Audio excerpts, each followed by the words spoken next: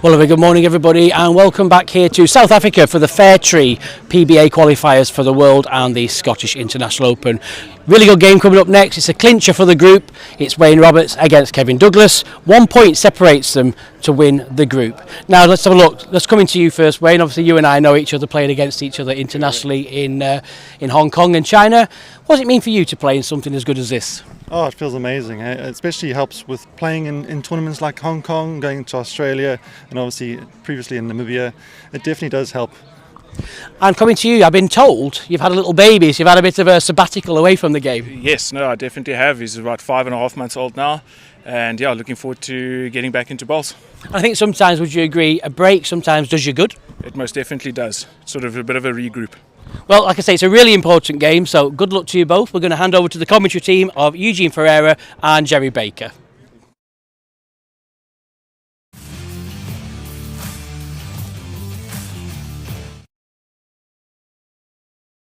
Joining me here, as you heard, is Eugene Ferreira in the commentary box. It's another lovely day here in Durbanville. The guys will get into their trial head, so we'll take a break and we'll see you in a couple of minutes.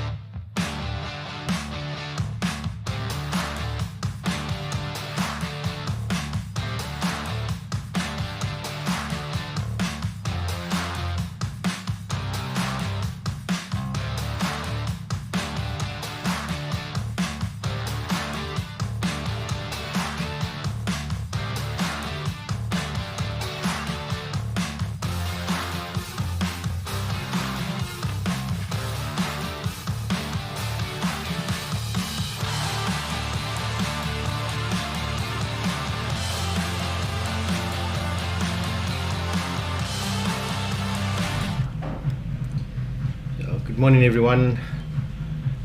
We're at the end of the second trial head, which should be a cracker of a game between Kevin Douglas, the local Durbanville champion. Apparently has won everything that the Western Province has got to offer in terms of singles, against Wayne Roberts, who's in the form of his life at the moment, just come back from the African states, having won the singles gold medal there. He's in the gold squad, Wayne Roberts, and probably was touch and go whether he made this African side to go to the World Championships at the end of this month. He was probably the 6th player, just unfortunate to miss out. So it should be a great tussle. And joining me in the commentary box, as we said earlier, is Eugene Ferreira.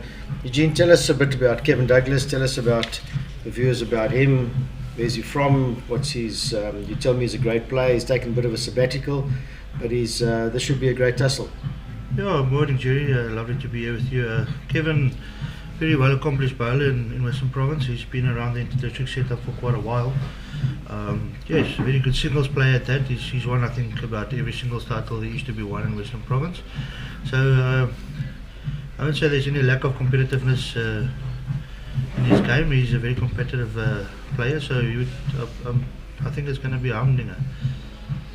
Yeah, we look forward to a good game here. This so the local knowledge at this club, he's opted for what the swinging hand, what we called it. We got wider and wider as the day went by, but it was a strange day yesterday because we thought the swinging hand was the better of the two, but after the first game, most of the players preferred the inside hand, which was slightly tighter, the hand that Wayne Roberts is on now. So this will be, I think, in sets play, as we said yesterday, it's very important to get off to a solid start. Both players will sort of be sparring each other out for the first end or two, and then they should really find their line and weight. Yeah, Jerry, also another factor this morning, got a little bit more of a breeze this morning. Should see that forehand, or the hand Wayne's playing, react a bit differently because of the wind. Yeah, and you can see that there's a bit of moisture on the greens, picking up a bit of grass, so every sort of 15 minutes or so it should get a yard quicker, and a two adapts to that. So Wayne Roberts is playing with the tightish era quantum bowl, and that inside hand is a if you miss your line fractionally on the wide side, it gives you no result. So if he, as his second bowl was, so if he's going to stick to that hand, he's got to find that hand, that line perfectly, else he's going to be jack level all day with good weight. Yeah, no, I watched a couple of his games yesterday, walking around the greens. He was sticking them within say half a meter, all four of them consistently. So if he gets that line, it should shoot him. I was watching him play the narrow hand on his last game yesterday, and he was finding it quite well.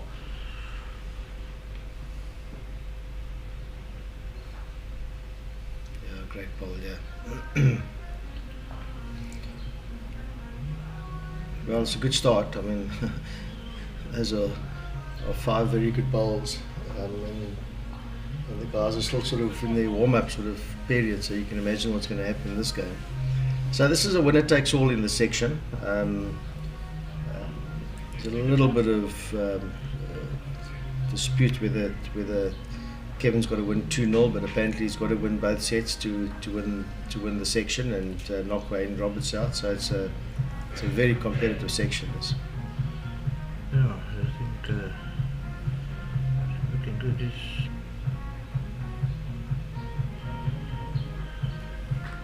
Taking the shot by the looks of it.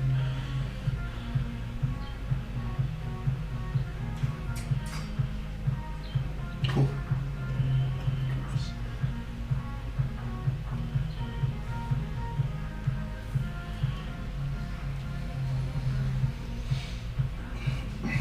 Jerry, both of these players actually have a nice little calm demeanour to themselves. They don't seem to get flustered very easily.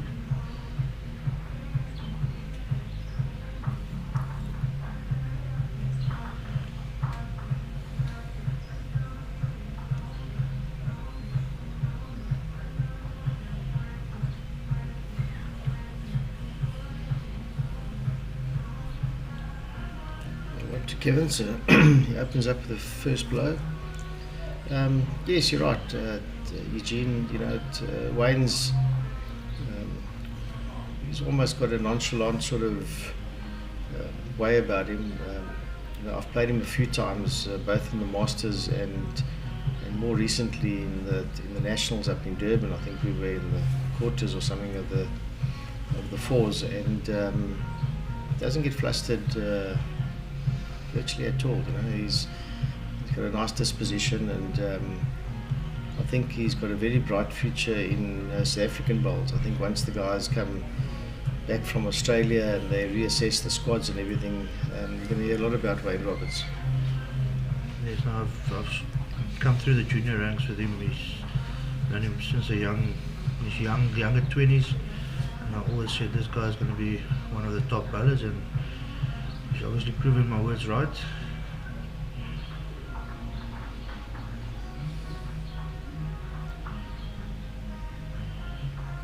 So interestingly, Kevin, about 2 years ago, changed to the Drake's Pro Professional, and he said it took him a while to get used to them because he was playing with the Proteas before. So I think you love the swinging hand compared to the straighter hand. Yeah, the professional bowl, is a very it's a very forgiving bowl. It's an all-round bowl. It's from quick to slow surfaces, from swinging hands to straight his hands. It gives you a chance on most surfaces. So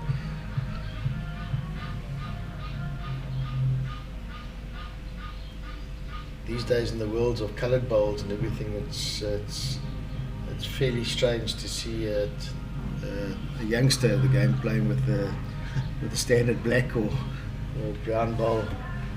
Actually, I had that discussion with Kevin before. He said, well, nowadays when you have black, you seem to be the odd one out, so it's something original. Good shot there by Wayne. So I've done a few games yesterday on this rink and whatever. This is by far the best start of all the games. They really got into it quickly. But when I arrived here quite early this morning, Wayne and Kevin were both on this rink, so they had more than their two end sort of trial heads. They spent a half an hour on this rink, so they're really up for it.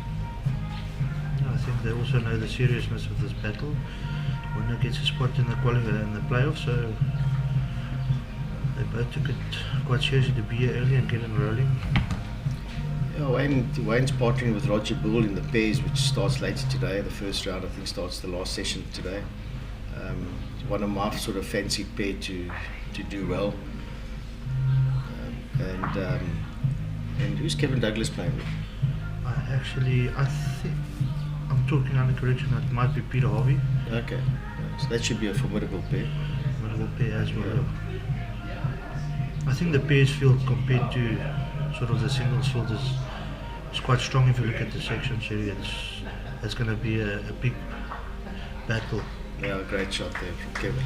Yes, I think the pairs is look at the blue ribbon events, obviously the singles.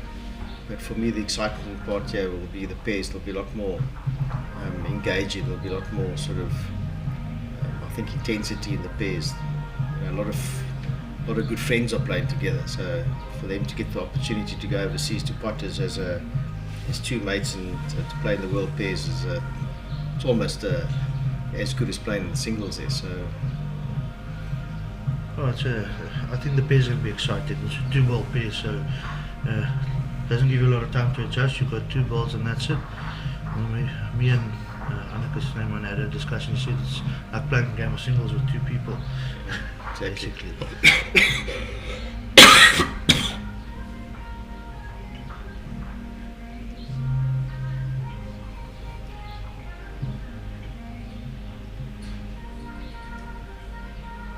So Wayne, as you tipped, is going to have his hands full here with Kevin,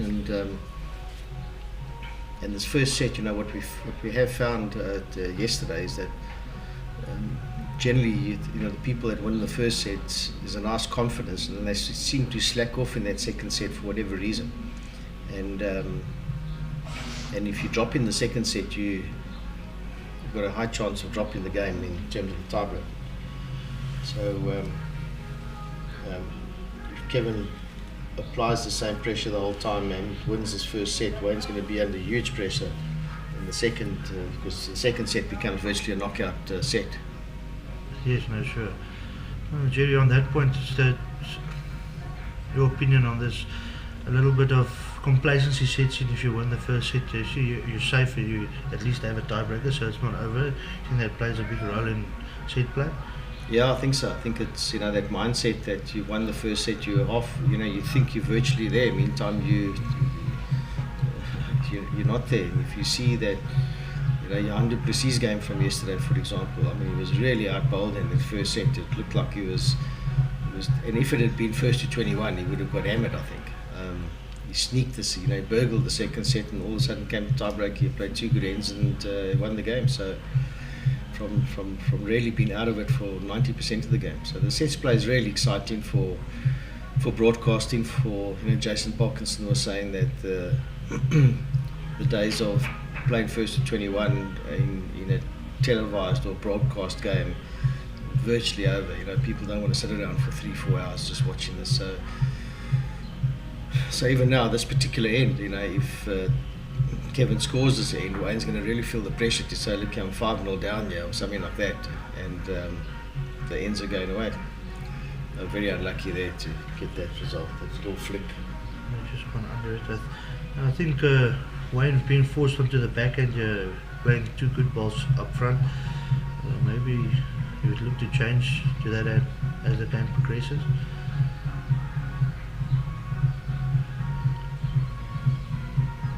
Yeah, not the worst, maybe a little bit of cover.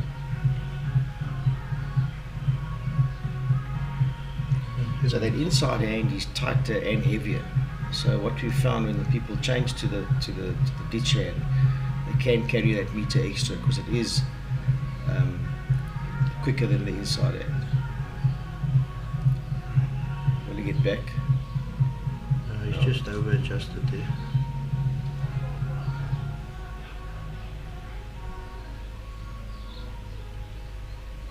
Nice to get the bonus draw, yeah.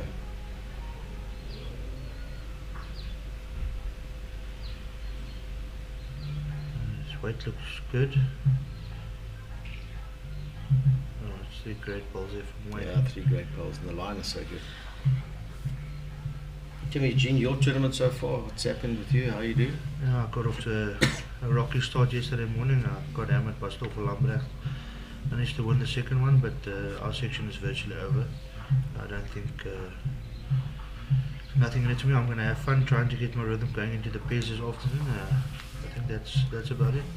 Yeah, so, you know, looking at the sections, and you say that we've got this sort of, there's some great games happening now at Herman Simon and Ian van Rooyen. They're both on level points, so the winner of that game goes through.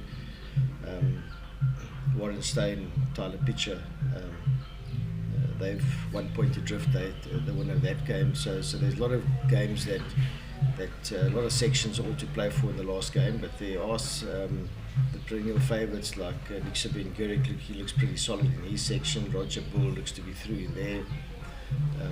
Johnny D'Souza's got a 2-point advantage. He should make his section. Billy Radloff looks like he's through in his. So those sort of names, the knockout games later, the quarterfinals and onwards, going to be some great players and some great talent that's going to be in the final mix. But as we said, this last game, like this game is today, that we're broadcasting, there's a couple on the outside rings here that have also got all to play for. So it's a bit of both here. Look, I've just scanned through the list quickly. I think there's about 6 or 7 games that are very crucial. So yeah, it makes for exciting finish to the sectional play.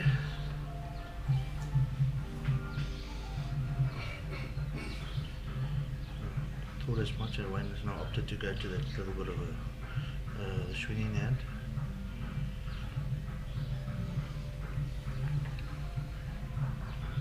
And obviously as it picks up pace, it will start bending more and more, so it'll be interesting to see what happens throughout the rest of the game.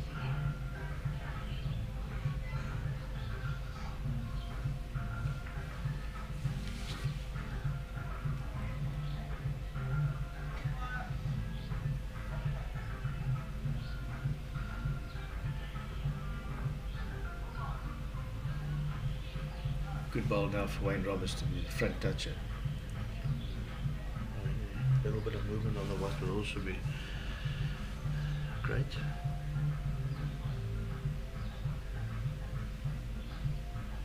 There's your movement, Eugene. Yes.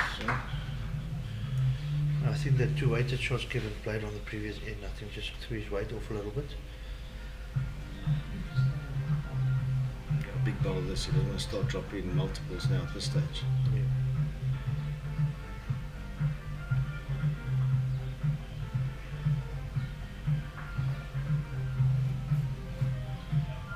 Very close, yeah. Okay, there's one down. What a big bowl. Very good.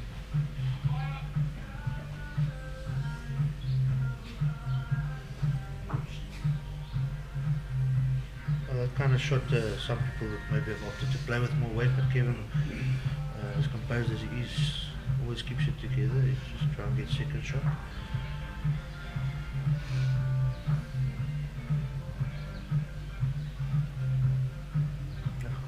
Great ball down Yeah, there. he's really clocking it now. Oh, what a great ball.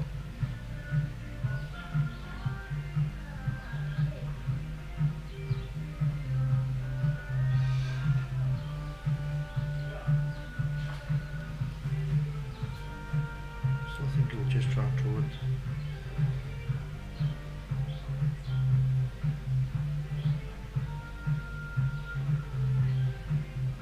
Looks like he's tight and short, maybe. Turn another one in.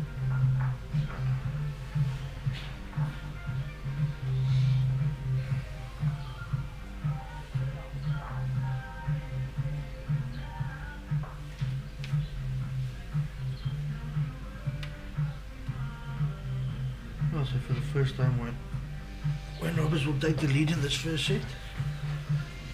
Yeah, so I watched a bit of him in the African states, and it's not the greatest barometer because the standard is not quite international standard, but it was his first cap for South Africa, so you can feel a little bit of tightness, and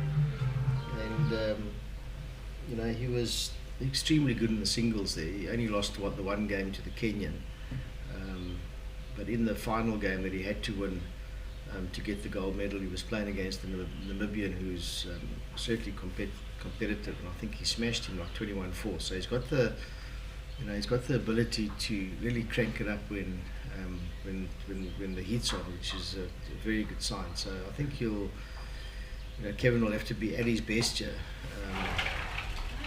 because Wayne's certainly up for this game and for this tournament. It's on that inside hand again, and that's the hand that's heavier. It's patchier, so it's not as free as the beach hands. So that meter has been catching the players sort of the whole 2 days. I just wanted to say it was quite interesting that he played 3 brilliant balls going that way on the swinger, and he's opted to go for the narrower hand again. I'm not sure if he's, if he's going to be his forehand round the clock. He's going to be in trouble because this rink is certainly too paced. We actually found that on a number of the rinks playing. Both games I played yesterday. Certainly the luck hasn't gone Kevin's way in this opening set.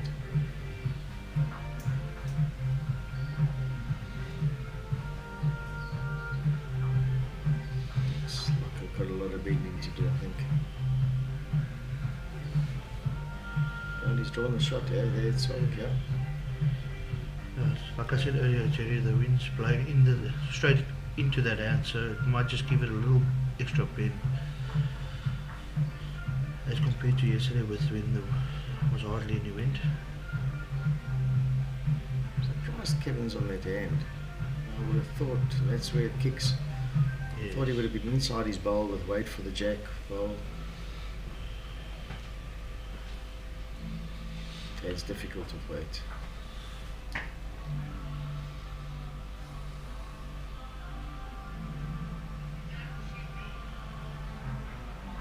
think you might opt for that shot, and depends on where this ball ends. think this could be 3 or 4 shots yet to. Yeah, well, no, Kevin, I think he might even opt to go a little bit more positive and more straight at this. Take that line out of it. Oh, it's on his forehand.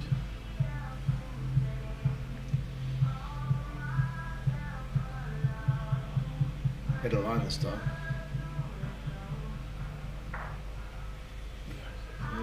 A stiff result there. He's hitting everything he wants to hit. Yeah.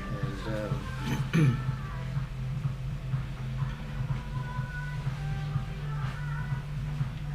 Best result would have been the jack there. would have been the jack with the 2 bowls, and he's just got it too solid.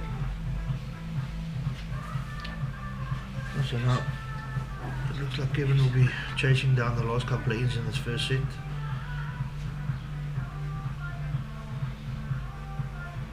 Yeah, 2-2 Wayne. So he's.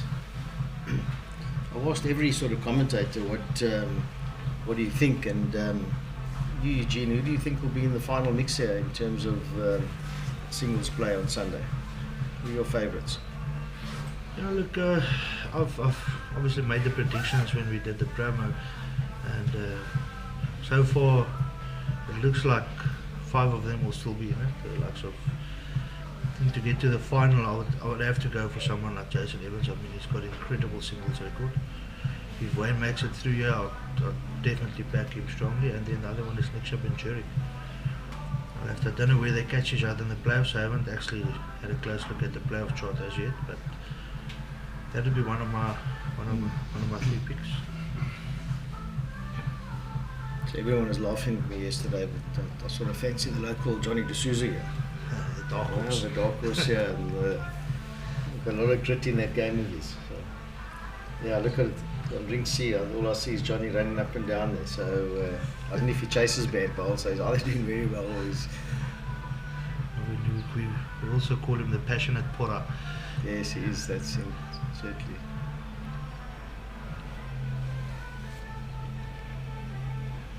Wayne opening up with a great bowl again there.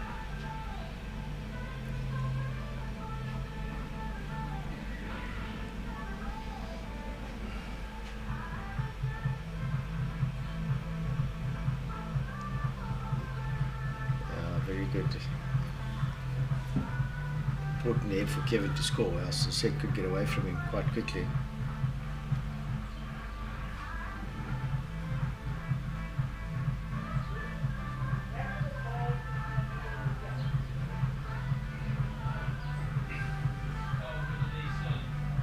I think sometimes it'd be like lovely to hear what the players ask, what questions they ask the marker when they're on the green. It just adds a little bit of extra insight into the game.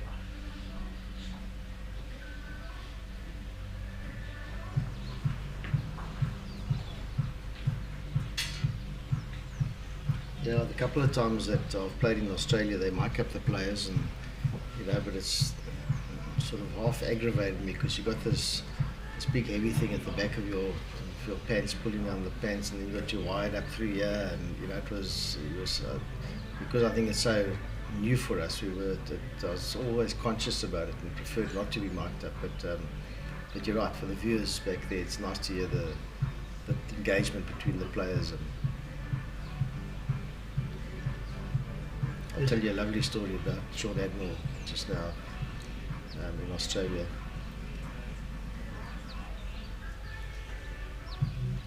Obviously, it's much better if it's easier to kind of do that when you're in an enclosed environment like an indoor arena, because you only have to have a mic in the facility.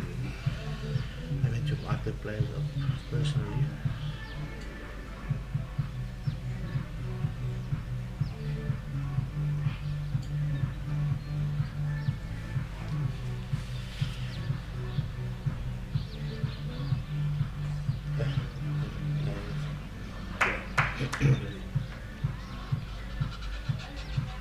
Yeah, he settled down nicely. Is he on the run yet? I think he's not. Yeah. Kind of trying to get a touch on the white. A lot of holes that he's finding at the moment. Jeez. Yep. Oh, so that looks like one-way traffic in this first hit at the moment. So I'll tell you the story about Shaun in Australia, mic'd up, and we were playing on the indoor at Tweed Heads. So Shaun decided to go to have a comfort break, to go to the toilet.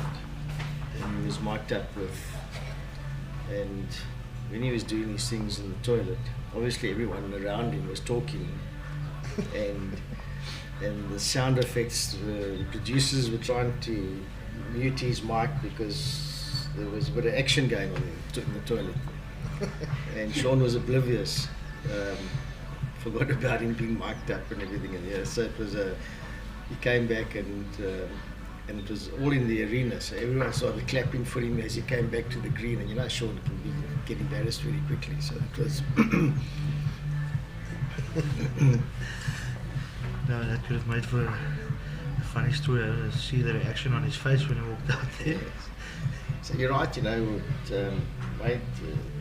don't know if Wayne's a preferred forehand player. I must sort of watch that in future, because he's certainly going around the clock. He's doing nothing wrong at the moment. He's in a commanding lead, but it's unusual that he's playing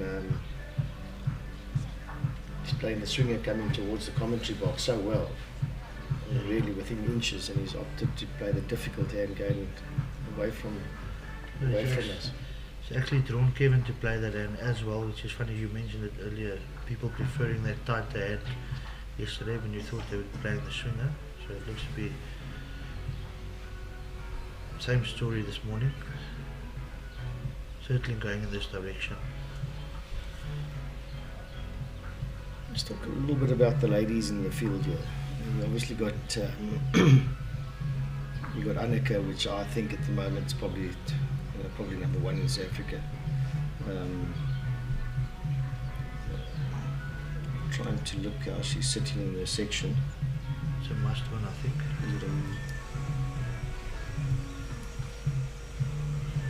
Yeah, so funny in that section, they seeded the players obviously, and she was the top seed, and then there was a second seed, and both aren't in contention. She's got to win, and win very well, because Isherwood has won both games 3-0, 3-0. Yes. So it looks like he virtually can't get beat. Yeah, she's got up. She beats him in straight sets. Then obviously it'll go down to the nitty-gritties, but I think she's up for it. The other woman in contention, Nanda Kotze, I see Maggie van Zyl is also in a big tussle there this morning. Yeah, Maggie will Rura lost yesterday to Johan. That's one that's not really, she could have wrapped up the section by now. Yes. Oh, Robert's down with a great volley again.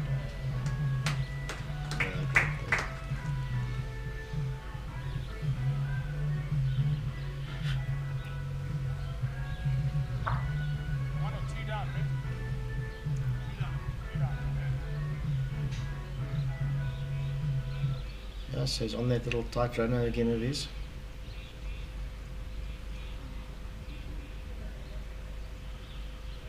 You would think he has to get some sort of result here to give himself a sniff in the set. Well, there's a little bit of luck that he's probably overdue for. So 9-4 after 7 ends. You think that Wayne will just sort of wind down this set?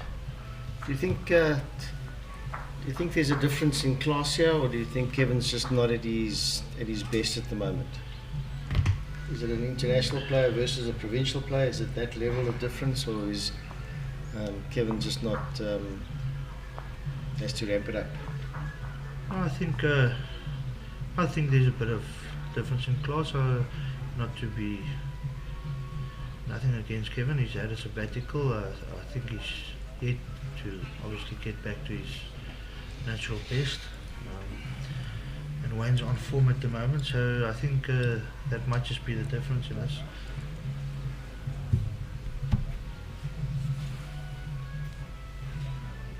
So looking around the greens, and we refer you again to the app. The app's fantastic.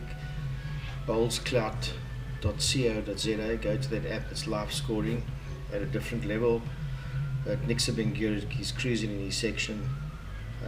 He'll definitely go through to the playoffs. Johan du Plessis, very tight in his game, 4-3. He has to win that. Maggie's van Sales down in her game.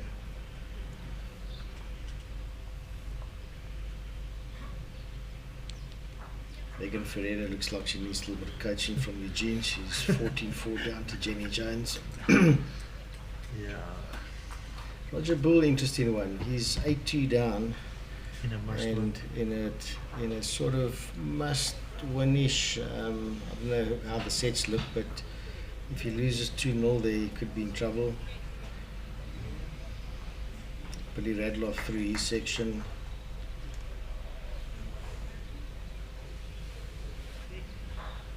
Johnny D'Souza 10-5 down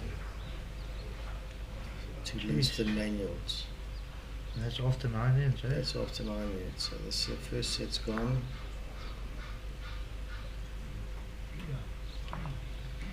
It's an interesting one. There's Cecil Bowman and Brittany Clark, 6-all. 6-all. That's all to play for as well. And Peter Harvey looks under a little bit of pressure against Kevin Smith. So it's early days in the games. As we get back here, Kevin's got a lot to do. You think with five shots the drift, 2 ends to go, you really got to give himself a minimum of a 3, I think. 3 and a 2. If Wayne gets onto that, bro, Yeah, that gives him half a chance. I haven't got one in the head. What do you fancy, Jerry? A little forehand just over the weight? It looks like it, I don't know if he can get back with that weight. Certainly asking. It depends if he gets that yards. Yeah, he's looking at turning Wayne's bowl out. Maybe promoting his own, slips his own, turns Wayne's out. Certainly put some pressure on Wayne if he happens to play the shot well. Yeah, that's the problem, it's just not giving you that turn early morning. Yes. I think at the 11 o'clock game you probably have a better chance when it's swinging a lot more. I think the speed got up to about like 14 and Very a half nice seconds. speed. It's actually our preferred speed in Cape Town, especially with the wind bumping as it does in Cape Town. Yeah, very good bowl by Wayne. He's not worried about dropping ones at this stage.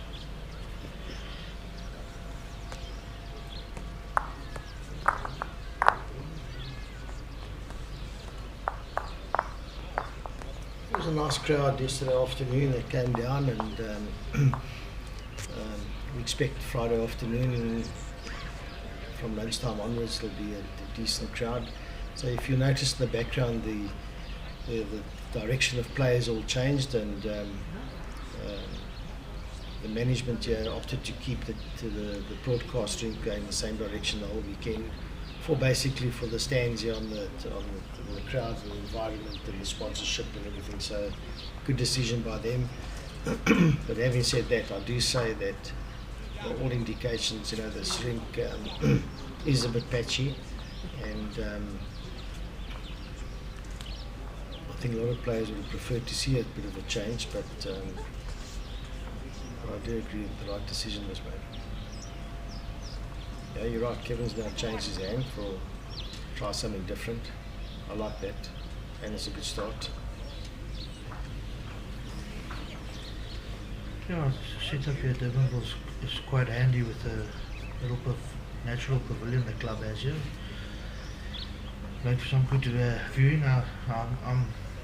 I'm expecting in excess of 200 people during Saturday and Sunday. It's been well promoted throughout Cape Town, and had a lot of positive responses. People bringing their families and stuff down, so that might be packed from later this afternoon already, Jerry. Yeah, I think so. And Cape Town generally has got a nice culture of supporting bowls and watching bowls. Come out for it.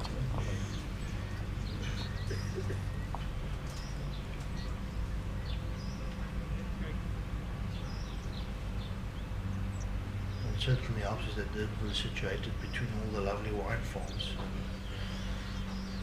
If you and your partner want to come down and do a little wine tour and then come down and watch some bowls.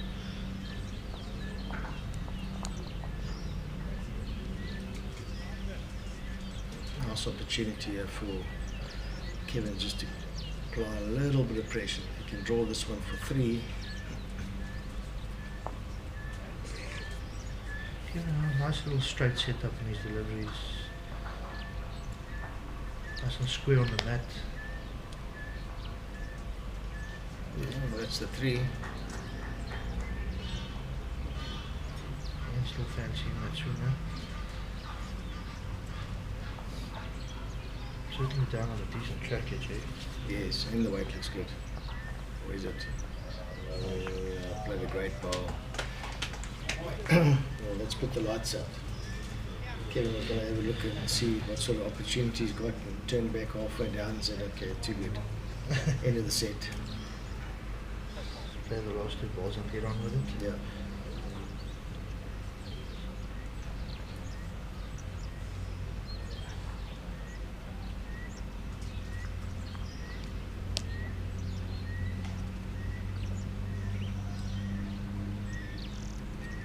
That's it, solid. This game's about inches, and the inches and the centimetres haven't gone Kevin's way this first set.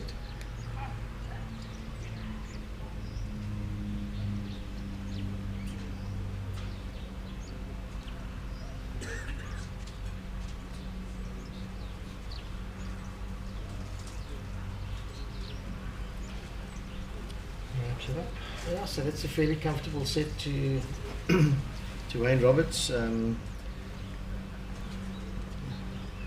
starting off the second set, and I know that Eugene's off to play his game and prepare for these games. So in the commentary box there'll be a change of commentators. Adam Lofthouse will join me in a minute or 2. And to Eugene, good luck for your game. Now, and I'm sure we'll see you later this afternoon. Yes, Jerry, thank you very much. It's been lovely being here with you in this first set, and enjoy the rest of it, and we'll have a chat later.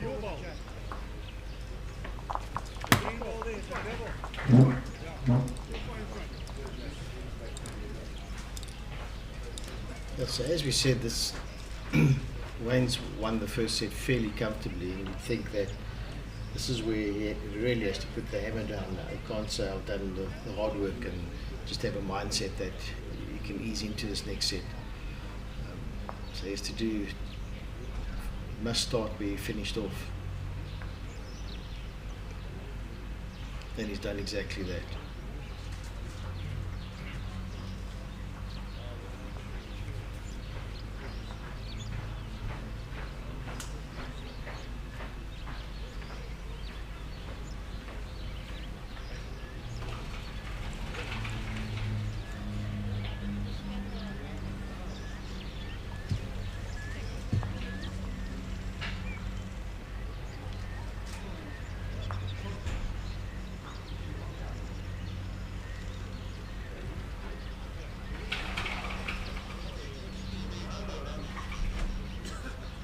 Certainly on top of his game in this.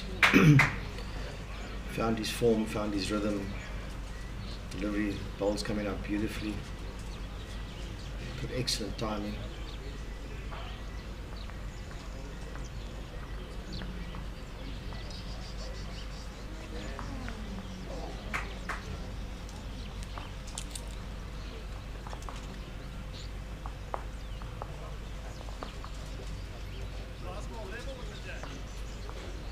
This bowl is in front by that much, this one's behind that much, and this one's level.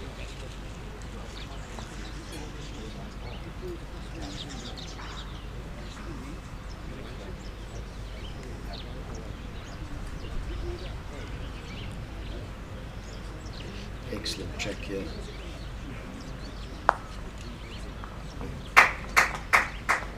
Outstanding balls.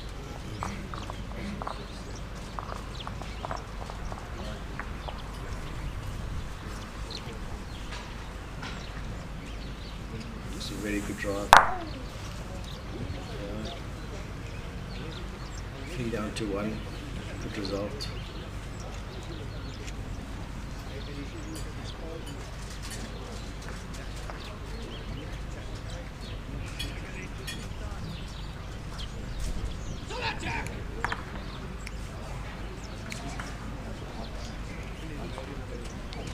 Does good ball from Wayne. Third shot. Kevin be on his forehand looking for a little trail or turn the ball.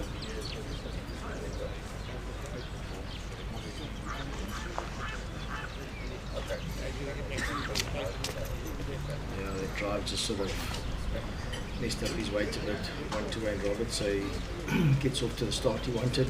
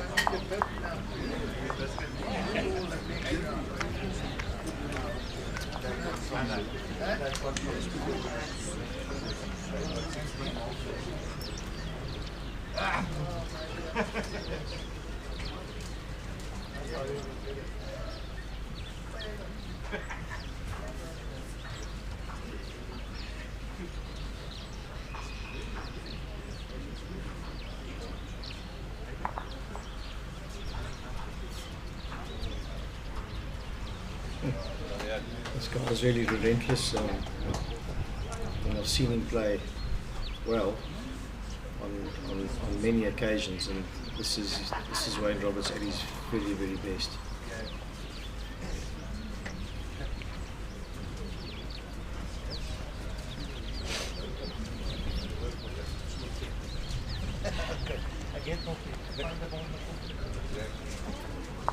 Oh, great ball.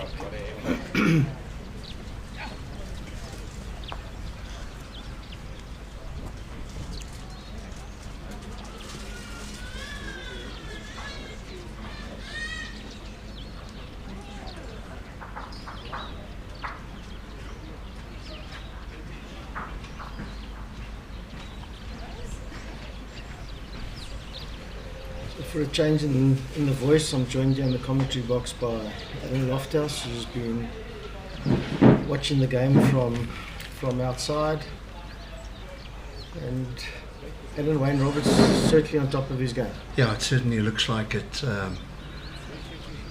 was listening to the commentary between you and Eugene. I think I found it strange that Wayne had decided to play around the clock, but he was certainly getting it close on most occasions, putting Kevin under pressure.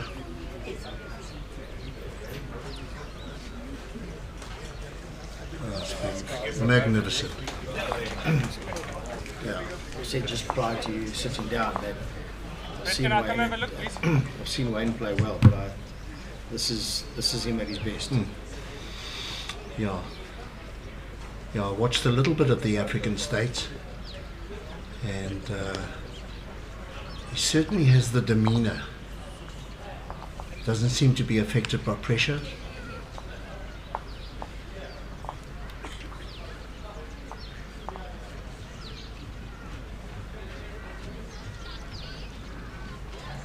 Getting to see a bit more of Wayne now than I've seen before, and I can understand and I can see why he's involved in the squad.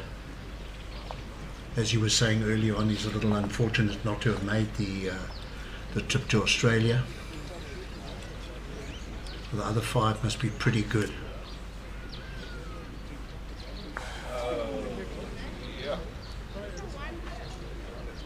Kevin just hasn't had many results with those running shots, unfortunately. Yeah.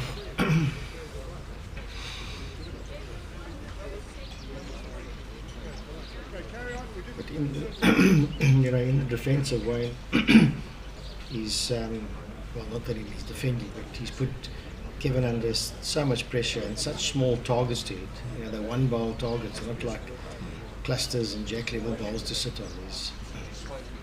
It's an incredibly difficult shot. Yeah. One bowl, he's got to hit his own bowl, and there's that same hole, that same drift. Yeah. Look, having known Kevin and seen Kevin come up through his career when he first started, he's very much a drawing bowler. His strength is on the draw. Not to say he can't play the running shot, but it's a controlled weighted shot. It's not a full go. And when you're playing on a hand that he's chosen to play there, I think you'd be slightly better off having a full go than taking away that line and that bend, running it straight. I think we saw Tyler Pitcher playing it the other day, and he also opted, whenever he was in trouble, to have a full go.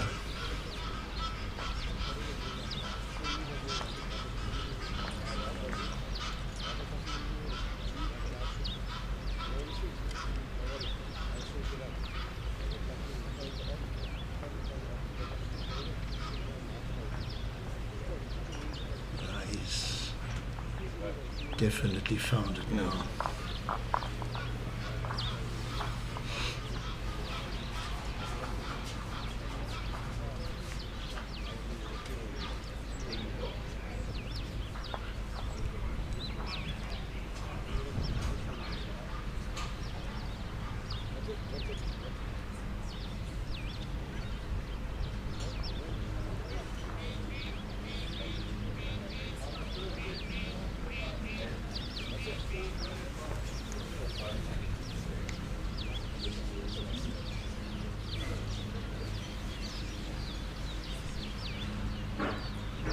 Be very disappointed that ball's 2 foot away. Yeah, exactly. Yeah.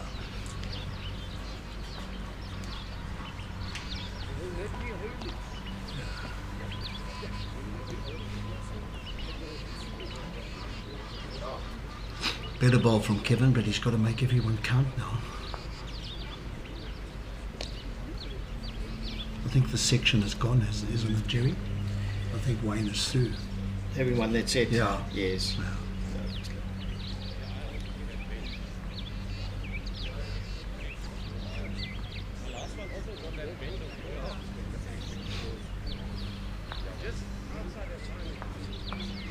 A couple of years ago, I played in the Nationals in Cape Town and with Nick Rushling, and we bumped into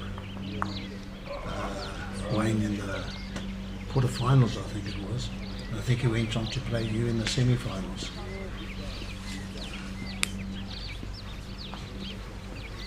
Yeah, he's now what I can call a seasoned campaigner away. He's probably been around a good 10 years now. At a good level. He's played for Port Natal for that period of time.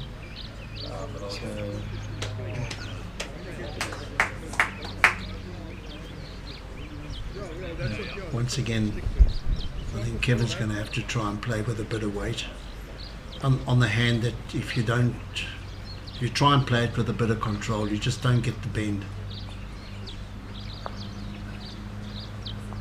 What I've enjoyed about this tournament so far is the pace at which the players are playing. There's no waste of time. There's no necessary walking to heads. Something that the international bowls or bowls at international level trying to stamp out. Some of the games are incredibly long and boring. Walking to the head and the discussion about nothing. Yeah, those are the ones at this stage that you need to work for you. Yes. So that type of time that's taken, especially in the broadcast, people don't want to see that unnecessary waste. And it hasn't happened in this tournament. The players have been very, very good in that regard. Yeah. By all means, go and look at the hair.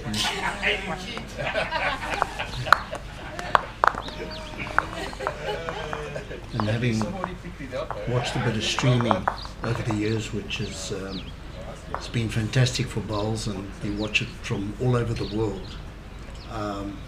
The players have really responded here They don't stand on the centre line. They don't make it difficult for the commentary team. And I must say, Noel Solomon has done a fantastic job. Camera work and everything has been outstanding. Yeah, absolutely. This is streaming at the top level. And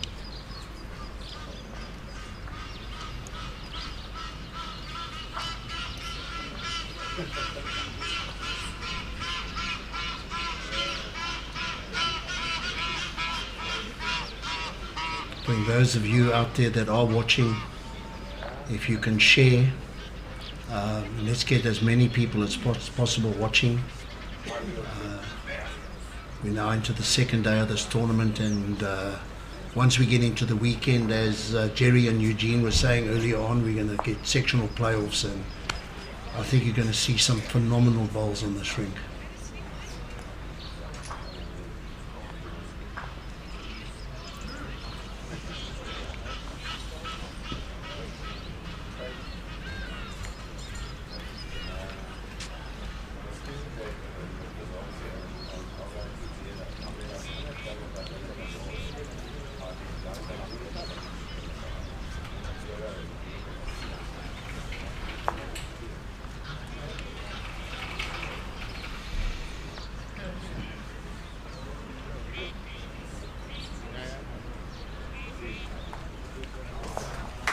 Good ball from Kevin. I think also if you are watching, and be interesting to hear some comments from the viewers, hear what you've got to say, what we can do to improve the viewing. Look at this. It's brilliant. It's brilliant.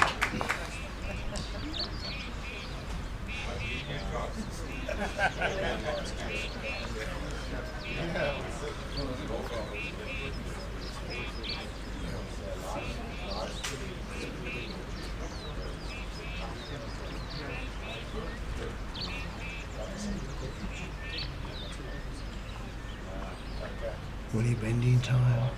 Going to be close. Oh, no, Kevin. Oh my.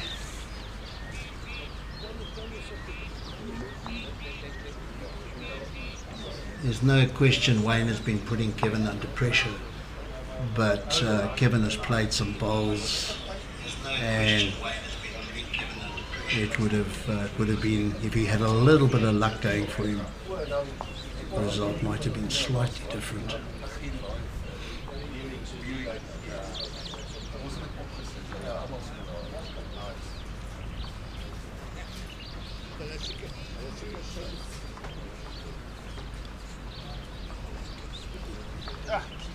Too wide.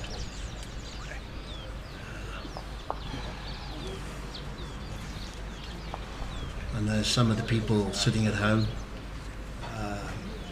who go down to the club to play bowls on a regular occasion will say, oh my goodness, what a terrible shot. But that's at hand.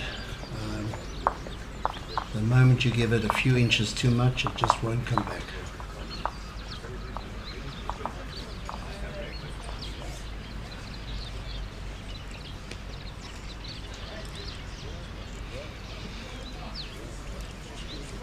yeah, so the plumber from Durban is on fire. He's got his little plumber, his Spanner's logo on his bowls, and I'm sure his teammates in Durban would be really impressed with this performance. And as we've said, a couple of things haven't gone Kevin's way, but I'm sure he feels like he's in a Cape Storm here at the moment. Yeah. But whatever he's doing, it's just not good enough. Yeah. No, it's tremendous bowls from Wayne. It's so important in singles to get that first one close, and he's been doing it. And where it's been really impressive, it's not jack level. No. I mean, it's not like it's all bread and butter shot. Yeah.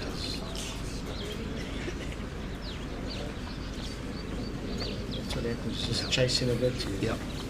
4 foot through, adjust, you might be short the next bowl.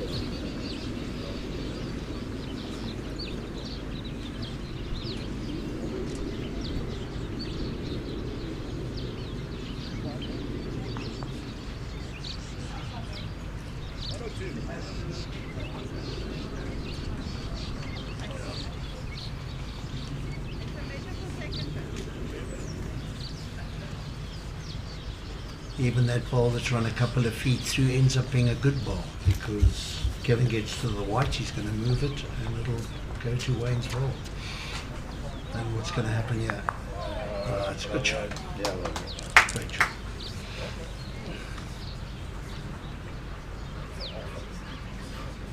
nice to see one or two comments here from the viewers. You got his teammate and good mate Wayne Miller. Yes. Gillian. Good luck in Australia. Yeah, so Wayne, Wayne, go well, look mate. here, you're looking at your mate here, you better be on your game in Australia, because this friend of yours is on fire here in Cape Town, and we don't want to send him away to Australia halfway through. And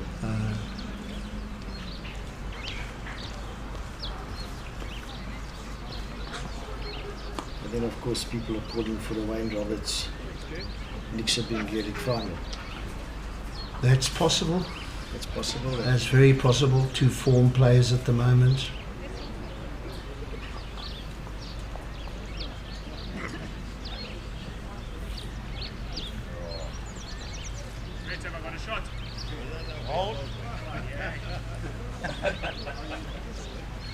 And Kevin almost seems surprised that he's holding the shot.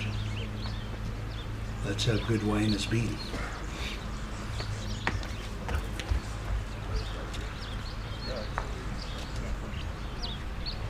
Give it away. Okay, well played, Paul. Very good.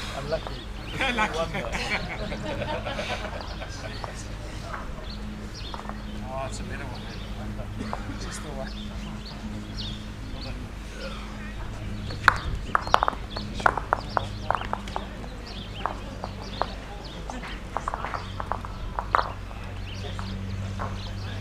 I think moving forward, Jerry, I think that being the first year, I think they virtually had to try and throw it open to get entries, 64 entries as quickly as possible. I'm sure after moving forward to next year, I'm sure there's going to be a far more critical qualification for this competition. I think the word will spread, and we're going to see maybe Wayne Rittmiller and other guys involved in the South African squad. Hopefully they'll come down and play in this competition. I think that carrot to be able to win and move forward to Potters in the UK. Yeah, so two things on that. First of all, I mean, I'd really encourage everyone that's looking at this and saying, you know, can we play in it? It's really worthwhile. It's a top-class event, and listening to the organisers last night just after play, they're already sort of critiquing this event to make next year's even better. So that's the mindset of it. So it's going to establish itself as a premier event. I don't like, when I say I don't like it, I disagree with your point to say like it should be, you know, a little bit more circumspect of who to let in type of thing, because the whole purpose of this is that you pay your entrance fee and you enter. So I think it's for, you know, I'd love to see 128 players. That maybe even let this thing grow and grow and grow, and pay your entrance fee, come down to the Cape, enjoy 6 games. The format is fantastic because you're guaranteed of 6 games of pairs and singles, and then you've got, you know, it's not a selection criteria, so you can have Wayne Roberts in your section, Jason Evans, Livestream, and meet these guys, and you can benchmark yourself. So I think it's for the absolute novice that's keen. I mean, we got it at, you know, I play at Morningside in Johannesburg. We got some players there that are really brand new and doing so well. If they're watching this, I'd say next year, guys, you come down. You're going to have a fantastic 3 or 4 days in Cape Town, and meet some of the stars of the game. But yes, and then some of the stars that aren't here, You mentioned Wayne Rickmiller. There's a couple of guys, obviously around the country. Great shot there by Kevin. And for those guys, I'd encourage them to say, look, this is an event. Don't miss it next year. This is a proper event.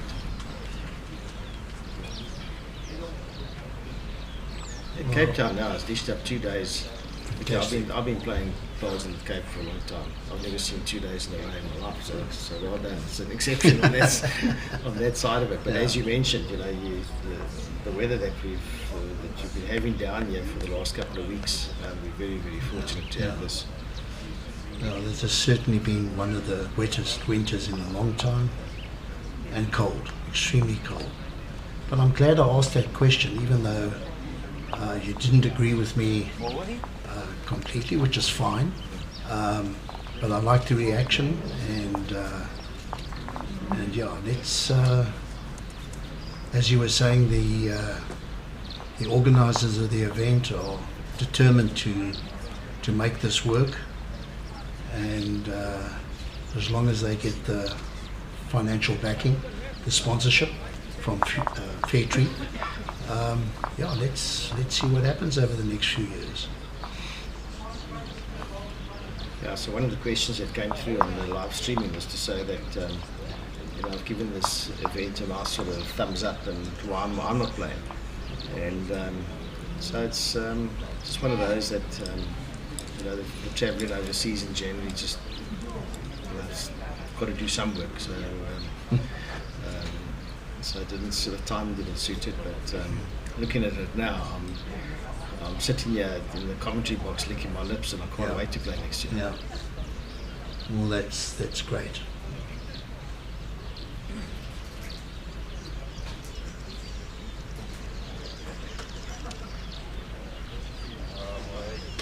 Okay, so this is an interesting dynamic. This reminds me of the game yesterday, Johan, and what was her name?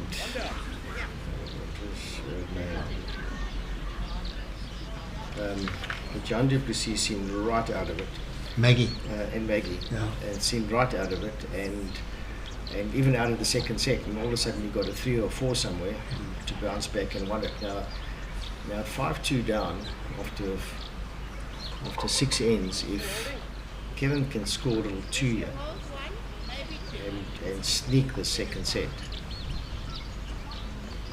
well, that's not going to do him any favours, but if he can just score 2 here and be competitive in the next 3 heads, get to that second set, and if he goes in the tiebreaker, then the odds are that he's going to win it. Yeah. This looks like a great ball coming up here. Yeah. Giving himself a chance, open it up a little bit. So once again, Kevin's going to have to try and get as close as possible.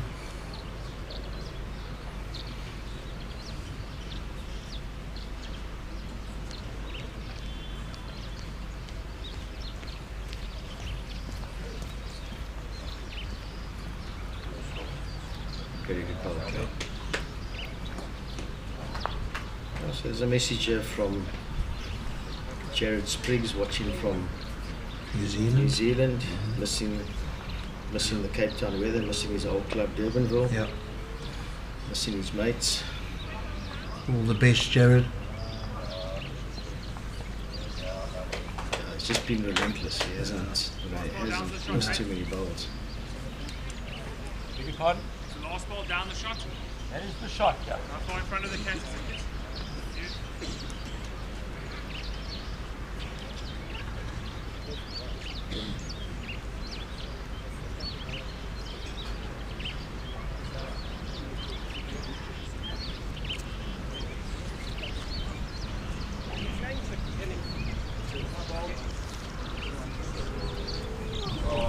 Very unlucky. Lucky, the percentages didn't favour him there. I thought he would have been on the other hand, on the bowl, pull the jack. He had to be so precise on the shot he played. Yeah.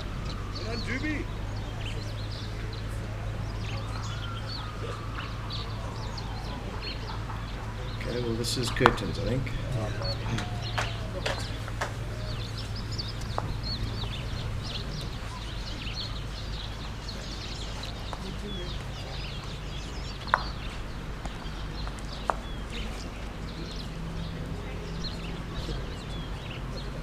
2. Yeah, as you say, it's 7-2 after 7 ends, 2 ends to go. I think it's very difficult for Kevin to come back from this. Yeah, and the next match coming up is Neels Kotze versus Gillian Young. That would be an exciting match. We'll be changing Umpire, please. commentary. Fire. And I've been asked to say that if there's any suggestions or any recommendations that you want to forward on the live chat, please do that. Pleasure. Any questions to be answered. To have some engagement from the commentary team and the viewers is it's always nice. So very, very welcome. Yeah, please on the front. That's it, perfect. Thanks, Kevin.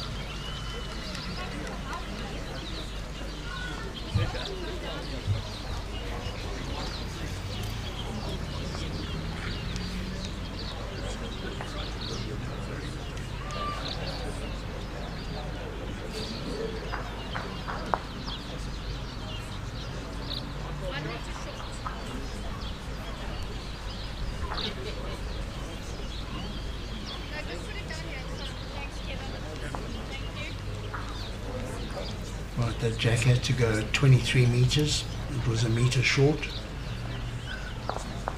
Kevin gets a chance to lay the mat and throw to the jack to the length that he favours. Which I think at this moment it's not going to make much difference because Wayne is playing so consistently well. Just a touch back to you, Brett, and that's it. I haven't seen a lot of. I haven't seen. I think if I've seen one end where it's really gone T to T. You know, the maximum. You know, I haven't seen jacks being lost in the ditch being long. No. Players trying to get to the maximum length. It's always been 3/4 to short. And, That's virtually the whole of yesterday. Whole of We yesterday. just didn't see that. True. That's a good observation.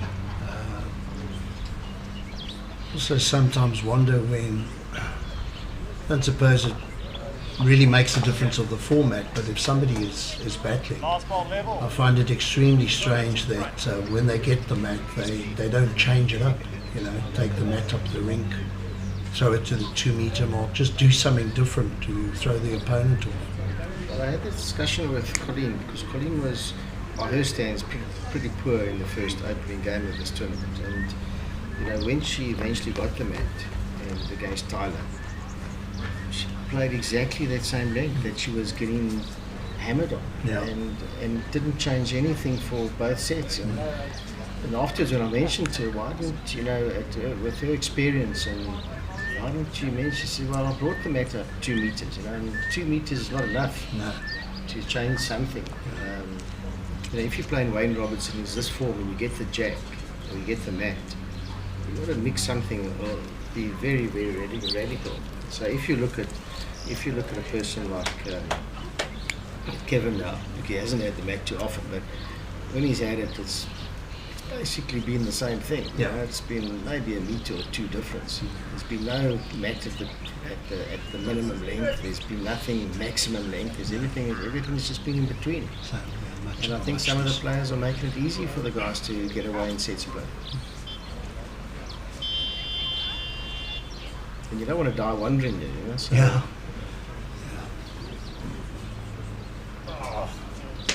Yeah.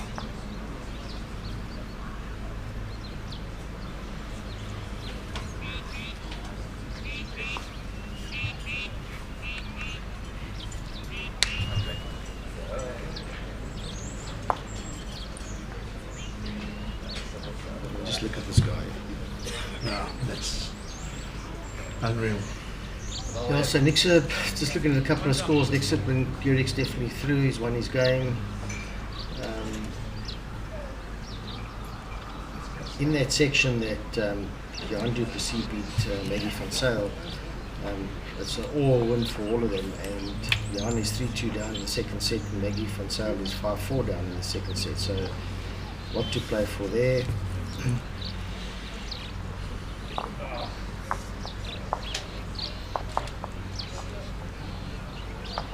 rattled off 8-2 down in the second set. He won the first set. I see the app has been updated with the winner now in the first set. That's very good. Okay. Yeah, so that's excellent. Mornay Skeepers, for example, this is what we said, people that win the first set. He won the first set and he's 13-3 down in the second set. So Johnny D'Souza's going to go into a tie. Well, Johnny D'Souza probably has lost this game because he's now 6-all. He's lost the first set and he's 6-all after 9 innings in the second set, so he's lost his game. I don't know where that places him. He's on 5 points at the moment, and Ernst Wagner's on 3 points. Okay, so that we'll get to Ernst just now. Debbie Phillips has won the first set against Timus Olofsson. He's 6-2. He's 6-1 up in the second set. She's doing very well. Cecil Borman, 8-2. Borman is up after winning the first set, so it looks like he'll go through. He'll go through. And Peter Harvey, who's in his section, needed an upset there to give Peter a chance to go through.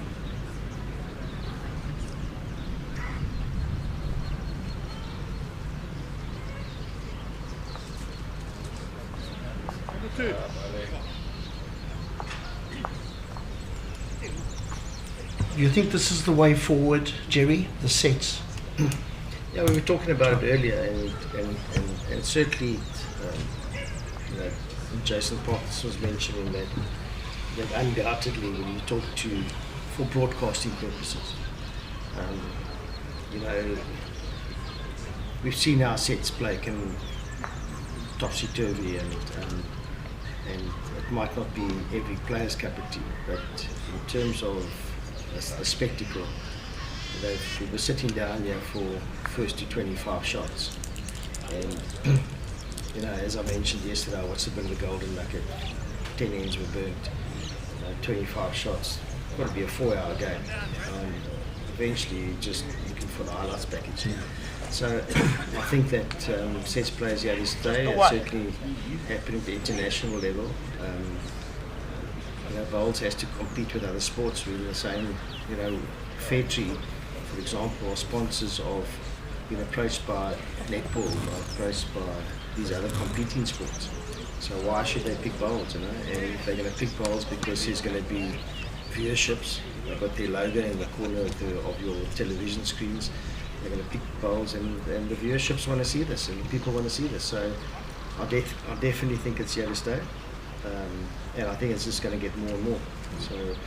So Shaun Thomas is going over to the Champion of Champions at the end of the World Championships. The Champion of Champions single starts, and they start in and he's playing 3 sets of 5 ends. So a lot more intense in this, and quick, short, and snappier. So they want 45-minute games, you know. And at the Commonwealth Games now in Birmingham Television Network, they're saying that they want games to last 1 hour, and they can just see the drop off from the viewers after that. So but when you look at this, you can't knock it. No. This is great. So it's a great win for Wayne Roberts. Yeah. It's a comfortable win. It's almost like he used this as a little warm-up for the Sunday morning. Yeah, so look, comfortable win. Yeah, I think going forward, keep your eye on Wayne. I think he's going to be there. He's certainly looking on that performance, watching that one. I think he's got to be one of the favourites. Yeah, absolutely. And for the post-match interview, Jason Parkinson will be talking to Wayne in a second, so stay tuned for that. And as I mentioned, for the next game coming up, Neels Kotze at virtually in 10 minutes time, I think it is, 10:30, virtually 10:30, maybe 15 minutes time, Neels Kotze will be against on the television rink or the broadcast rink against Gillian. Thank you. Thanks for joining us, Jerry. Always a pleasure.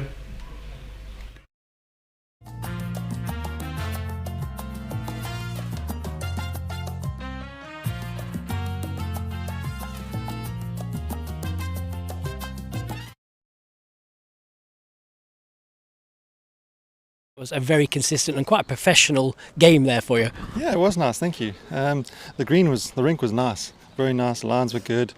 yeah, I managed to get that consistent pace, which is good. I mean, he came out of that blocks like a house on fire there, didn't he? He must have really worried you the first few ends. Yeah, those first couple of ends, I was like, yeah, it's going to be a very good game, and luckily I managed to get my game back and continue.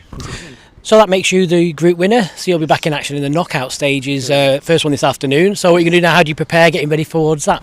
I'm just going to just chill now, relax, maybe watch a few games, chill with my wife as well, my child, and we'll see who I play next. Well, all the very best. Cool. Thank you very much. We're back with you at 11 o'clock with our next games, which is Neels, Kotze and Gillian Young. Bye-bye for now.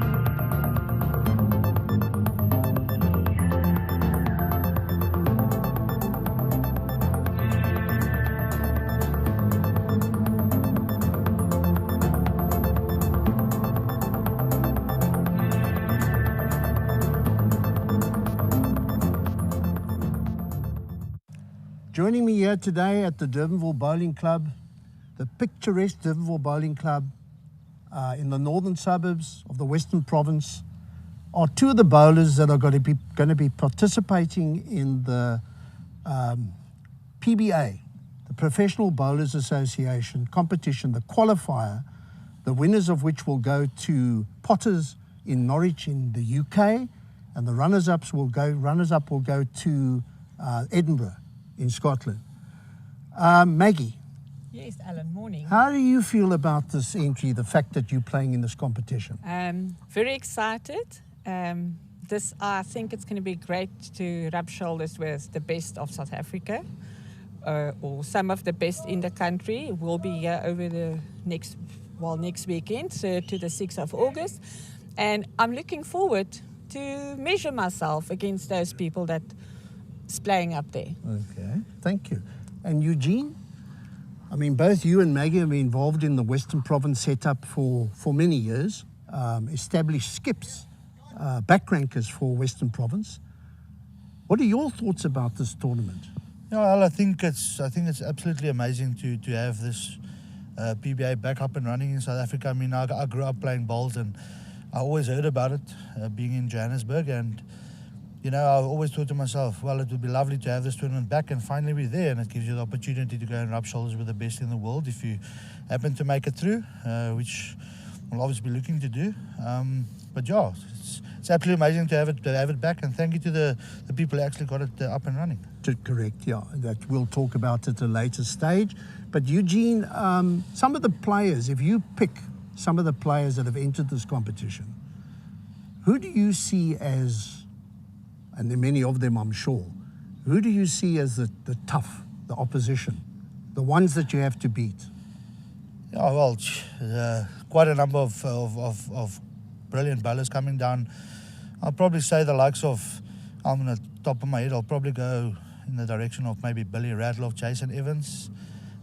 Another great one is playing in the World Champs of Champs now is Shaun Thomas, Mr. Bowls. He probably won, that's probably my main three picks. And then Anneke Snyman in the women's section.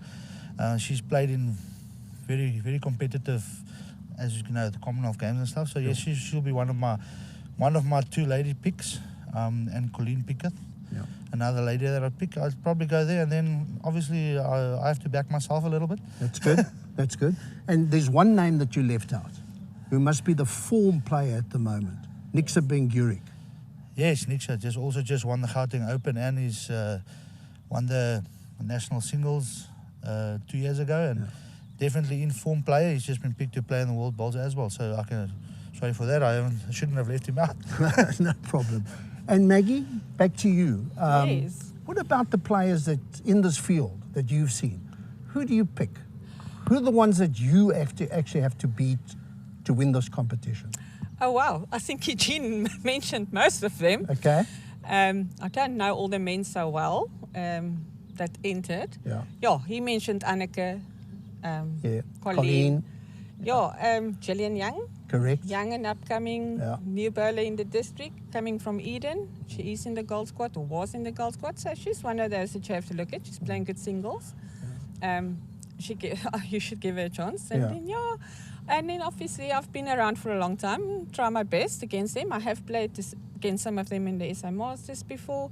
So I'm looking forward to it, and Great.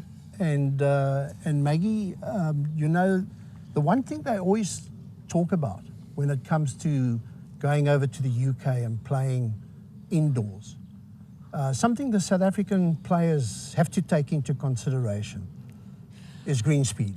Yes, big time. I just watched the indoor bowls, and the amount of time that it takes the ball to get to the other side. So we're not used to those conditions, and it would be a big adjustment for us to make if any of us go through. Obviously Colleen and some of them has done that before. But if it's somebody that's not used to it, there's going to have to be big adjustments, and obviously a lot of practice on very fast screens or that type of thing. Well, I have no doubt that yourself, Maggie, and Eugene, once you get onto those surfaces, and I wish you everything of the best. I hope the two of you qualify and you can represent Western Province at those tournaments.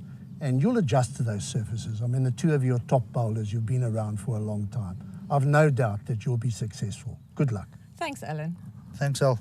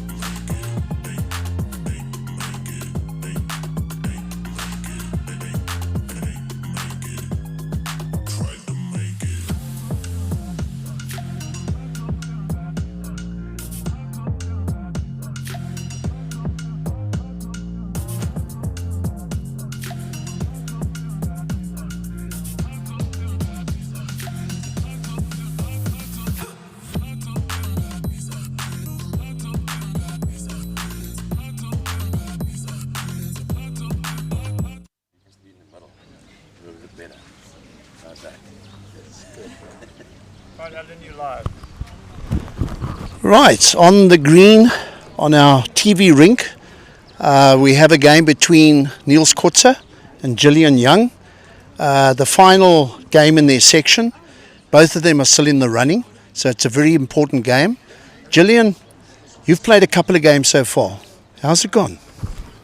It's been okay. I had a good start against Anton, but fell out of the bus a bit in the second set and couldn't get it right in the tiebreak. And I had a decent game against Miles in my section and got both a set and a half there, which I was very happy with. Very good. So you're still in the running, Gillian. Yes. This is a big game for you. Let's switch over to Neels. Neels, you've got to play against Gillian. You're also in the race. You're in the running. Your two games so far? Yeah, against Miles was a very good game. I won that one also. And first set and the second set we appealed. I had to play a good shot to get the 3 points, but of course I was down 5-8. And luckily I got my result that I wanted to have. And that was a good one. Against Anton, I circled on that rink, couldn't find it backer. So, but yeah, it's going to be a good game today, hopefully. And I mean, she's very good up against season. We know she's a very good bowler, so I'll give my best. Well, those of you who are watching from afar, from outside of South Africa, circled means battled. So let's just make sure that people watching from afar understand. The two of you, I'm not going to get in your way anymore. Good bowling, enjoy the game, and may the best person win. Go well. Thank you. Thank you.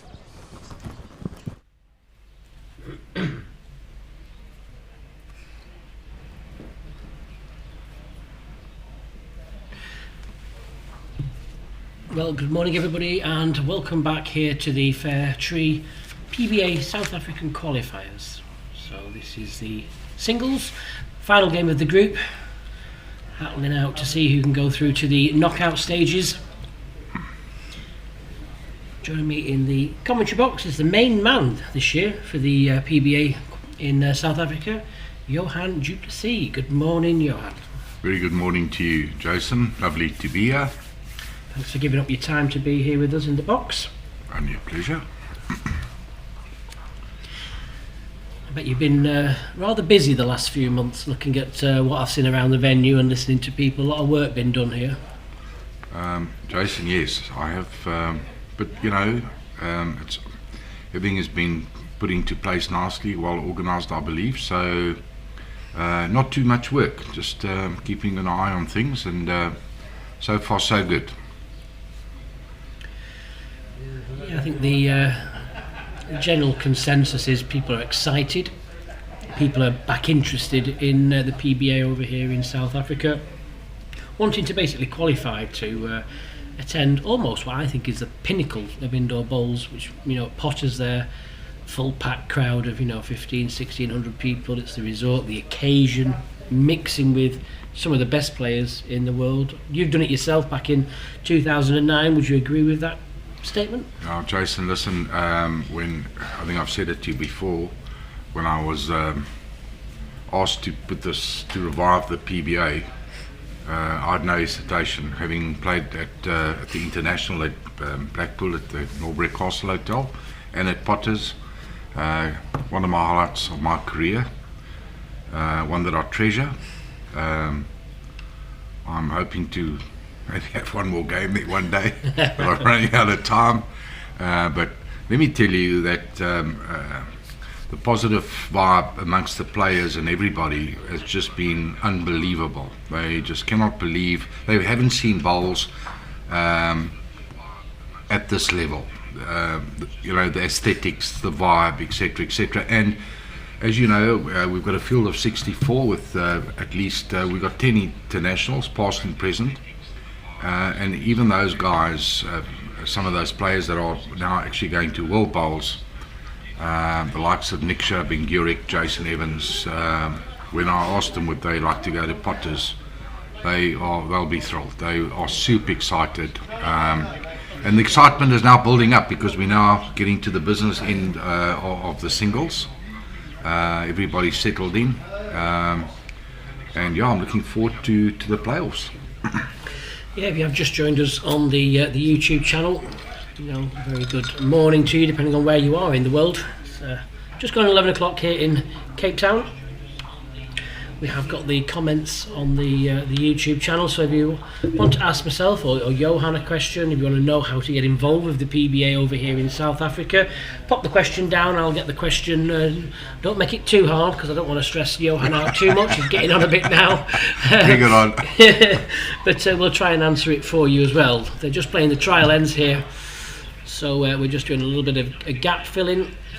For those of you joining in the UK, and I can see there's quite a few of you on from all around the UK, you'll probably notice there's some main differences over here in South Africa. One of them, it's a group format, so there's groups of 4 players, and it's a point per set and a point for win. So it's 3 points available for every game, and it's whoever's got the most points at the end of the group will go through to a knockout stage. So everyone's guaranteed at least 3 games in the singles and at least 3 games in the pairs, because people are travelling from all over South Africa. It's a big country, and that's making it more of an occasion, is it? Great sponsor as well. Must mention the sponsors, Fairtree. Absolutely. They put a lot of money into this, and not just money, it's a lot of time and effort developing apps, talking to people, it's all that kind of stuff, investment in the club itself.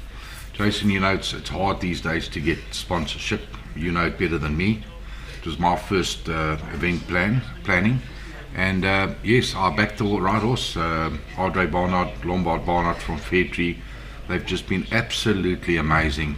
They came up, I did a presentation to try and sell them the product of the PBA to relaunch it, and they also had no hesitation, and I can say they thrilled. I had a chat to Lombard this morning, and he believes they're getting good value for their money. So happy days. I hope it continues. Yep, and then that's the main thing as well. You can see some of the headline sponsors going across the bottom of the page there.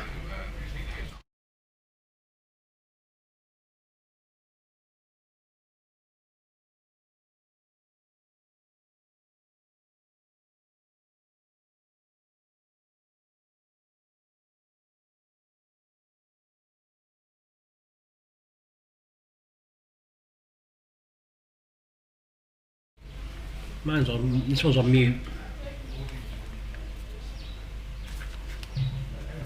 Yeah, that's on mute.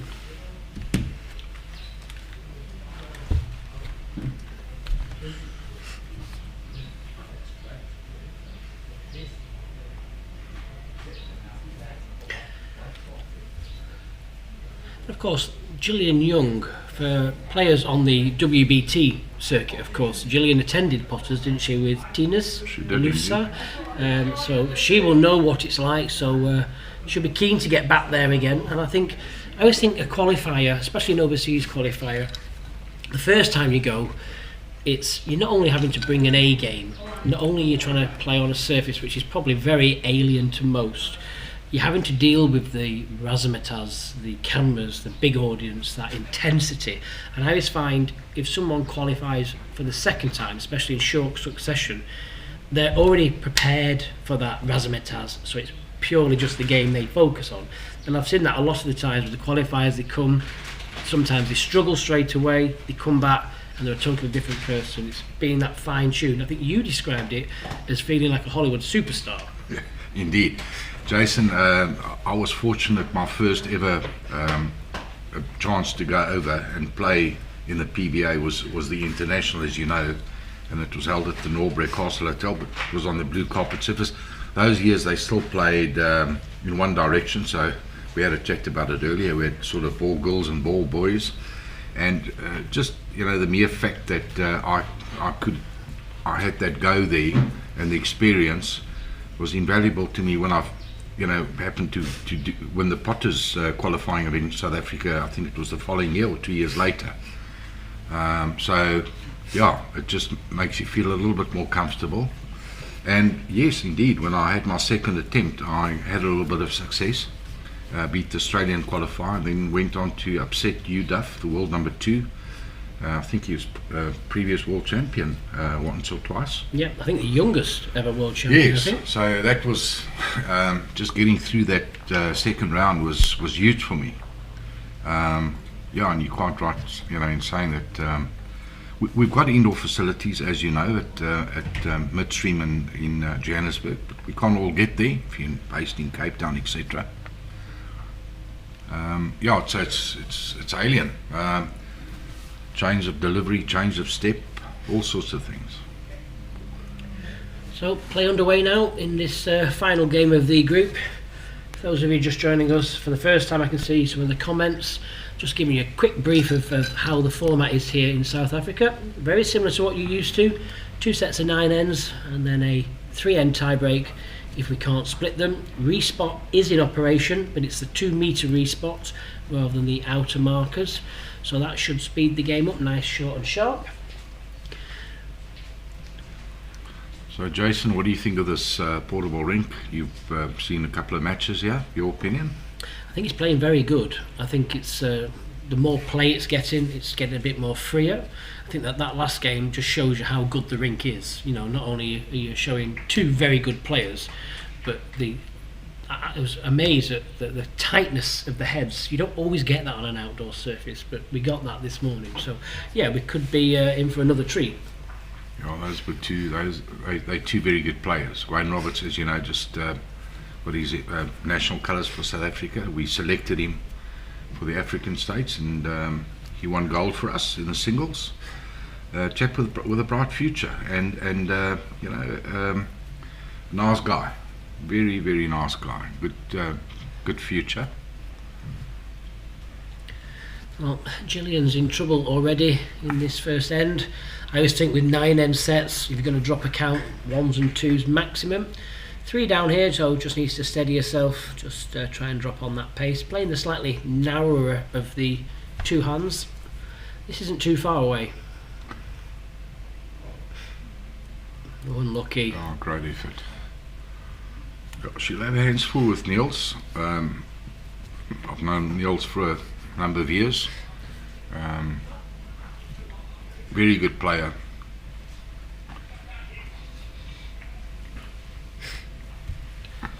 It's part of the prison system in South Africa. Oh, that's right. Yes, he was wearing his prison top. I think they have I think it said they have a bowling team. Do they? Did it say correctional services? And it's almost it's like a national team for the prison department. Oh, so they have. Oh, there's quite a few bowling clubs within the prison department. Yes, yeah. Oh, right, good. Yeah, and they have the annual event. Neels has got a very good record over the years. Very experienced, and he's got all the shots.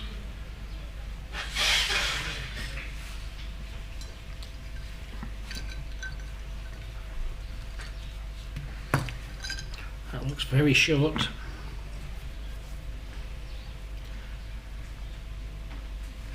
A little breezy today, Jason, compared to our first day yesterday. Yes, about 4 or 5 degrees cooler, isn't it? But I mean, I still find it very pleasant. Some people are walking around in jackets. Just having a quick look at this. Obviously, the jack length must be 23 metres from the front edge of the mat. The jack has to be centred first.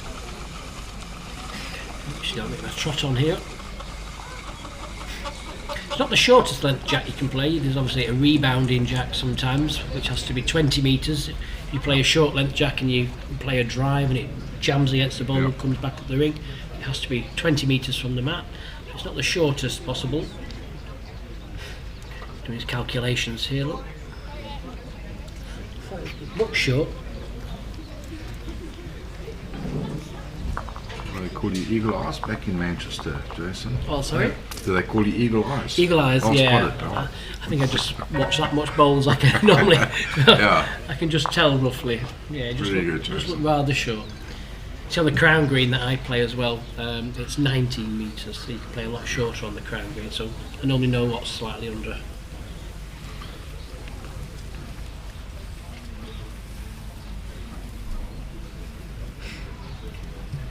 So Jason, tell me, have you enjoyed your stay in South Africa?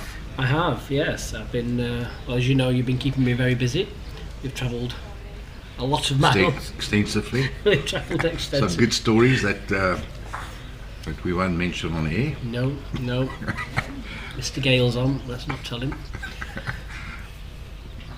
Anyway, may I take this opportunity, Jason, on behalf of the PBA, the WorldBowls Tour, all the viewers, thank you so much for coming out to South Africa in our very first sort of rematch of the PBA. It's absolutely fantastic to have you here. Jason has brought just so much energy and synergy to our tournament, and we're honoured, and thank you very, very much. Oh, you're more than welcome. You're going to have to widen that door for me to get out. No, you're very well. Someone's got to do it, you know. I said to Martingale, we've had an invite. I said, I suppose I'll have to go all that way to beautiful South Africa. No, it's been my pleasure as well.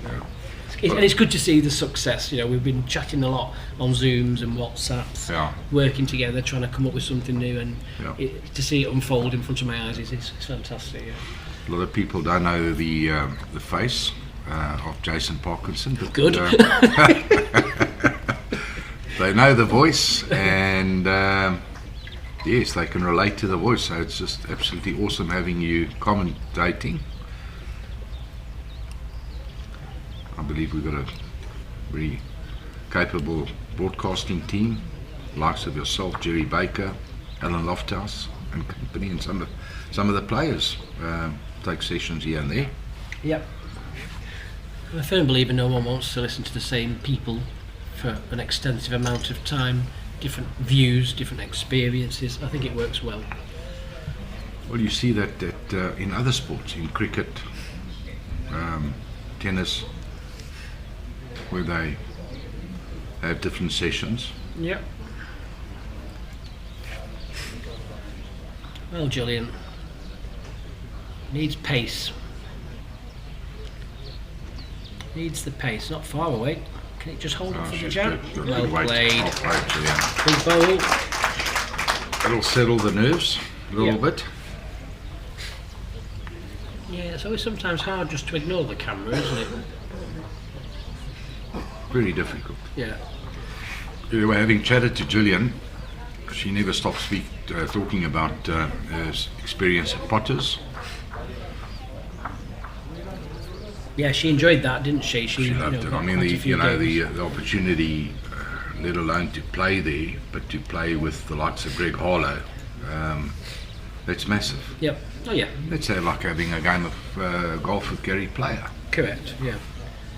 That's the beauty of the sport, isn't it? There's not many sports you can play at a certain level and then all of a sudden turn up, you know, and play against number one in the world. You know, you play at county level in the UK, and you can play against people like Nicky Brett. You know, same in Scotland. It's great. That's the beauty of the sport. Good start. Oh, Jason, so I'm very positive for the longevity and the future of the PBA of South Africa. You know, it just offers so much.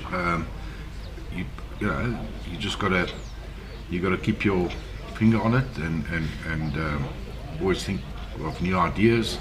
Keep working at it. I think as long as you do that, I can see a bright future for the PBA of South Africa, and obviously for you guys, the WorldBowls Tour.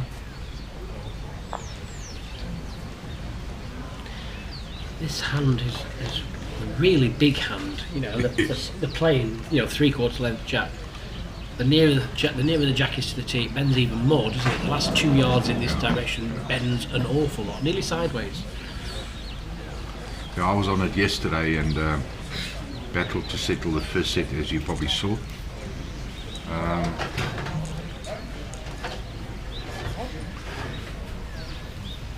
And as you know, it's the bigger bend is often the more accurate hand to play. But what I did find, Jason, is that if you're going to play the wider, better, bigger bender hand on this particular rink, your weight's so important. Yes, yeah. Very much. Even though it's a big hand, it's actually a quicker hand, and it's just noticing there's a lot of people. Gillian's played a couple of tighter bowls, standing on the outside of the mat. You know, if you're struggling to keep your bowl up, I keep your ball slightly wider. So I think it's always better to stand on the inside of the mat. That holds the ball up slightly longer, so it almost helps against the big swing. Absolutely. Everyone uses the mat differently. I'd personally be on the outside of the mat there, so that means the ball will bend as much as it's possible for the length she's playing. Yeah, that's my preference as well. On the outside of the mat. I do for a short length jab, but you see here it's going underneath automatically.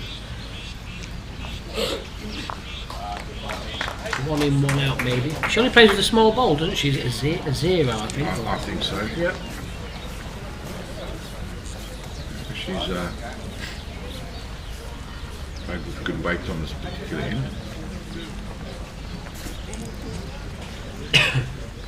Got it. Well played. Unless it falls out. It's got 30 seconds for it to push it back over. I think if it pushes it over, it may push the blue ball out. Tie your shoelaces on the way up. Hey, old jackal. Yep, well played.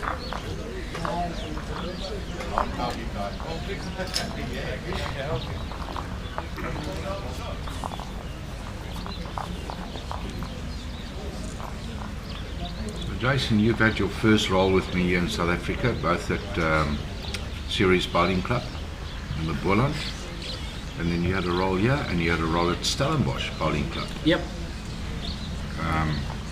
What did you think?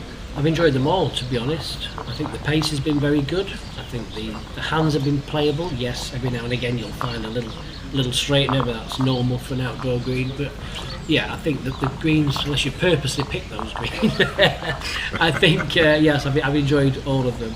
And I find the members of the club, especially Stellenbosch in here as well, was extremely friendly, welcoming.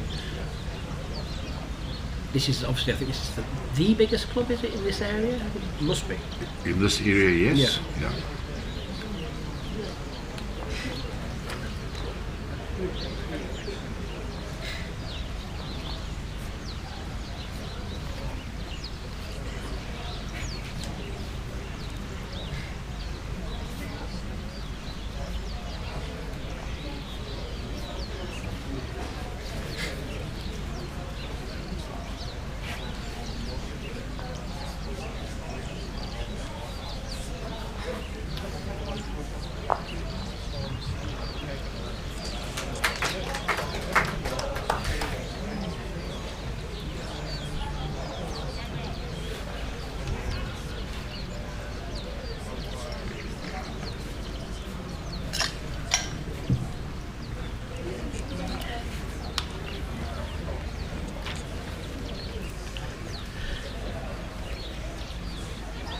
Birds are singing.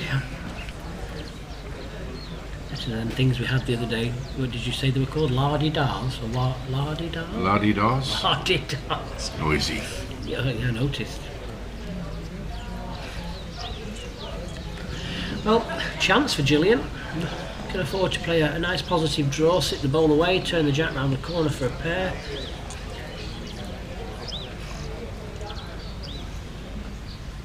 Just slightly under.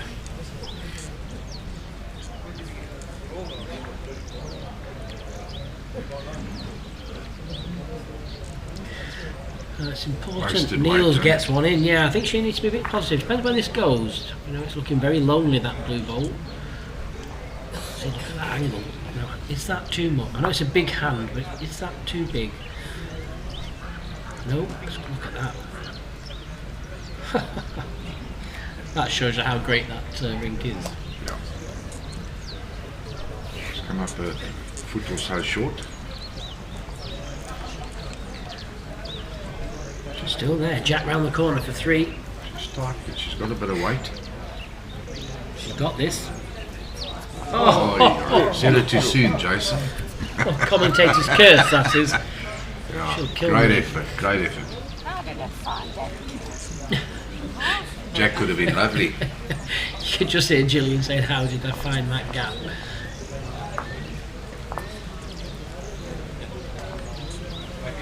Could be a sigh of relief for Neels.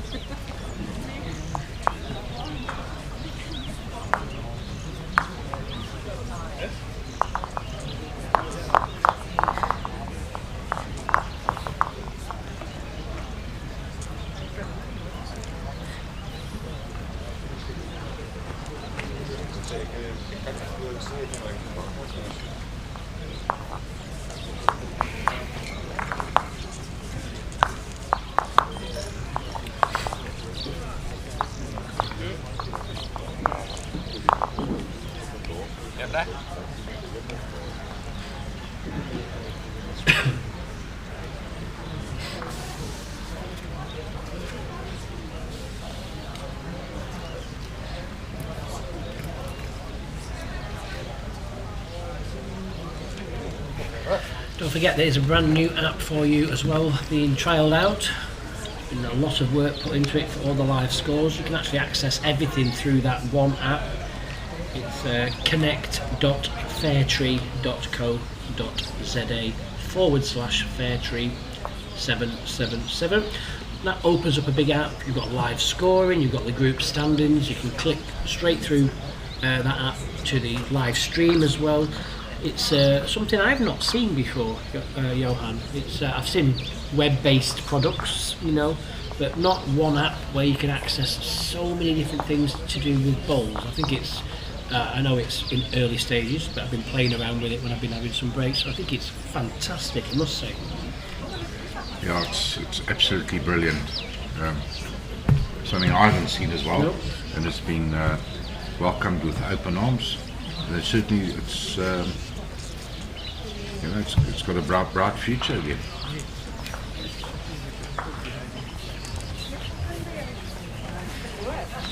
So yeah, well done to Fairtree again for a great innovation.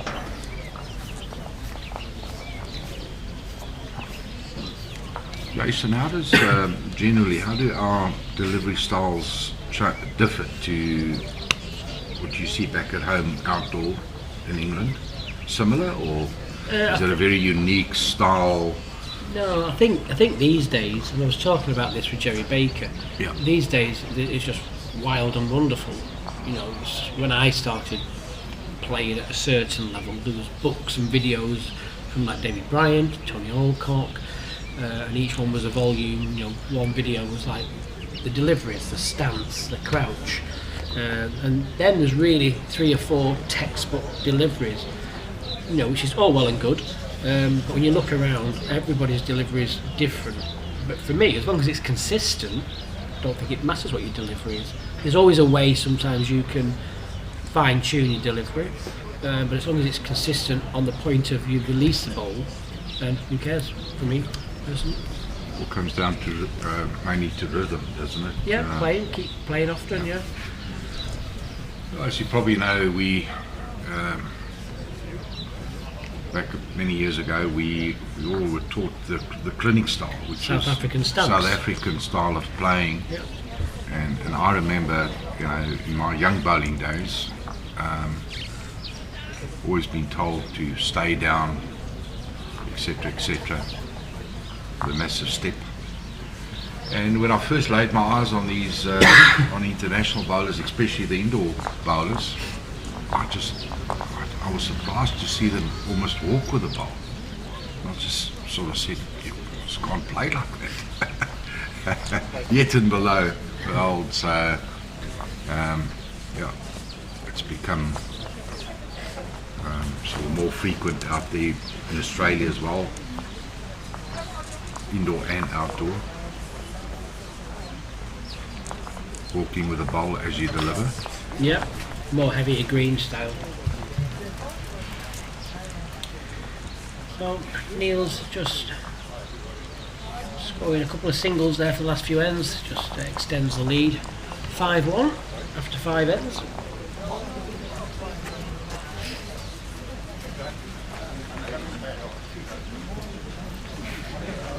Gillian's going to have to do something pretty soon, something special, just to sort of get back into the set. Yeah, I think both players just need to improve the consistency at the moment. I think there's a little bit of wind blowing there, northwesterly, which normally means that's the rain side, isn't it? A northwesterly rink here, I believe, but there's no rain forecasted, thank goodness. And enough of that when I arrived. The southwest, I believe, is more aggressive one. Right. Jason.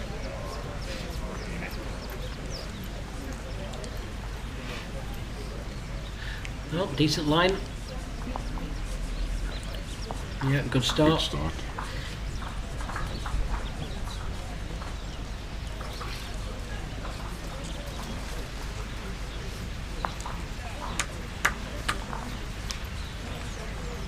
Under the centre line.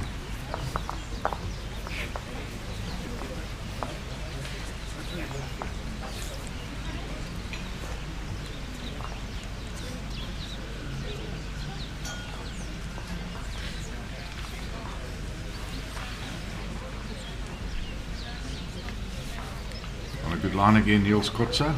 Just taken off a bit too much weight.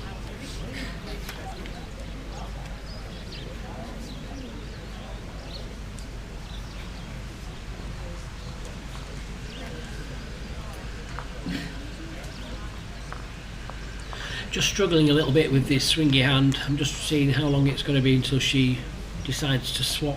I think the speed of the green, I timed it in the last game when I was sat watching from the bank. It was almost bang on 14 seconds, which is, I think, is a pretty decent pace for an outdoor service. That's a good speed, Jason. Allows you to play shots.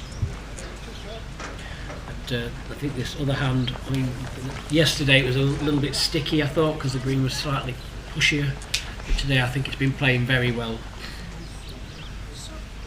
I just think the other hand, the slightly tighter hand, probably a yard heavier, is a little bit more forgiving. Definitely more forgiving, yeah. Tends to hold, like this bowl would probably. Sort of stay in the area, even though you've undercut your line a little bit.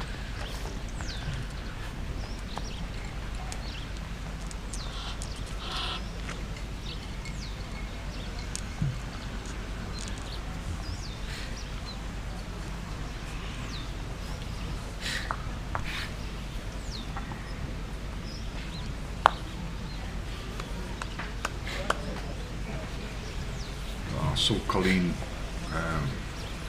Pickett, our top international bowler from South Africa, on day one. She was on the strength and battled to find a line. Oh, well played. Definitely needed that. Well played at the right time. Yeah. Let's see what she does with the jack.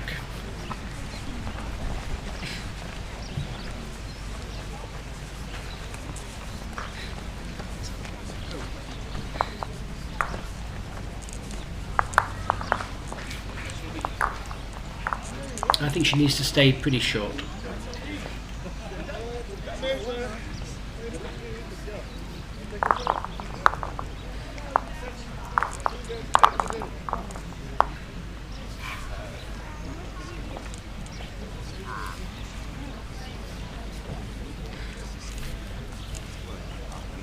As you say, Jason, she might just be better off changing her hand. Doesn't look like she has. To the bender.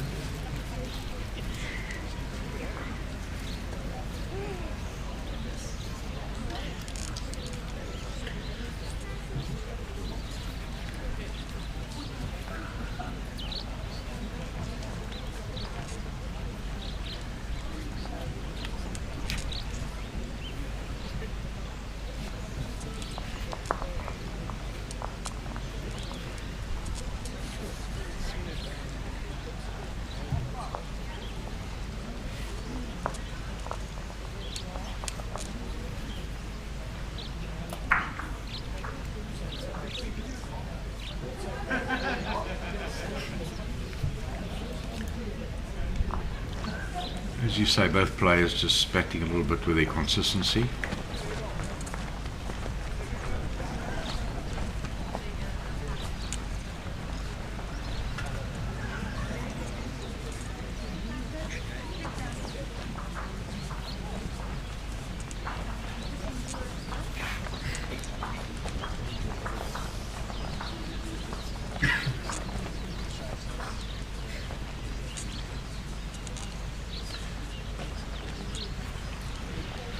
Well, it's a good line. That was the pace.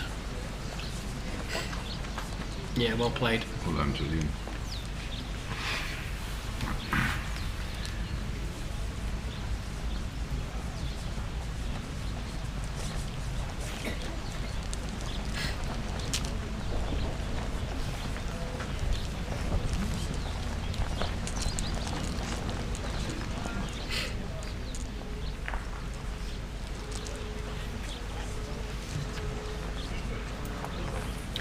Well, it's not in Gillian's way. She was, nearly a foot inside that blue ball. I'll just play again. She just moves across to the right hand side of the mat. That will automatically keep it up slightly. Stick into the outside.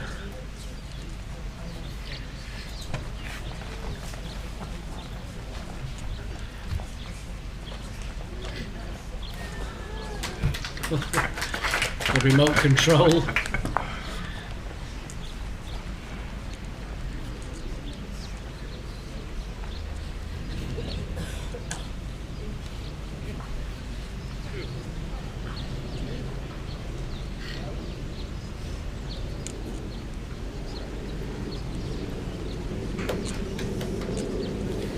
She can draw level now. Jason. Yeah, She's played it full bowls. Just say you play different rules. Well, One behind, 2 to play. One behind. She'll take that. Notice over here your sticker on the outside of the bowl. It's really large, isn't it? Is it for the bigger emblemed bowls? Yes, we specifically had them designed like that to be compatible with the Hero Bowl. Okay. For the big logo, because they have the extra large Yeah, logos. absolutely. Okay.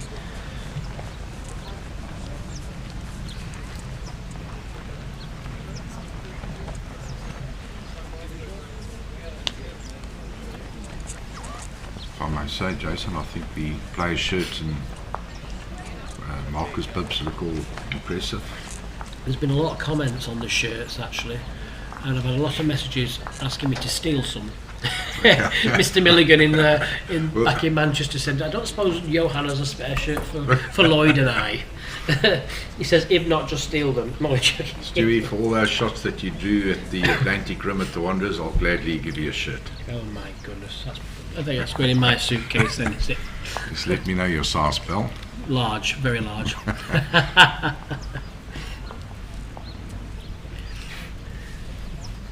Yeah, no, they're nice, very nice clothes.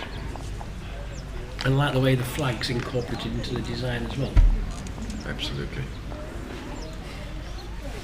The lady that designed our shirts for this event, she was involved with the PBA, many years ago. So she had all the logos and most of the design work from the past. So it wasn't too much hard work to get it to do something special for us, but she's done a wonderful job.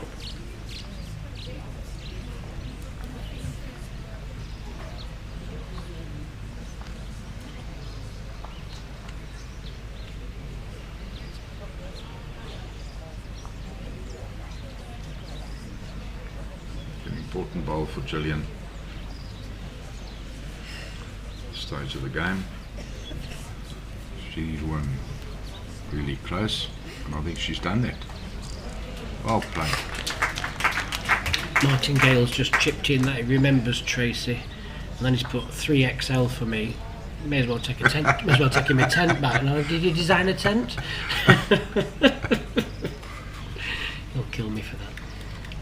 I think we'll give Martin a bib, a Marcus, but fits all sizes. He definitely needs a bib.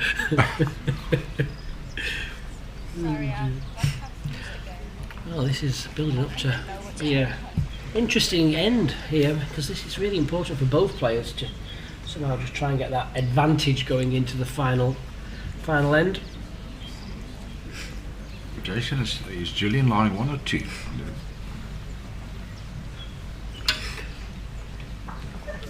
I'm going for, look, the cameraman's listening, it's well played that. Come on, I'm going to go for 1.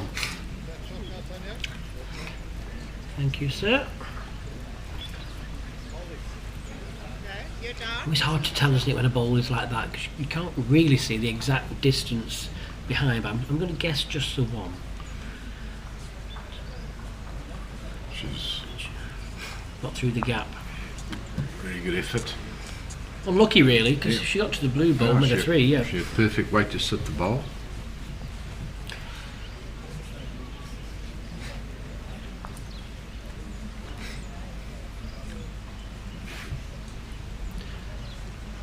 Well, just needs to jump the yellow. Doesn't want to turn it in. Ooh, well, that's 2. All of a sudden we got a new leader.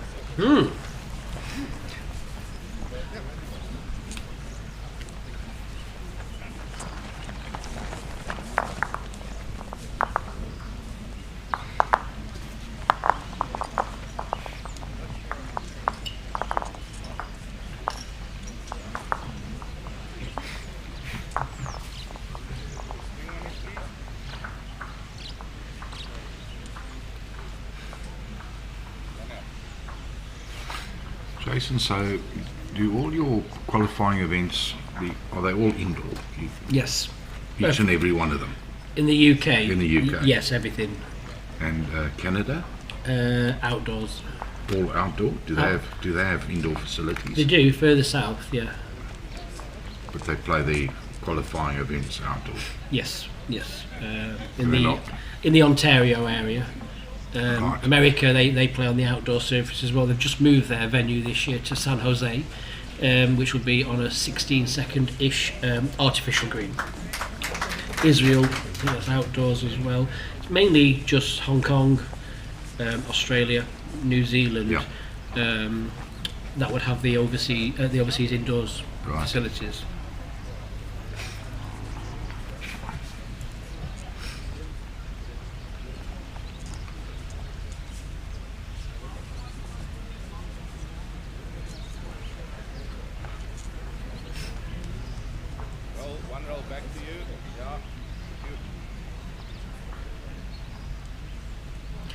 Grab hold of it. Seems like Gillian's confidence has just gone up a level. Yep. It's all about just stringing a couple of ends together, isn't it, really? You know, she's won the last 3 ends, so that momentum's coming. Absolutely.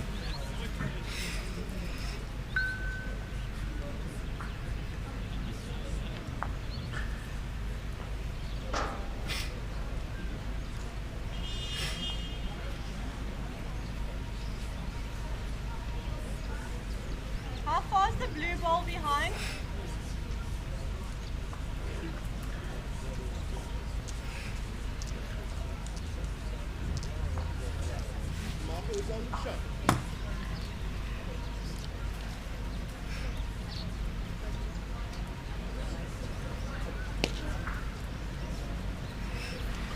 So Jason, have you enjoyed your braais here in South Africa? Yeah, I certainly have enjoyed the braai, yes. I've had a braai with you, I've had a braai with Richard, I've had a braai with Chris and Dana. A very interesting braai. And then is it Brandwin? Brandwin? Someone mentioned it yesterday, Brandwin, I think it was spelt. I asked Jerry what does it mean. He says it's nice brandies and things like that. Well, you and I have had a few of those. And the thing is, it's not only very nice food and drink over here, I just still staggers me how cheap it is.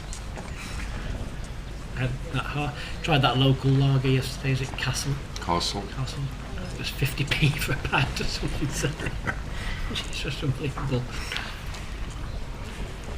Yeah, well, that's the beauty of you guys coming out here. And obviously it works the other way around. When we go there, it's expensive. Yeah. Can it flick this in for the set? Oh, I think he's been a bit unlucky. I think if he got it solid and fell back, he may have just... No, set to Gillian. Are you going to measure? Try the measuring, yeah. So it's a point there, an important point. Gillian.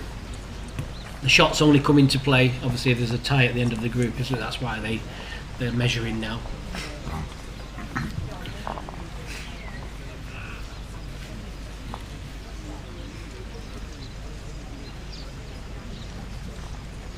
I think the way it's done over here, I know it's slightly different with the weather, a bit like in Australia when you see some of their fantastic bowls facilities.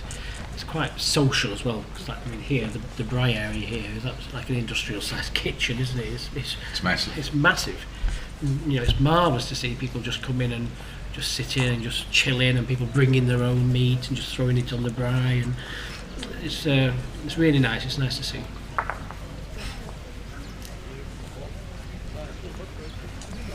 They often have what they call in Afrikaans, it's bring and braai. That means bring and braai. Bring your own meat and have a barbecue. Oh, okay.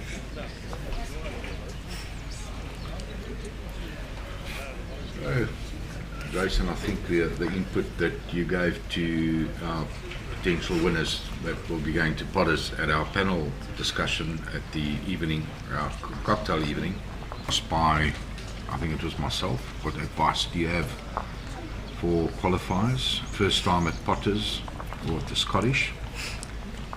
And the advice you gave was valuable. I think so, yeah. As you quite rightly says, it comes all down to preparation. If you can afford to get there a couple of days before the time, it's very helpful. Pay dividends. Yes, Potter's Resorts is just it is so different, it being so quick. So it's the preparation is the key, just to give yourself a chance. Yeah.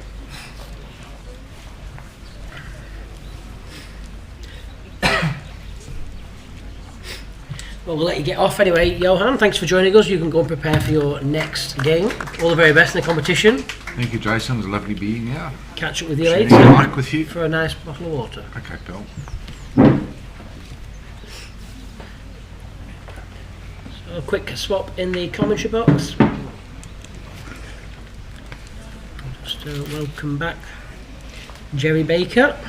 Enjoy your break. Yeah, thanks, Jason. Yeah, it was a good game. It was a good first set. I suppose Gillian looks like she's small, but in that smallish body, there's a tough mind and a tough game. Yeah, that's the thing, isn't it? It's not just about what you're sending. It's that we've said before. It's that having that strong mind. When you're struggling, you keep plugging away. You keep looking for that consistency, and all of a sudden, she just sneaks that first set. Great ball here. Yeah, great ball from Neels.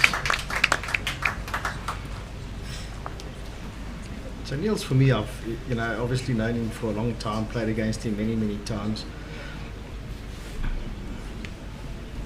He's one of those guys that can, sort of in a fours game, he can beat you by himself. He's got all the shots, he's got all the ability. Probably in the South African setup, he's one of those guys that just been on the peripheral for a long time, just hasn't cracked it, but you always feel that he's got the game to play at the highest level. I think in bowls, people always say, what do you suggest for people to be able to improve? I think you try and play with the best you can and get beat by the best you can. Yeah, absolutely. Sometimes you learn by getting beaten by a good player, don't you? Because you learn from it. That kind of stuff. It's having that chat afterwards, how you can alter your game. But yeah, I always say to people, no matter wherever you play, try and start playing with the best ability you can.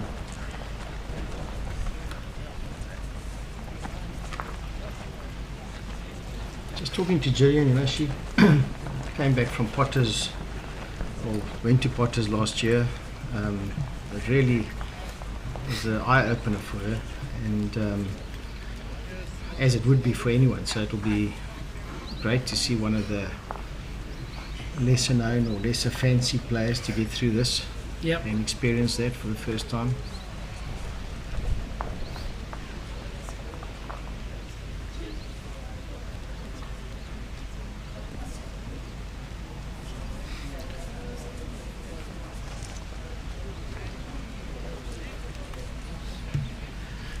Well, just under, I think. Just under.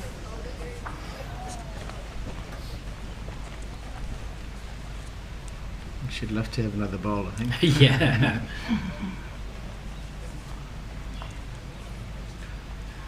Neels will just look at the only option he's got. He plays a backhand draw, but it's the danger of just slightly touching the jack. Plays a forehand draw, as long as he's not just too quick, he can maybe just get to the yellow ball, lift it once for three. Doesn't want to be anything more than a foot of pace, because if he gets one of the blue balls, there's a chance he could give the shot away. I think if he's short, I don't think he'd be all that bothered. Yeah.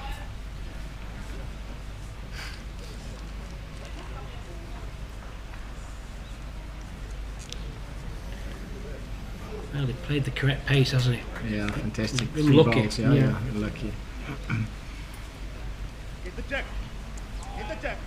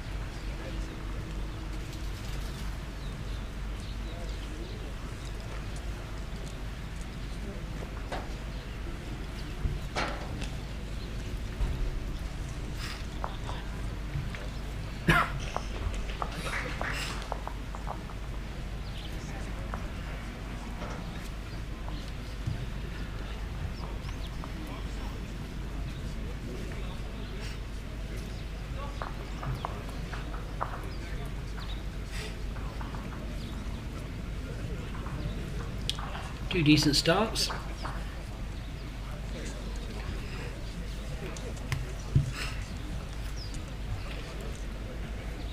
If you have joined us on the stream, don't forget, pop something in the comments. Is there anything you'd like to ask myself or Jerry? He's got his glasses on now, so you've got a fighting chance.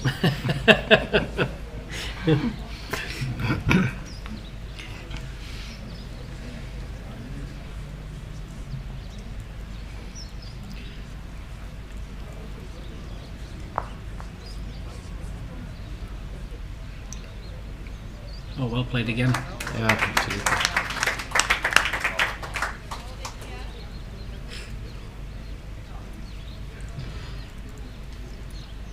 So Jason, you find the South African delivery with the one foot in front of the other. It seems to be our go-to sort of style on the mat, as opposed to the 2 feet together and the follow through with the bowl that you guys do in the UK. Yeah, we were literally talking about that in the first set about I think Tony and David Bryant used to call it the South African stance, and I played with a few South Africans back in the UK, and like I say, it's the go-to. It's almost not robotic, but it's if it's been taught. I mean, do you teach that and coaching, or is it just someone people have watched players like yourself, in the past and automatically go to it? No, it's a coach style. I think in the old days or whatever, it used to be called the clinic style or whatever. Some guy did this sort of handbook for South Africans, and it was coached from the 60s and that type of thing. So, oh right, okay. So it's very much a South African delivery. You don't see it at all in Australia or around, and we've been taught never to sort of run off the mat or whatever, and then you see the UK or the Scottish deliveries where these guys walk the bowl off the mat. That's right, yes. And so it's so if you look at both Neels and Gillian, they're like typical South African deliveries, and they get it. They technically sound. They're simple, and nothing much can go wrong with it. Well, it's certainly doing them proud there. 3 cracking bowls from Gillian Young. Looks like Neels is going quick. Forehand drive, certainly with a bit of pace. He's got a good quick one.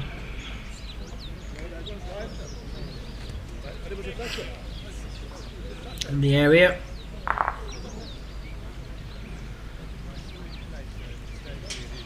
On yellow, I think, is it? Yep. So I think if I had my time over again and started out, I think that 2 feet on the mat start is probably the preferred one. You step in once and I think it gives you a bit of momentum with the bowl. Then if you look at Gillian's delivery she's almost there, nice and smooth. She's got really good rhythm. She has, yeah. In the line's pretty decent again. If she can get a little nibble on this chat, just probably too quick. Sit up, sit down, yep. 4 great bowls from her. Yeah, very good. All within 2 feet. Yeah, it's enough.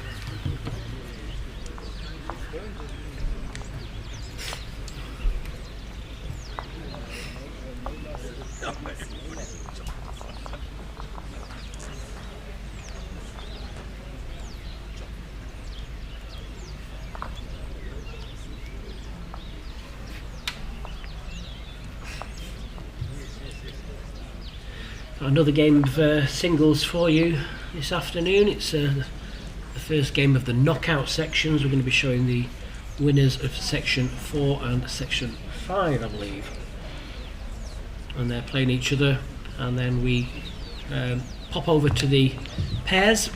It's the first showing of the pairs this afternoon. It'll be 3:15 for the pairs. There we go, thank you very much. Also, winners of 5 and 6, sorry. So the singles at 1:15, that's a knockout section then going forward, and then we have the first of the World Open pairs, Jason Evans and Shaun Thomas against Peter Harvey and Kevin Douglas. That's an interesting game. That should be a great game. We saw Kevin get blown away on this rink earlier today by Wayne Roberts, and I actually had a chat with Kevin afterwards, and I said to him what I found surprising the whole of yesterday and today is that there's been very little variation of the mat or the jack from the players, including himself. So I said to him, you had Wayne Roberts absolutely on fire this morning, and he didn't vary the mat at all, Kevin, through the jack 3/4. There was never pull up the mat to the minimum length. There was never T to T with the jack. There was lack of variety, and I think in first to 21 you've got time to come back. So you might not press the sort of panic button that early, but in sets play, when the ends are just diminishing the whole time, you've got to do something and mix it up a bit. So he said on reflection he probably will think about that, and he felt that probably if he had it over again you would have mixed it up. But you talk about the knockout stages, section 4 and 5. That's the section with Tyler Pitcher and Warren Steyn, and then Jason Evans looks like he's comfortably through section 5. So it will also be a great singles game, first up on the knockout stage.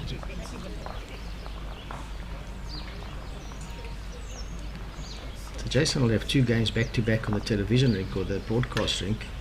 I think they put it 5 and 6 now because of that. Oh, is it 5 and 6? So, because of that reason, okay. I think, yeah. So. Oh no, yeah, 5 Evans, yeah. 5 Evans and 6. And 6 is Matthews Perry, and they've got an all or nothing shootout game. Perry versus Andrade, and that game's currently on the go.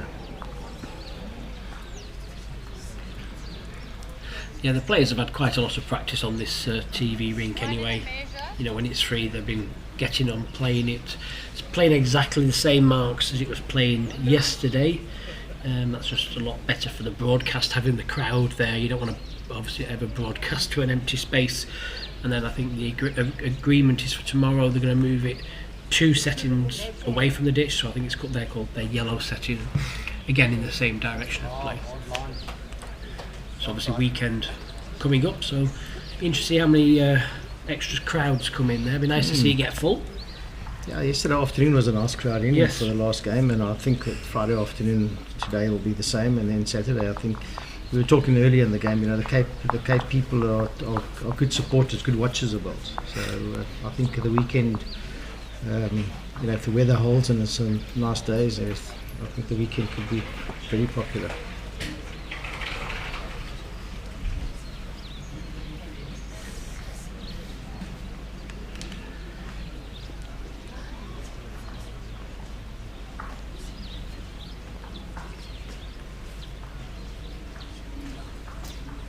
So what's coming into bowls in South Africa, and I think internationally probably, is the no smoking on the green. Is that the same thing in the UK?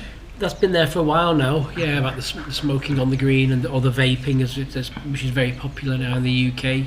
We have dedicated smoking areas. I think it's a fair call, to be honest. I mean, personally, I'm not a smoker. Myself. I'm not an anti-smoker, but I don't fancy being on a green blowing smoke in my face. I'm being honest. I don't think it's very healthy, but ash and things. I think it's good just to keep it all in the same area. It's where all the smokers chip in now. I've been getting hunted down. I have an armed vehicle going back.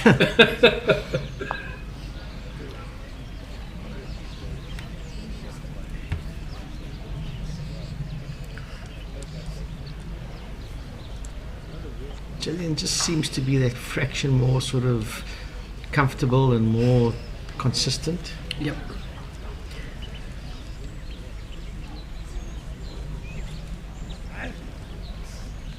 Neels seems to be playing with sort of 3 bowls of the 4 or 2 of the 4. Exactly this. They're searching.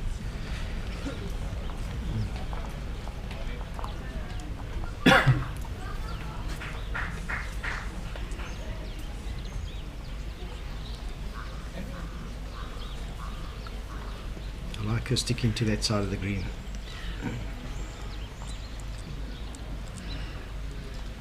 people tend to panic a little bit, don't they, when you're just playing your normal maybe league games or inter-club events.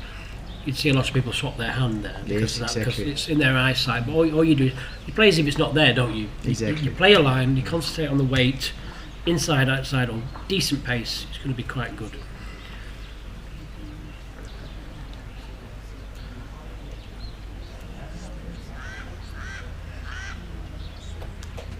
Third.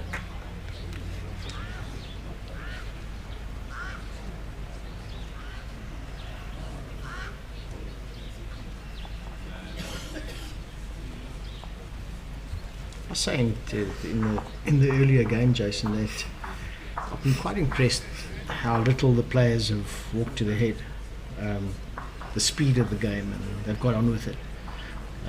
Some of the games at international level these days, and let me, it's fact. Let me mention a couple of my games against Ireland, for example. They've been dreadful in terms of.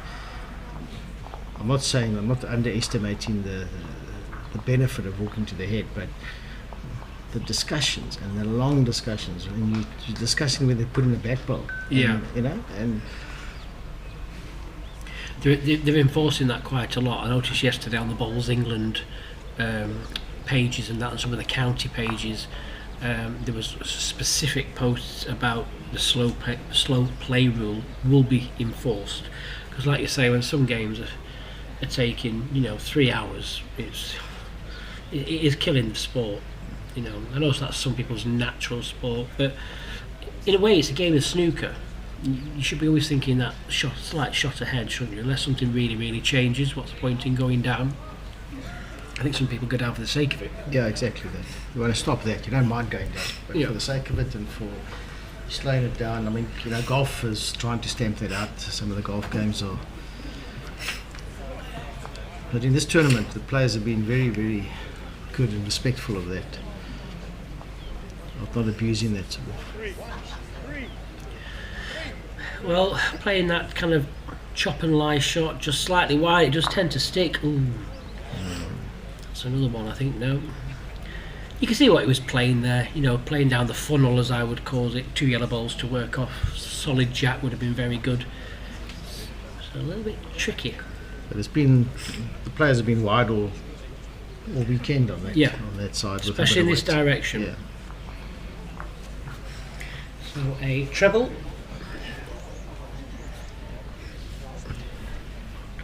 Nice little gap now for Gillian. 6 shots to 2, 4 ends played.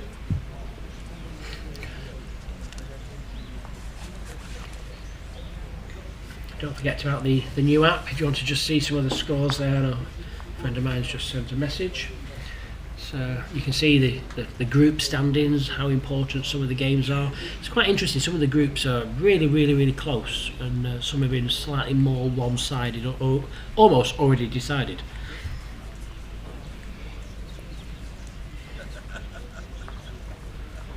Yeah, exactly. So we were looking at most of the favourites are getting through their sections as they would have been seeded, and you'd expect that. But there have been 1 or 2 upsets already. Annika Steyman doesn't look like she's going to get through her 6th section, and that was you would have tipped her, I think, and 1 or 2 others. So, but the next have been Gurix, the Jason Evanses, the Johnny D'Souza's, the Billy Radloffs. All these sort of guys will be in the playoffs, and will make a great knockout stage. Yeah, this is almost Gillian's game plan, isn't it? She's slightly behind Anton, who's leading that group. She's 3.5 points as it stands here. A good clean sweep here puts her on 6.5 against Anton. Would you pronounce his surname there? Gianni? Yeah, Gianni. That's exactly what it is, yeah, is it? Gianni. Exactly, yeah. Anton Gianni's got the 5, so we'll have a quick sneaky look at the live scores just to see how Anton's getting on in his game. Obviously he would need to get at least 2 points, maybe 1.5 points depending on the shot average. It's a decent bowl here from Neels. Nice and solid on his own will be good. Push it behind. Yeah, very good. Similar shot available for Gillian. Nothing for sure. Got a good back bowling.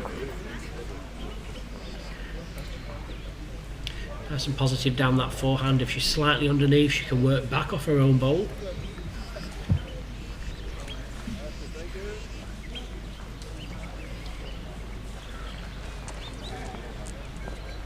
Is she going to hold it? Just underneath. Nice weight for that. Yeah, good pace.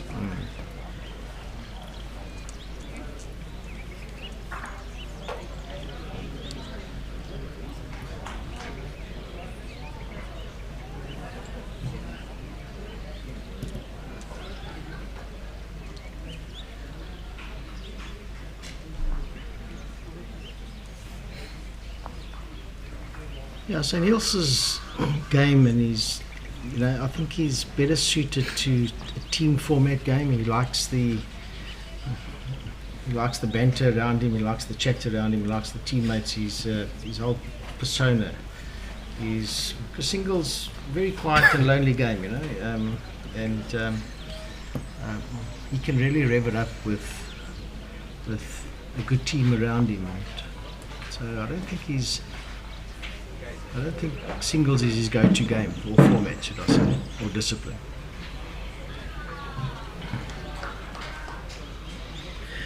Well, she'll learn from a third delivery, either slightly wider or slightly quicker. I think she's still underneath. Just lacking the pace.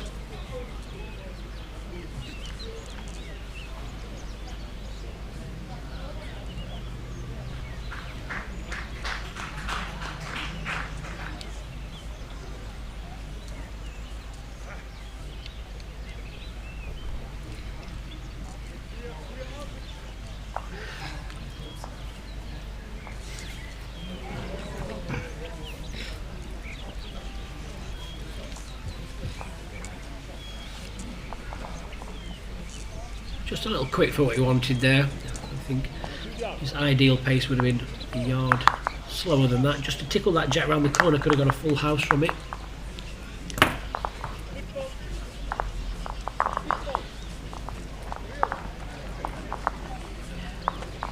Well, he's having to think about this. I'm just wondering whether he might go short. Take the mat right up. Oh, no. It heard me through the window. Yes, then. he heard you through the window. The window's open. He's just toying with me. That's what he thought. No, Jason doesn't know what he's talking about. I'll show him. Yeah. He's like, I heard that. I'm not going to do that now. Yeah.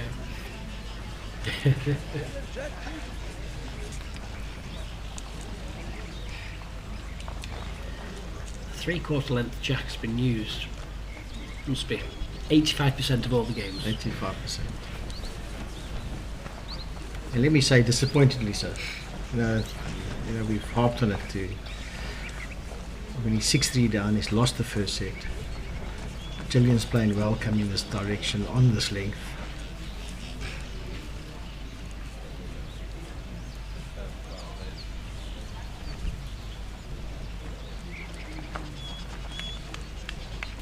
Slightly under the line.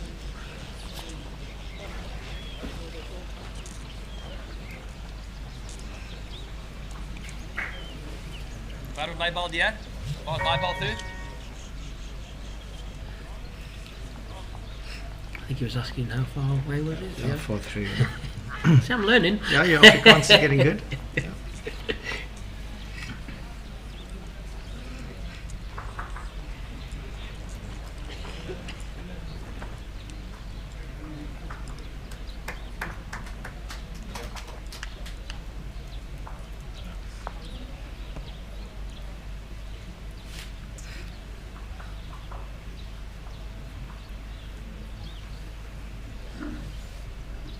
It's very close, yeah. Well played. Excellent adjustment.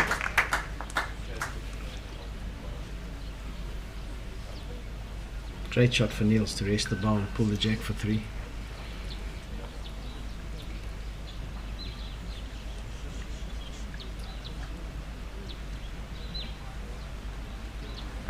Let's having a look at this. Oh, brilliant. What a great ball.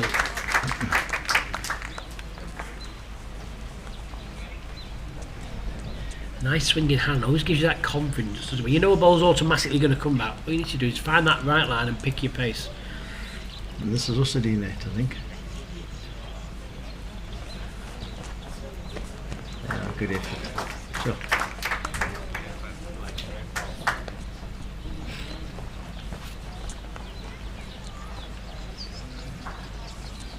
I think on this rink it's probably been one of the trickier rinks and more patchier rinks if you look at the green in general.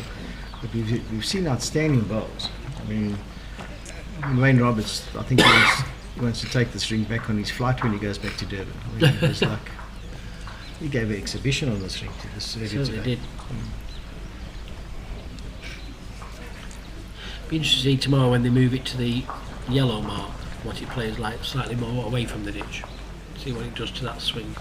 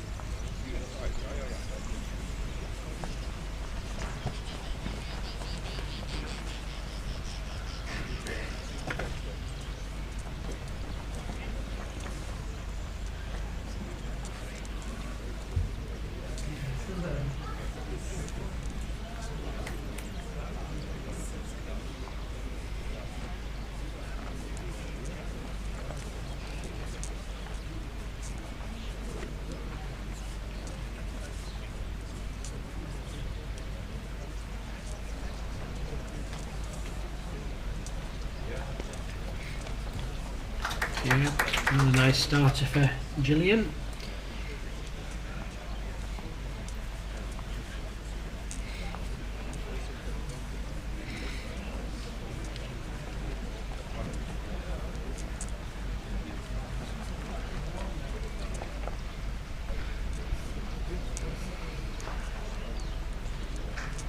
Yeah, this is slightly, just 18 inches.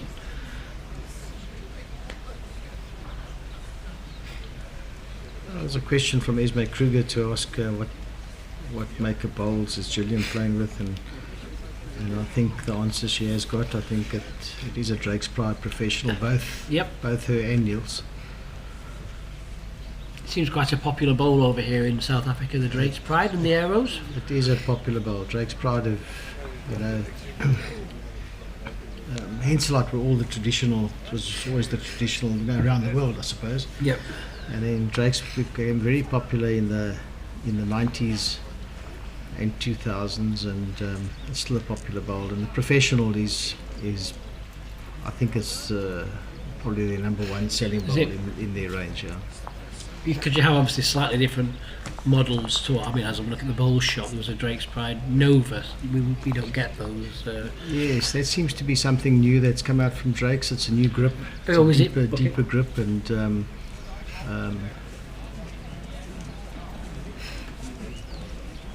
it's like a trend in a way, isn't it? Things come in and they drift off a little bit and something else comes in. Yes. I mean, like when Aero first hit the UK big time, it almost saturated the market quickly and then drifted off a little bit, and then they start reinventing new colours and different things.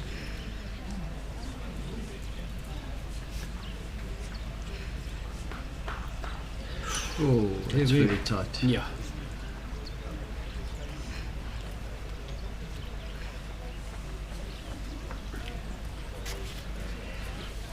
It's another shot and another end gone, so she's in the driving seat here with 2 to play.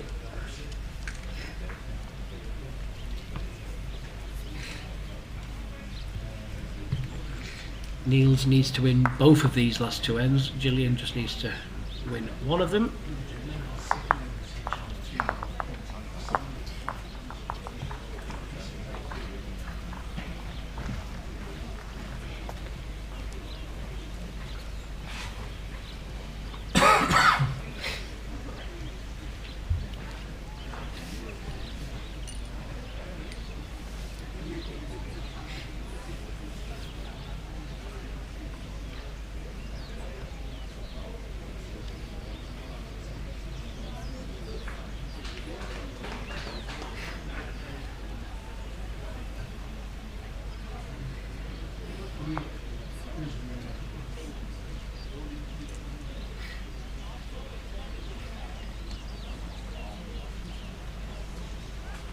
Good weight. Start.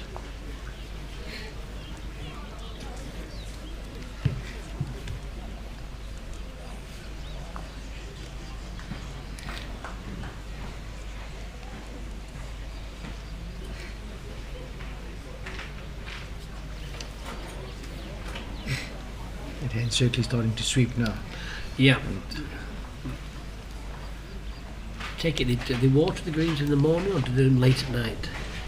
Not quite sure how. They would have done it. They would have done it later at night. Late at night. After play, and then they would have just probably cut this morning. I don't know if they have cut, but I think there was. I saw the early morning game. They seemed to have a lot of the old cut grass on the bowlers. It was a little bit damp still. Right.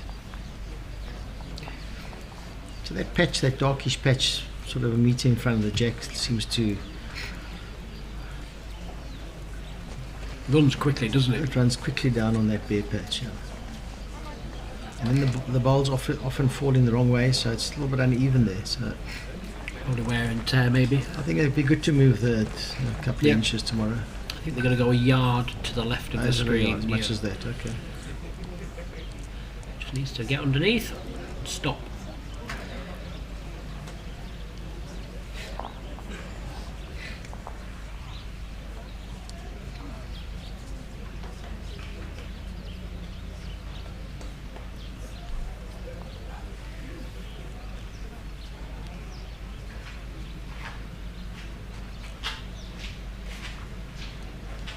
Can it get down to the bowl?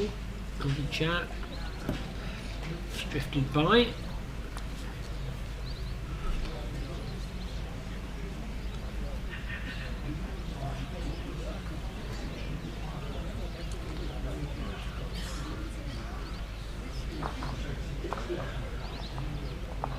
All on the angle. No, falls down. Well, there's a chance here now for Neels. Looking at the set score, I'd played, even though he's on, I'd almost play the two yellow balls. Absolutely. Yeah. Line the shot. It's a hard draw looking at where the short yellow ball is. That's very, very close. I'd pick your pace and play the split of the two yellows for a 3. Force that last end shootout. You can almost pick your pace anything from 2 yards to pretty quick, depends on your style of play. The other option is obviously to be slightly inside that short yellow bowl with virtually drawing weight, to sit on the make 2 going to the last end, backing yourself to get it 2. But you know, if he plays your shot and he pulls a jack in the box, you still got the 2. Correct. So there might be more percentages in the call you're making. And I just think if he plays to allow the bowl to bend, there's also that, what I would call a fortunate result. But it's always there, back off the short yellow bowl. We started tight, get a straightener off it. That's about what you say, playing the percentage. Exactly. It would be lucky, but it's that percentage, that extra percent that is available on that hand.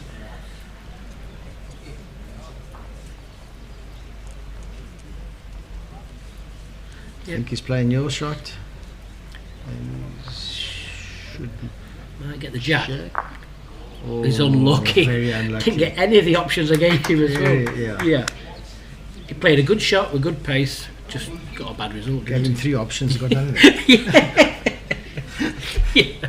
Yeah.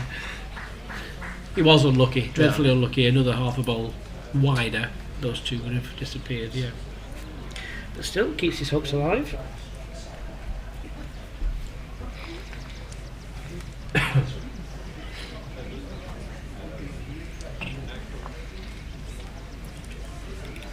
Sunglasses on now. The sun's really bright for me, for an English boy. Yep. Getting a good tan on my left hand side. You have a dark left arm and a white one. So Neels has got one more in to stay in the competition. Else he's out of the section.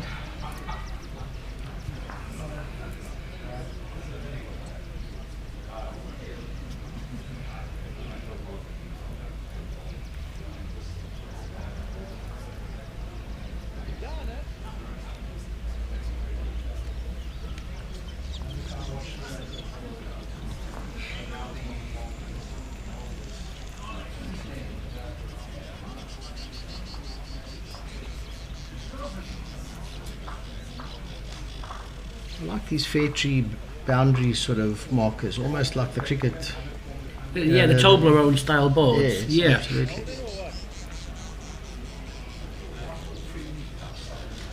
Great start. We need a 3. Needs 3.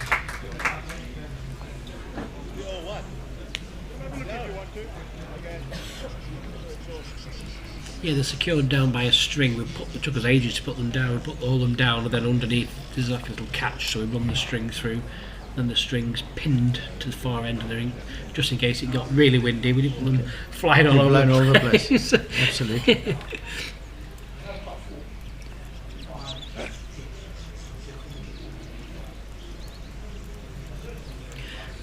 So these are the chances you need to take. She's taken it. Doesn't look like it. He's probably sneaked it. But you'd think that Gillian would certainly get 1 or 2 inside that.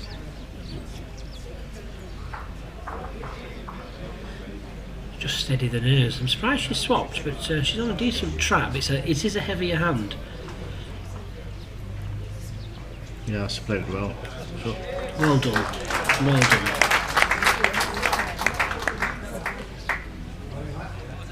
So as we say, let's put in the lights out. Yeah. It's more forgiving. It is that yard heavier, but it's definitely more forgiving.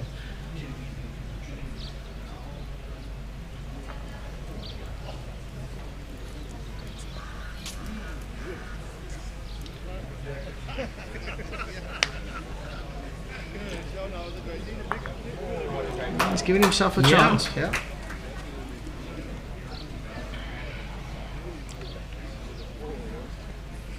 Again, she's just playing as if I'm very surprised she's on the sand. And she's played it well again. No, just short of pace. Well, still a glint of hope here. Yard of pace, it's the yellow ball nice and solid for the 3. That will be a set lie with 1 ball to play.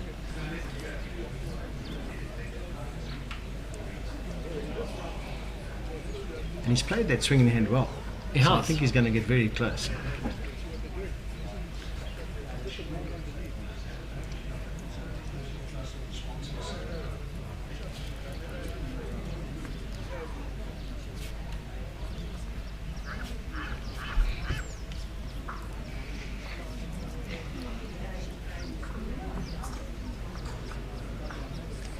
Just under, unless he gets a straightener. Yeah, it was certainly the shot, probably just lacking just that little bit of pace for that swingy hand. It was always going to be a difficult hand. Gillian's just looking at his, obviously winning. She elected not to send the last ball. Yep, she is. It's going to be a 2. Well done, Gillian. Great game. Great win. Stuck in well in that first set. Kept the consistency up. Some good conversion shots from both players. It's going to be Gillian Young that takes the 3 points. That will give her 6.5 points. So she's got a chance still. It just depends on how Anton Gianni gets on in his game. Just been told Gianni lost. So that means Gillian looks like she's won that group. So that's an excellent result for Gillian Young there. She's going to go through there as that group winner. Alan's just going to go down now and have a word with Gillian just while he's getting his microphone into place. Don't forget, we're back with you at 1:15 for the first of the knockouts. It's going to be winner of Group 5 facing winner of Group number 6. We'll be back with you later.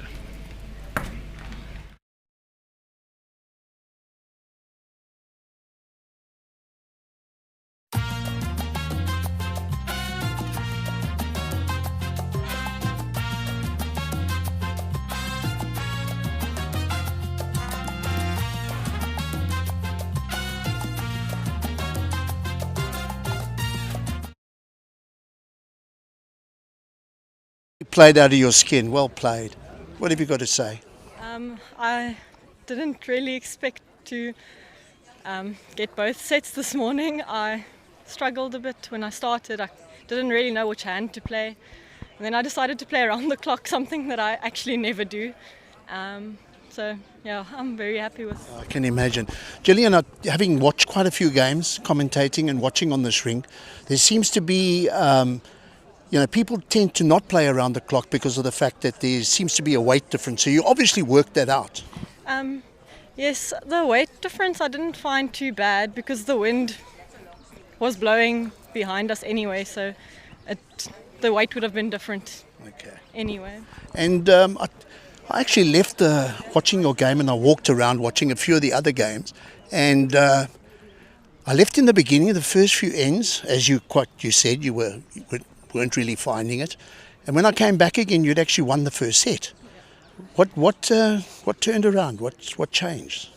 I just decided not to play the swinger coming down because I was narrow every time, and it didn't really help me wasting bowls. So even if there was a bowl in the way, I just stayed on the narrower hand.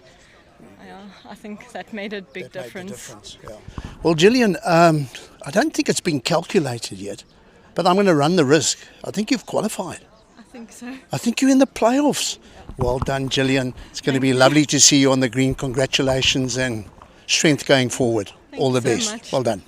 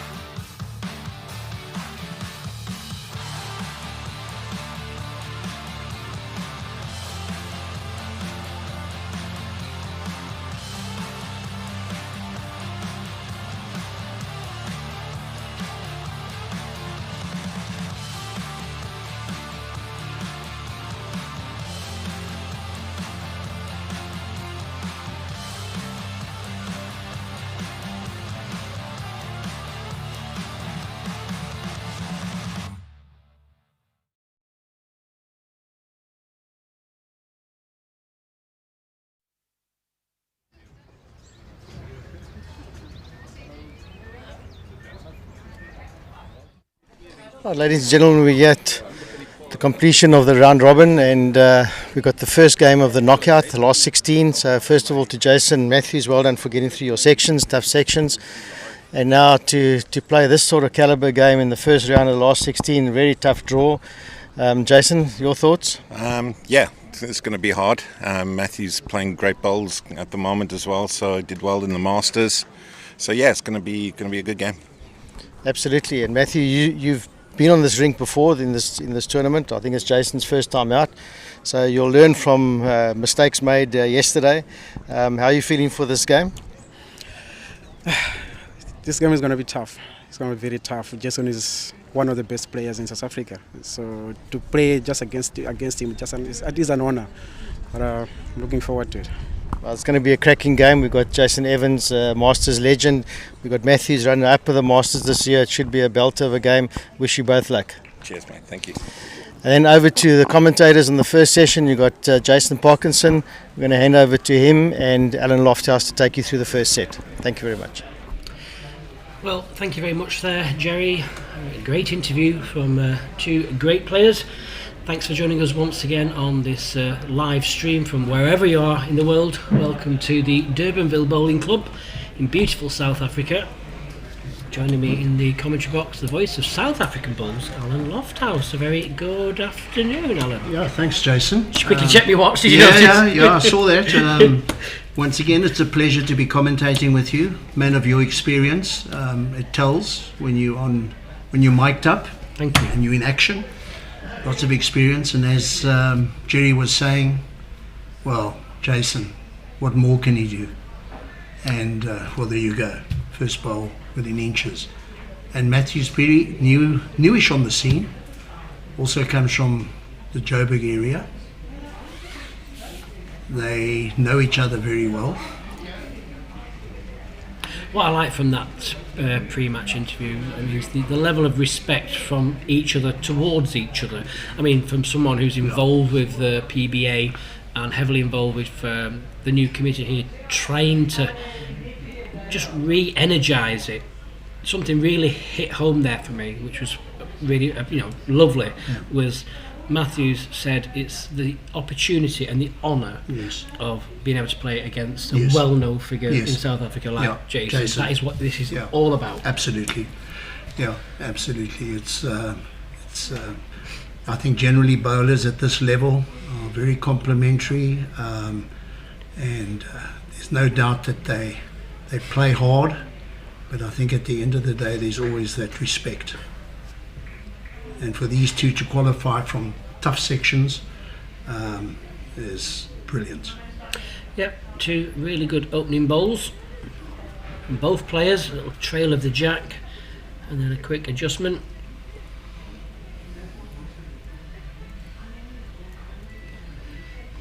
Those bowls look like they've got some kind of disease. Well, you better not say they're when Jerry's around. Mr. Aero himself. I think I'm right in saying that Jason runs a bowl shop out of Morningside in Joburg. Oh, okay. And he's Aero man. Not too sure what Matthew's playing with.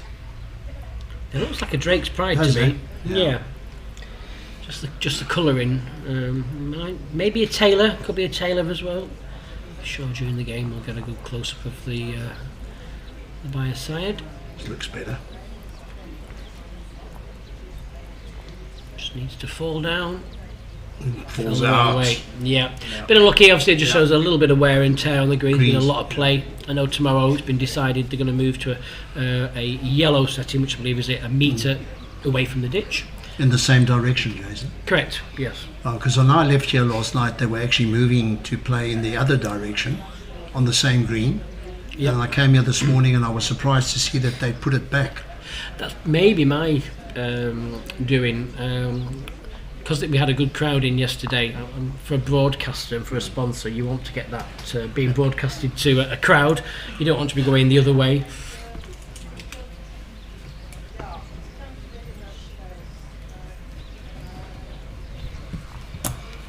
Okay, it's just been confirmed that Matthews is playing with Drake's Pride, I'm eagle-eyed. Eagle-eyed and Omi bowls. Yeah.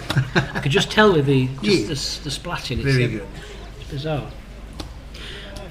So good start for Matthews. Going to have a quick look. Then we're down to the knockouts, like Alan has said, last 16. And Alan, try not to laugh too much when I mention some of these names. So in the top of the draw, we've got Gillian Young facing Edwill Adunis. Close enough. Close enough. Close enough. Ian Van Rochen Yeah. against Warren Stain. Yeah. Jason Evans obviously here against Matthews Pirri. Annika Snyman Yeah. against Stoffel Lambrechts. Then bottom, Wayne Roberts that we saw this morning taking on Billy Radloff. That's an interesting game. That's going to be a good one. Another one is Tina Salufsa against Johnny D'Souza. He just sneaked through by half a point. Cecil Borman against Maggie Van Zyl. For those tuning in yesterday, she was exceptional, I thought. And Nixa Ben-Gurik against Roger Boole. Is that all right? 90 out of 100? It's actually Van Rooyen, Oh. right at the top, but you were close enough. We'll accept. That's my homework. I think you did exceptionally well. A few more days training and we'll... Yeah, I'll be in the team. you'll be qualified.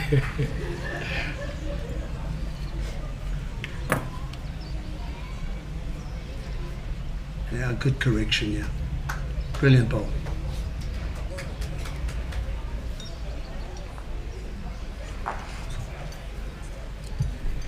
I think we've spoken at length about this rink. The clubhouse hand seems to be the more natural drawing hand. Doesn't seem to have any irregularities with it. Whereas the hand that they've chosen to play now is the one where if you go slightly offline, it looks silly. Yeah. If you're watching at home, it looks like they've got it. Why can't they get it right? But it is a tricky hand. Yeah, I think you're right. I think as long as you've got good pace, it's a half decent hand. That it's more forgiving. The wider hand is one of those hands where it's always coming back. I've not seen many bowls at all in either direction stick against the bias, we would call it. It just shows you and credit to the greenkeeper Jeffrey and Ian Gordon, his team there as the greens ranger for 3 magnificent greens. Very good services, especially at this time of the year in Cape Town. Now, in fact, on that clubhouse side, the one thing you mustn't do is undercut your grass. The moment you undergrass, you go out the head completely.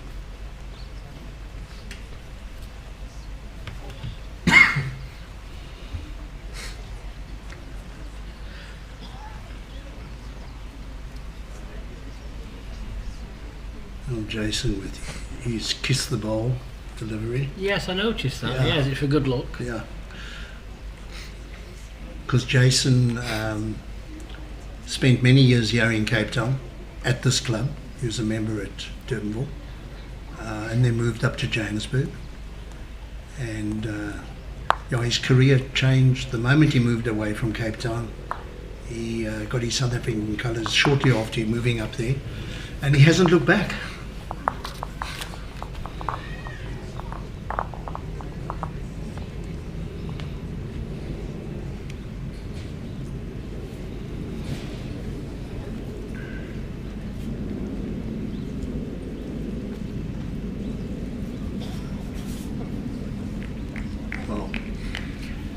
There you go. I mean, we've been discussing it, and that's just about the fullest head we've seen played in this direction. Almost in the 2 days. In the 2 days, yeah.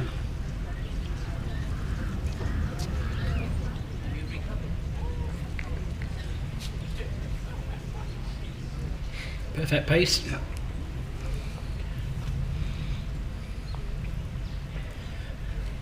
Don't forget, if you are on the YouTube channel, you can drop us some questions if you want to ask Alan anything. He seems to be the brains of the bowls here. Knowledge. Yeah, I wouldn't say that.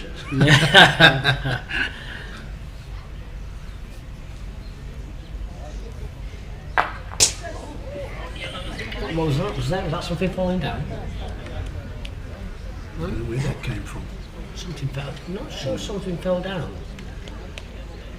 certainly took Jason by surprise. Oh.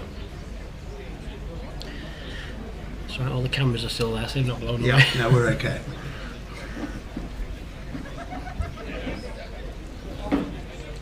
Great adjustment. Okay. Yep. Nice little rub off the front bowl.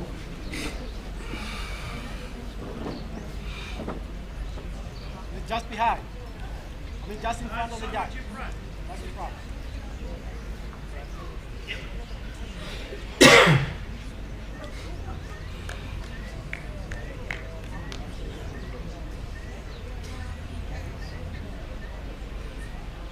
Matthews has obviously settled into this competition, because when we watched him earlier on, he didn't have the best start, but I mean, I don't know how often, if ever, he's played in Cape Town. He may have been down here to play in the Nationals, but he certainly settled down, and winning his section is brilliant.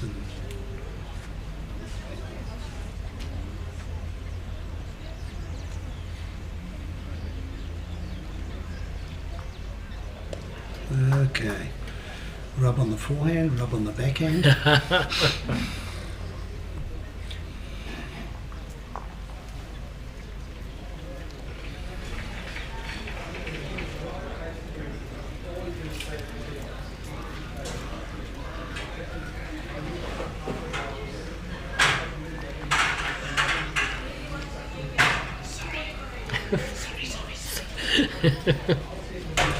Okay, if the microphone's picked that noise up in the background. She's not the signs over. Somebody was taking chairs out of the room we're broadcasting in. And left the door open.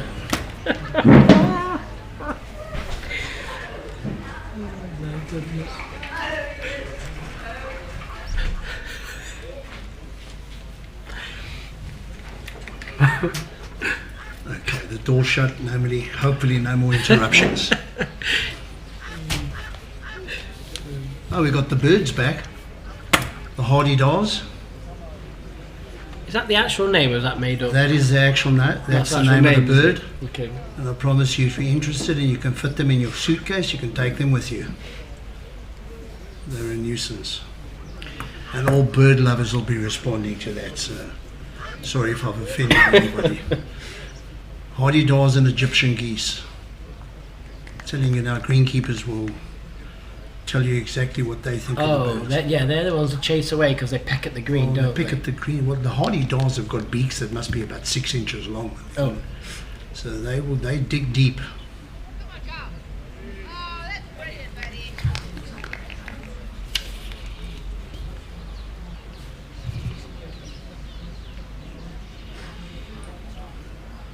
These games you're watching now are being played on Durbanville B green, which is the middle green in front of the clubhouse.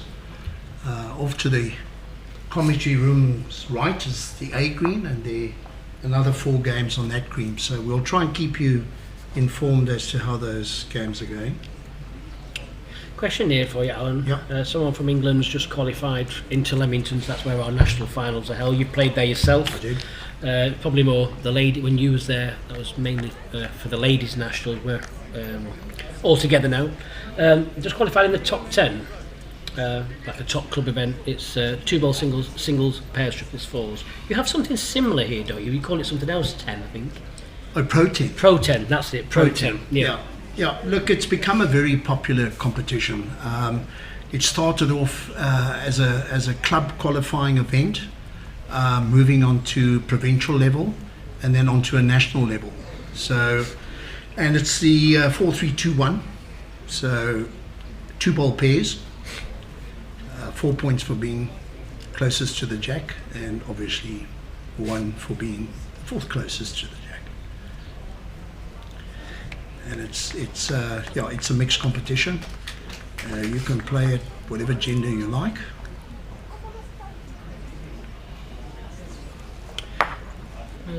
See Jason Evans' son Brandon's on. How many ends per set? 9 ends. So it's 2 sets of 9 ends, and then if you can't split them, we're going to a 3-end tie break. Whereas in the round robin, you had to play all 9 ends, even if you were getting heavily beat because of the averages, because it was a group session. Now it's knockout. If you can't win, they'll just move on to the second set, a bit like what you see at Potter's Resorts back in the UK.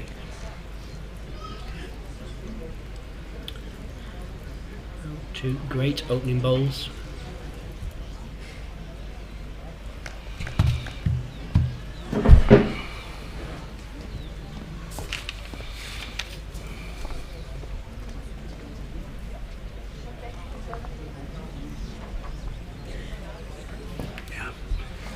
Matthews. If he sat that bowl, it would have been good. He's just run through by a little over a metre.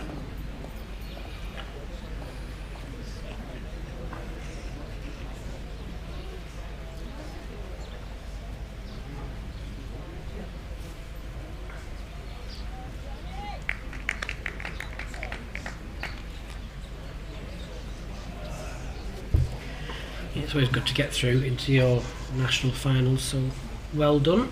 That's from the Sandy Conservative Club.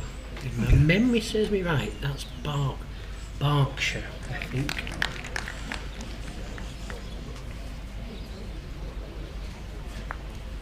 Oh, brilliant. That's a great ball. No, it's Bedford, sorry, not Bedford, I'll just rejigged my memory. Yeah, Bedford. I was trying to think where I knew the name, and I was trying to think where I knew it from. I used to live in Bedfordshire. That's where I've seen it. Yeah. Getting old. Aren't we all? When I just had a little nice little clap of appreciation there for Matthews. You can see just above his head. Matthews' front ball is now pretty decent. Good bad ball, as I would call it. Yeah. Trying to get underneath it. Jason playing with a bit of weight, yeah. Yeah, so looking for the ball, but looks close. Oh, well brilliant! Played. Brilliant. Well played, Jason. Little unlucky to get rid of his own, but it's still a really good ball. Yep.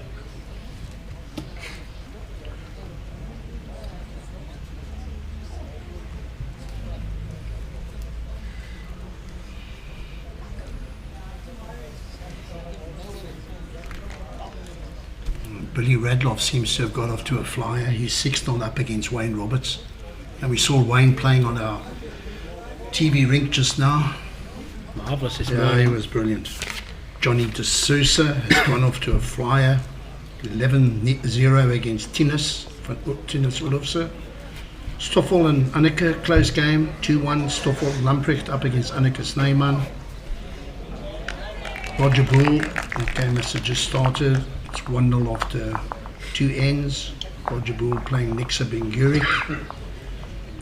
Cecil Bornman is 3-2 up against Maggie van Sale.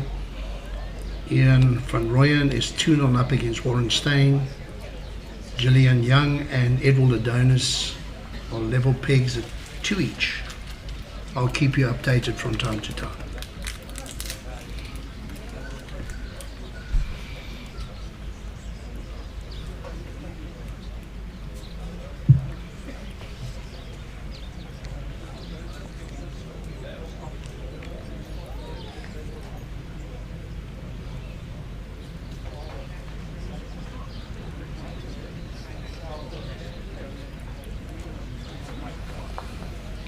I remember back to the days, Jason, and I know you started very young. Certainly in Cape Town you used to get Henselite and Henselite. And most of them were size 6s, 7s, 5s. I started off with a 5. It was either black or brown. And now today you look at these colours, magnificent colours. Is Picasso. Oh, somebody moved. Jason's not happy. I'm not sure, yeah, I was looking out the window to see what was just putting him off.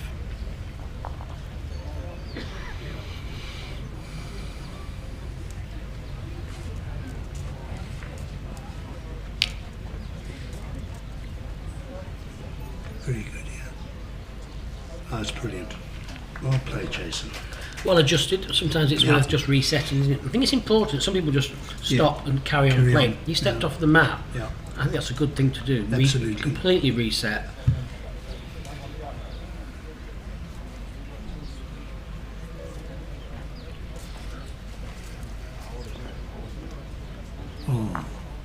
Unlucky. I think it's a great ball.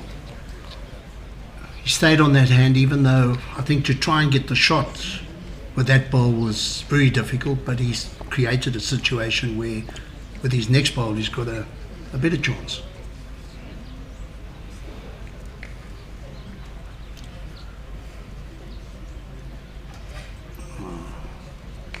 That's going to make Matthews' shot a little bit more difficult.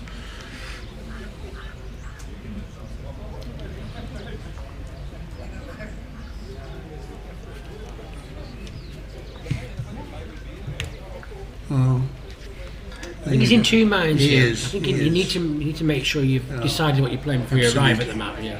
Absolutely, Jason. Got to see the shot, otherwise you're wasting your time. Play underneath, working back off his own bowl. Ooh. Fortunate. Yep. Okay. Yep. Fortunate. That happens in this game. He wasn't that far off He target, wasn't, but he got maximum result.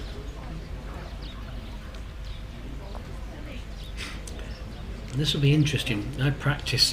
Who was deciding where to put the banners down the side? I actually practiced playing to this very deep corner. This is a really big swing. Yeah. So how close does he have to go to those banners? Well, to get right into the very deep corner. So you still got probably 2 feet to play with. I was almost within a foot of that borderline. And that was just with just nick someone's size too. Just lobbed it. You know what amazes me when I watch the indoor bowls at Potter's Resort is when they spot that white, either to the left or to the right, how close they've actually got to go to the boards. Yeah. Sorry about that. How close they've got to go to that edge. Yep. It's inches, and I've yet to see anybody stick it into the side ditch. Look at this. Yeah, it's brilliant, Jason. That is really good. Yeah, that's right. And the trouble is, the closer to the edge, you see a lot of players will try not to get very close, because when you get very close, it's quite quick there, because you get the full stretch of the carpet over the side. So you normally see if someone goes right to the close, it normally runs on slightly further. Yeah. Matthews. Okay. It was worth having a run at it there. Yeah, just chip it away. Yeah.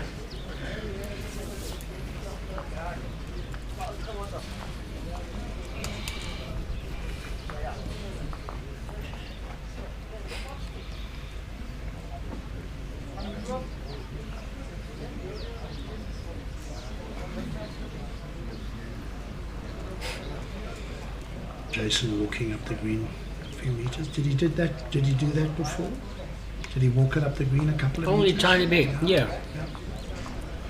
I mean, when he arrived here on Wednesday, the practice session, he had a good chuck on here with Neels, and yeah, he'll be fully aware of what's what.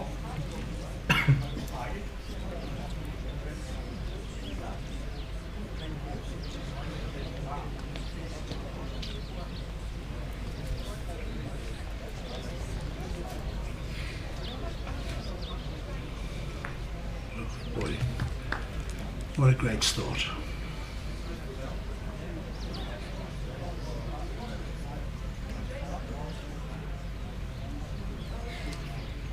I think Matthew's right saying he's Malawian?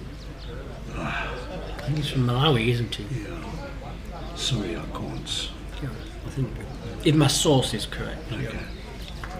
Well done, 2 great starts.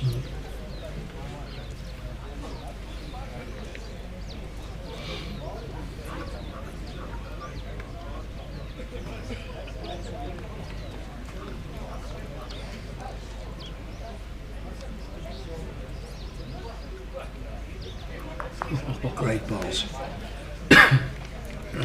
Forehand now for Matthews, I think. Yeah. Working back off his own bowl. Will come back.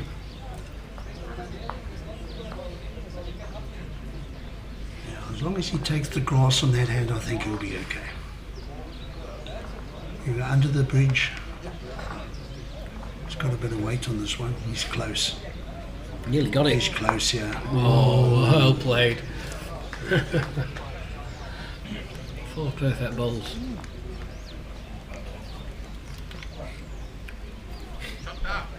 And Shot it down. Shot down. The shot. Wow. Good play down the backhand underneath. Turn his own, That's turn exactly what Matthews's. that's exactly what he's going to try.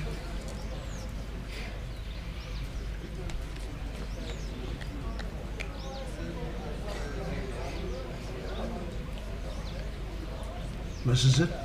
There. Inches. Yep.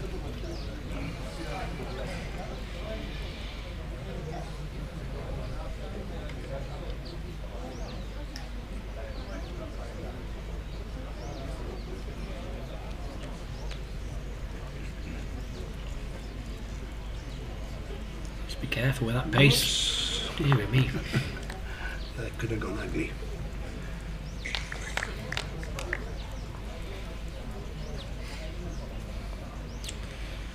Well, this is a big shot for Jason. I think for the sake of the spectators also, Jason, the colour coding with the shirts and the stickers and these shirts are unbelievable. Lovely designs. Yeah, I like them. I like the way the star has the flag colours as well. That's quite nice. Chance here, the only danger is just getting a bad contact. I mean, Matthews has got 2 balls right at the back of the rink. Should he bend slightly under and flick the jack, that would be a bad result. Yeah. He's playing attacking. Brilliant. Oh. Yep. Fortune favours the brave. Yep, absolutely. It does a lot for your confidence when you play a shot like that, and there is risk involved, but you get away with it. That's the sort of confidence that somebody like Jason plays with. I mean, you can see there, it's not a big head. You know, it's 3 down. There's still a foot to draw the shot, but you can see there's also, depends on how risky he feels. You've got to be up on 3 down. You can't be sure. No. You know, just arrive, Yeah. get into the pack there. The jack would be a huge bonus.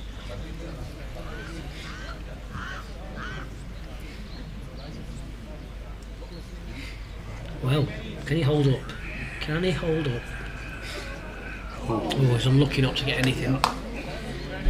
Yeah, very unlucky. I think it's almost the downside of that hand is that, you know, I would be on the mat saying to myself, if you're going to miss it on the wide. Don't miss it narrow, because you've got to give yourself a chance, even if you do ride off the bowls. And I think he had to play with that weight, and unfortunately just nipped the line a little bit. And that puts Jason in quite a commanding position. Yep. 8-2.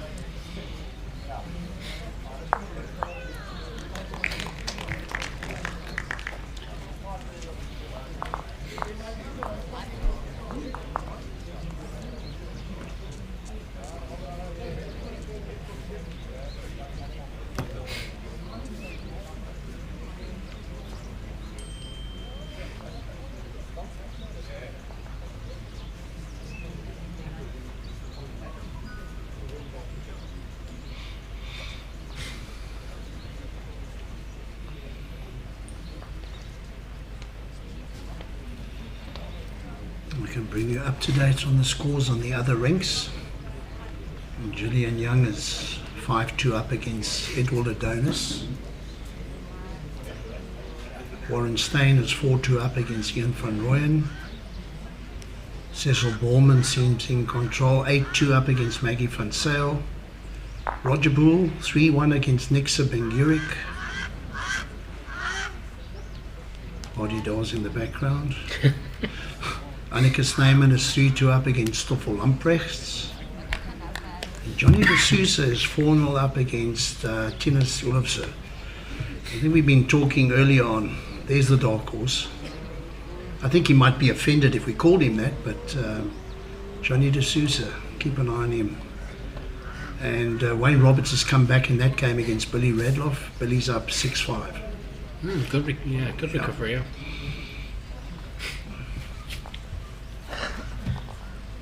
Yes, had it confirmed there on the chat. Matthews is from Malawi. Apparently he's from the Eden Vale Club. Yep. And his friends often refer to him as, I think it's Chindello, which translates to magician from his mother's language. Okay, lovely. Yeah. Well played. Well done, Jason.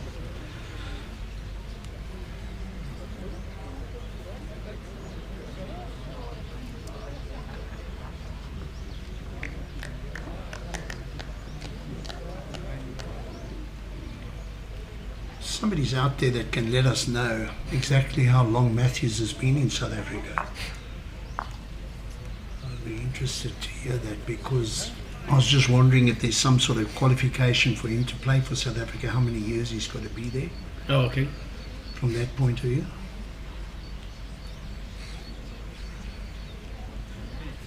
The old fingers. I've tried that. I just have no idea what.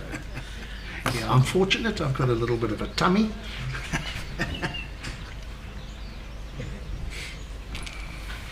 So almost get a wide angle.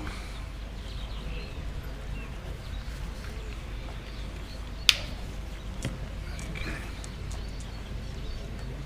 So he's been here. He's been in South Africa for 3 years. Am I correct in saying 3 years he's been here? Okay. Producers on the ball there. Yeah. Thank you. Cole, thanks very much.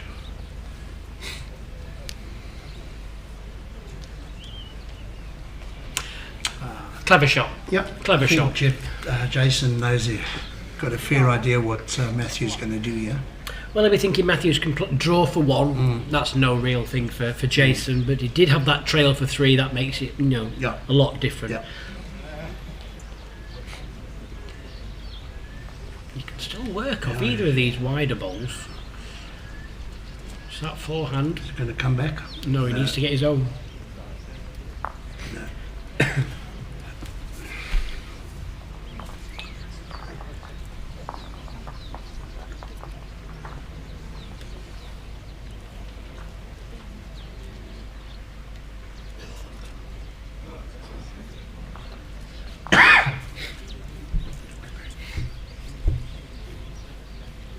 Yeah, I think Cole needs a mention.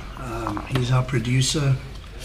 He sits off to the right of us here, and I just asked him just now if he played bowls, and he said he started years ago, not playing at the moment, but plays a lot of other sports, and does a fantastic job with the camera work, very professional. I've watched it all over the world, and Cole, let me tell you, you're up there with the best, man.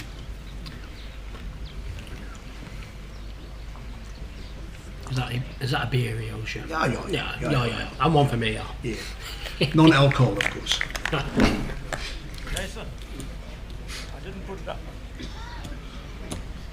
Jason just quickly checking the scoreboard.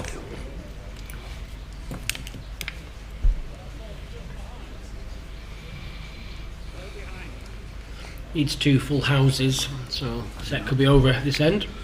Certainly not looking good for Matthews, but that's the beauty, as it were, of this game. You've always got a chance in the second set. And I think we were discussing early on how many times the person that comes back to win the second set seems to have the momentum to win the shootout.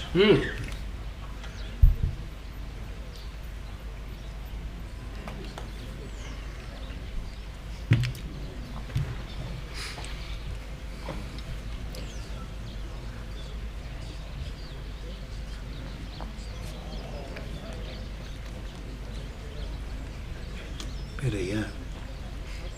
That's a good correction.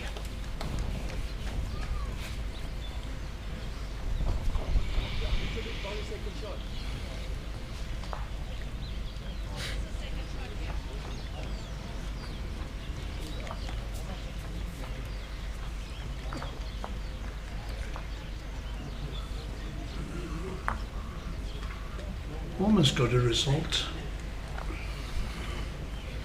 I left my paddles down there.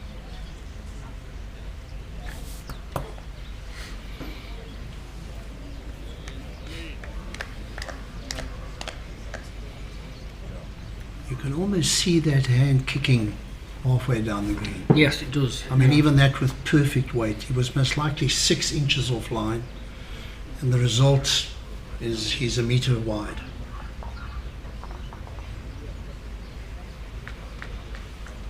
It's about a yard.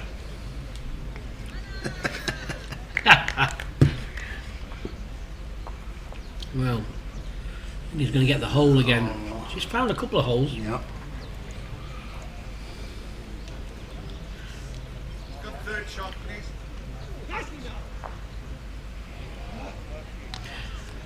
Matthews needs a 3 minimum this end to force the final end of the first set. Jason's not bothered about scoring multiples. He'll be just looking at where he could maybe lose a 2 or a 3. Stop Matthews from taking the opportunity. That's why he was asking there if he's got 1 or 2. Correct. Oh, okay. I don't know how good a bowl that is. It's a good bad bowl. Yeah, I don't think it's definitely not where he wanted it. No. Matthews has got the split for maybe the 3 or the jack in the ditch for the 3. Yeah, seemed to put a bit of effort into that. How's he going to read this hand? Looking good. He's nearly got this. Looking good. He's got it. He's made 3. What a brilliant bowl. I think it's 3. Well, he got a nasty double bounce on the jack in the ditch. He hit the jack twice in the ditch, which forced it 6 inches further to the left. That may have just cost him.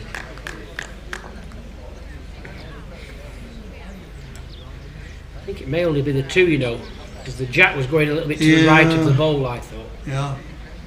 Came back off the bank and went to the right as we're looking at it. It would have been a definite 3.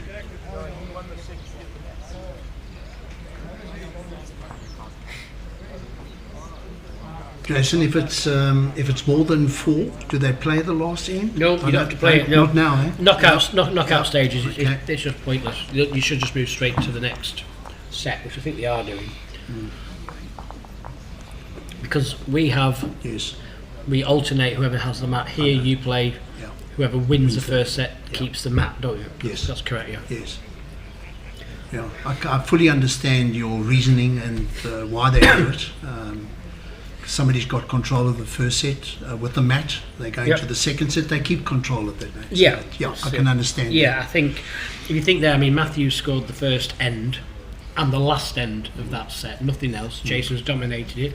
So then you think we're going to reset, but then Jason gets the mat back. Yeah, you play to the conditions.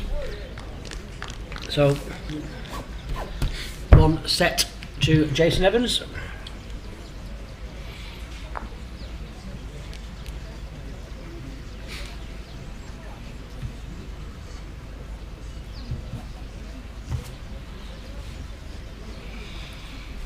That's 3 years.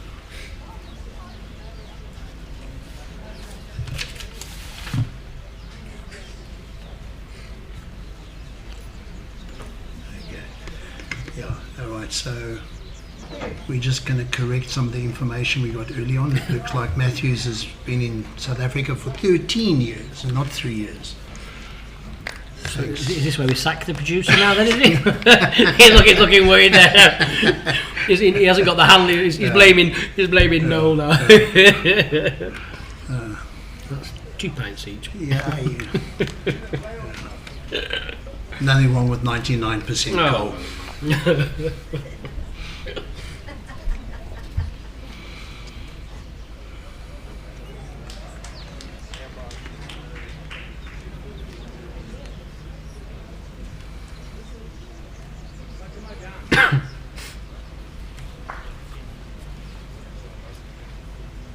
Second shot, please. The one on the right or left? Still got a slight tang of his Welsh Jack accent level? still, hasn't he? Yes, yeah. So much in front of the jack.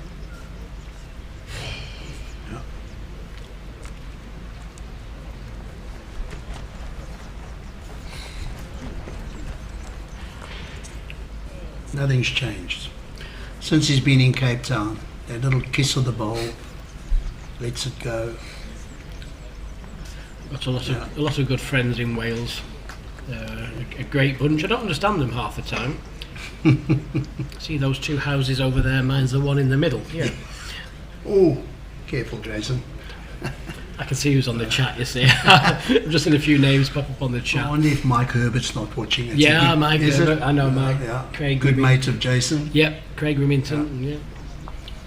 Craig Remington. There's a blast That's from the a past. blast from the past, yeah. Nice and solid on this blue ball. Got it. Done. Great. Great ball. Yeah, that's good.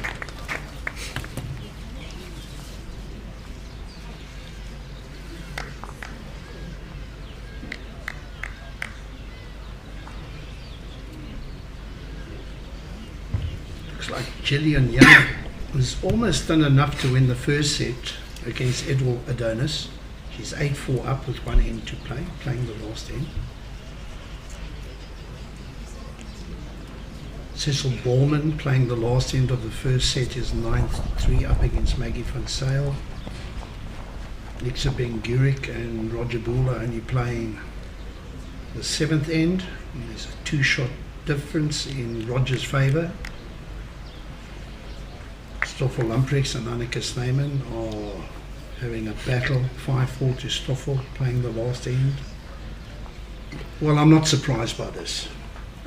And all of you that know Johnny D'Souza from Goodwood Club in Cape Town, they're only playing the sixth end. Now I wonder why they're 3 ends behind. Johnny must be running up after every ball. Great ball again. Johnny's 5-3 up against Tinnis.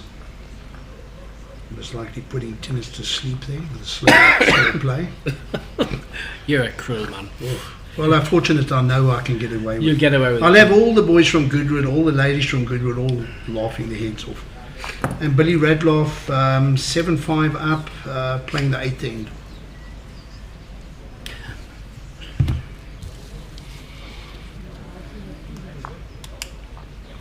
I'm glad I'm sat furthest from the open window.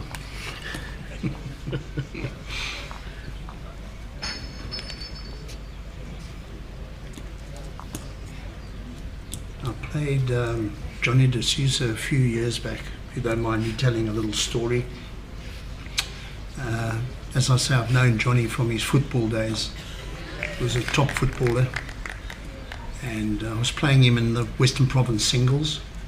In fact, our section was Johnny D'Souza, Tyler Pitcher and myself, and we both managed to beat Tyler. In the last game I had to play Johnny. Whoever won that game would go through, and the score was sort of Peels at 16, and we'd both play 2 bowls each. And as Johnny walked down to the mat to play his third bowl, on 2 bowls, one of his, one of mine, that were within inches, his bowl fell over for the shot. And prior to him leaving the head, I was lying shot. So before he could play his bowl, I called him down. I said, Johnny, just come here. Couldn't quite understand what was going on. When he got to the head, he could see that he was now lying short. So trying to be the gentleman backfired. I lost the game 21-16. Never scored again. You won't fall into that trap again. Yeah.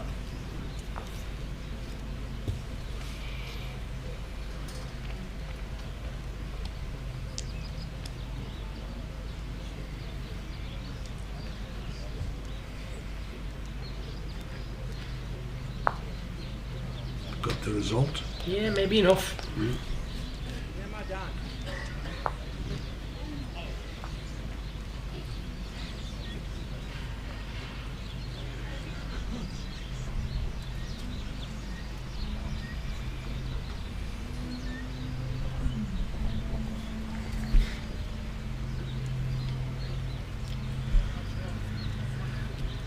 Unlucky. Just a little bit too much weight. The terminology different from the UK? Playing with too much weight, would you say? No, that's the same. Yep. Same.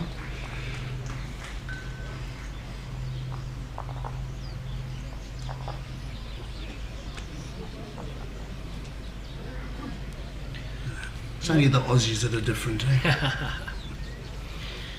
Good shot here on the backhand. Can afford to be just slightly up. He can play Jason's bowl away. If he gets down to the jack, even better. There's that little kick. He might sneak through the hole if he gets a slight touch like this.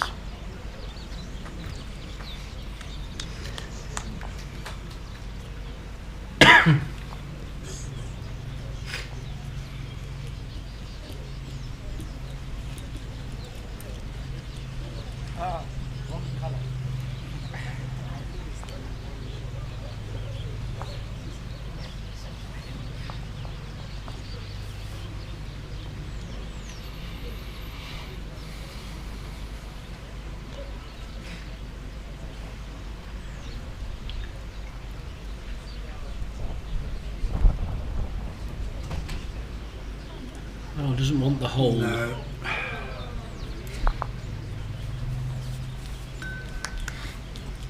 From experience, you've got a better idea. I mean, I would say Jason looks like he's got the shot. I'd go for Matthews. I'm going Matthews with the right hand side ball.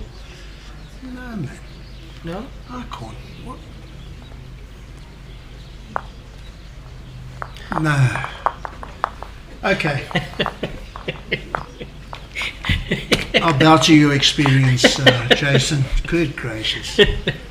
Camera angles, but I should know by now. I'm not superhuman, honestly. No, You're just so used to seeing different angles. Yeah. I should have had a pound on that, shouldn't I?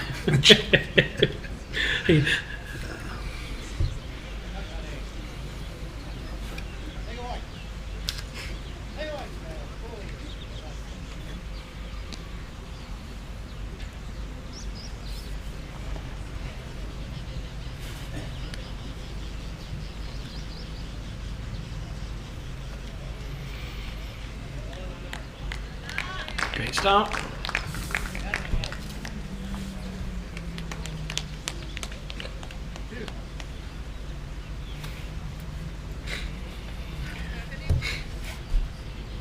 Has the marker turned that? No, I thought not.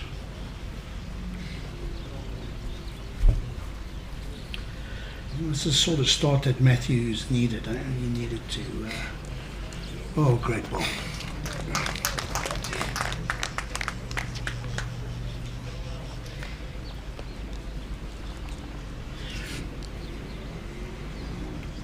Look, is that Mr. I thought Mr. Bowles was sat on the camera stand then. They called him Mr. Bowles, is that correct?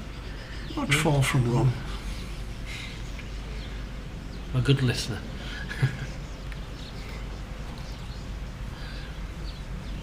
I think he needs to swap his hand, Matthews, there. I'm not quite sure what that was going to achieve, personally. Maybe just trying to get another one in the head first. Yeah.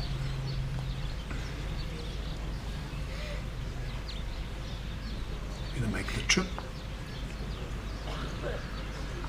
Again, an option. I'd play the backhand myself now. Yard of pace, turn the blue ball, turn the jack round the corner. Certainly with Jason's last ball being on the forehand, I think he's got to change now. Yeah. When you're slightly under it, you can use Jason's last ball. It's, 3 different options.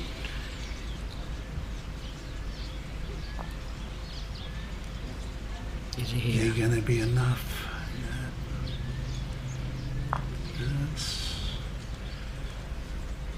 Don't want to be falling short when your shot's down. Shot down, I should say.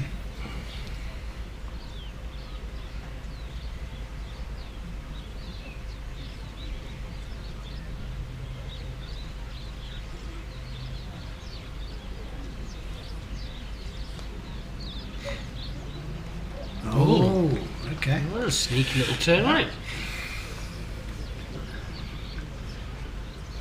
That's them deep grips. Yeah, They come do on. sometimes flip. Yeah. Come on, Matthews. Play a big one, yeah. Seems to be playing with more weight. Will it come back? Too quick. Yeah.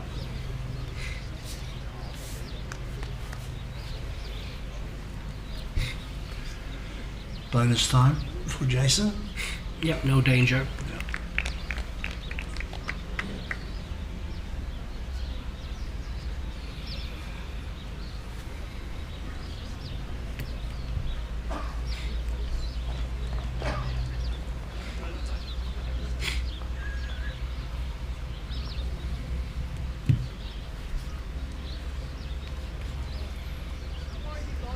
Certainly given it every chance online.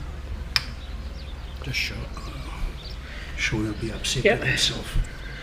Well, it evens the set, Evens doesn't it? 2-2. Yep.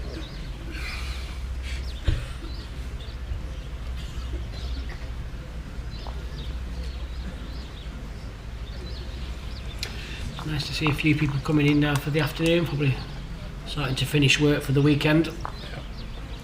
That's why I was quite keen to keep the green running in this direction and just move the settings. I know they wanted to swap it the other way around, but I think the beauty of this rink is the whole length of the rink you've got a viewing area. Yes. I think that's Yes. better. Yeah. Yeah, look, every time they have a Western Province semi-final and final, which happens normally on a Sunday here in Cape Town, they normally use this green and they run it in this direction. I think the disadvantage of running it in the other direction is you get people walking up and down the pathway all the time, which can be a bit off-putting. So I can sort of understand why they've left it in this direction.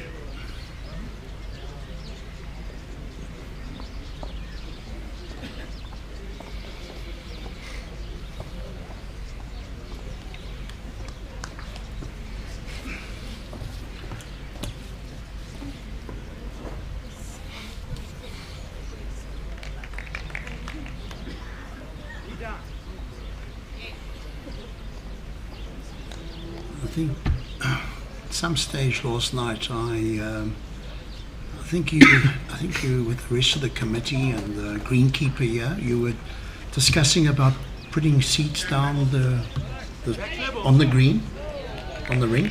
Were you involved in that conversation? No, I wasn't. Because I know a few years ago we played here, and they brought platforms out. So in other words, as you're looking at the screen where the camera to the right is, they had boards running down the side, which single row, but it just sort of made it a little bit. People were closer to the action, and I know they were talking about it. Oh right, okay. Obviously, didn't get it through.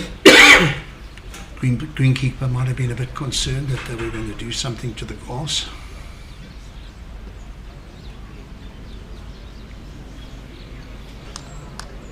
Great ball again. Very good, very good. It's been a good high-class game of bowls. This. Yes,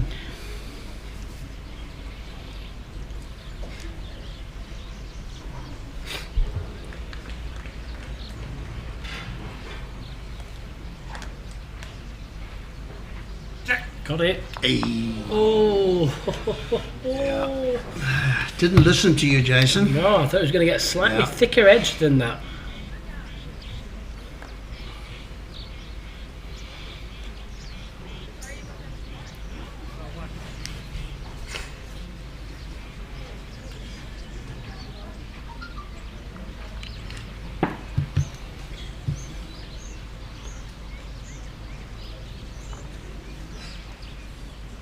To stay away from the jack. Oh, he's played with. Oh, brilliant. Just fell out. Okay, Jason. How many? 1 shot? 2 shots? 3 shots? Definitely not 3. Okay. One and a measure. 1 and a measure. Yeah, I'm going for 2. Okay. I think it's 2. I'm not going to question you.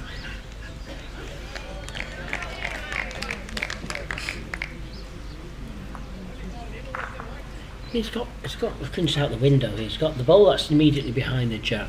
The other bowl to the wing is 8 inches behind.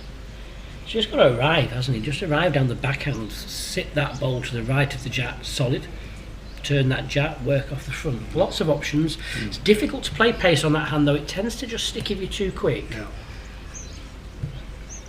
Do you think he can afford to play with the same weight as his last? No, it's too quick. Because if he gets another gap, he's away. Takes his own ball out. Yeah, and he leaves Matthews, very easy shot for a full house. I think he'll be just slightly up. And in a way, that pace will probably be better on that hand. Yeah.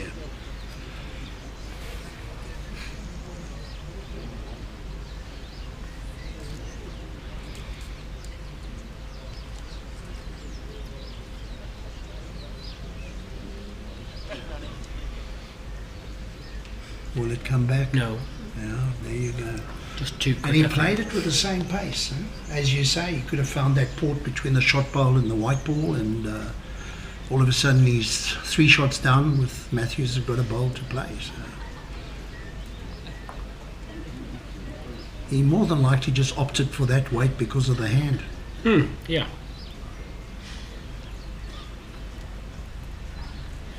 Well, this isn't an easy spare shot because anything just slightly up on this backhand could give the shot away.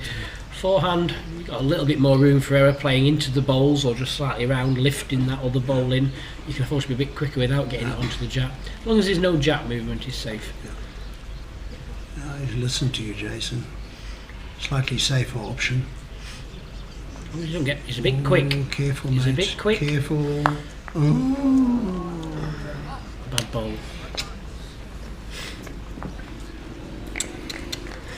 Very got the weight wrong.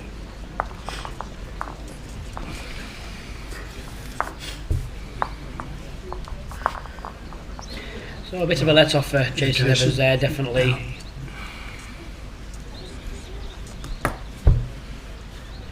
Yeah, it was almost 4 feet to fall. Yeah. Well, Matthew, shake it off, mate. Yeah, forget it. Bad option, but concentrate on the bowl that's in your hand now, and not the one that you played.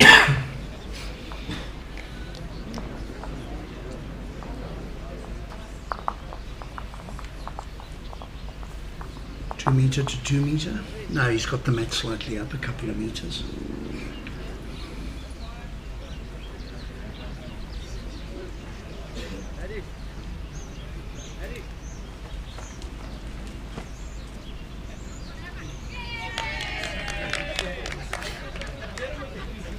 Good start.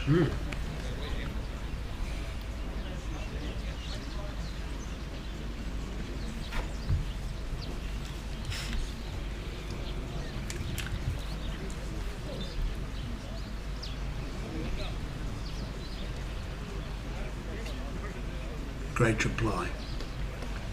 Okay.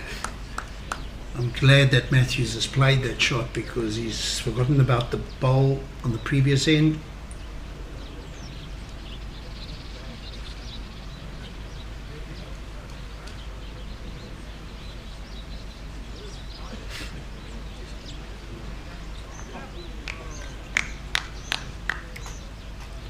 Gillian Young playing Edward Adonis won the first set, 8-7.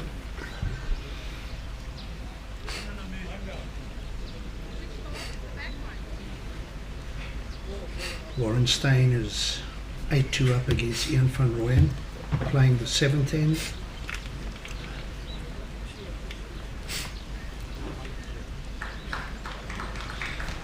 Cecil Borman won the first set. Just started with the second, no scores yet. My ball stack level, please. Next up, Ben Gurick, 6-4 up against Roger Bull, playing the last end, the first set.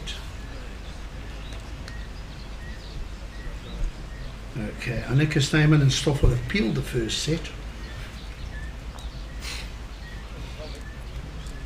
Johnny De Sousa, 6-4 up against Tinus Olofsson, playing the 8th. First set, and here's a tight one. Billy Radloff and Wayne Roberts, 8-all playing the last end of the first set.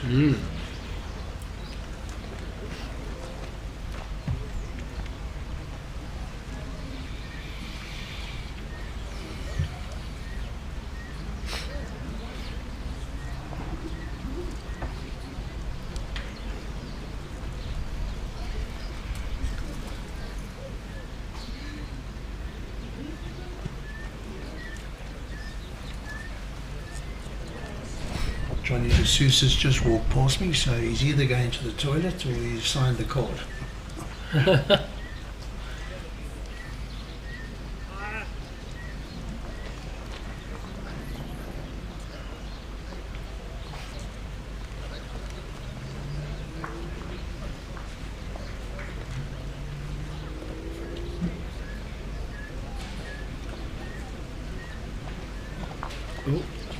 Oh. That's an awful lot better. Matthews had a positive shot for both of the blue balls with a jack in the ditch with his, because he has the best bat. That closes it down. I'm not quite sure it's dragged the jack. Let's see what it's... Two, yeah. 2 shots. Forehand draw. And backhand underneath it if he wants to. Yeah. Backhand will always come back. That would have been my option, but let's see what happens.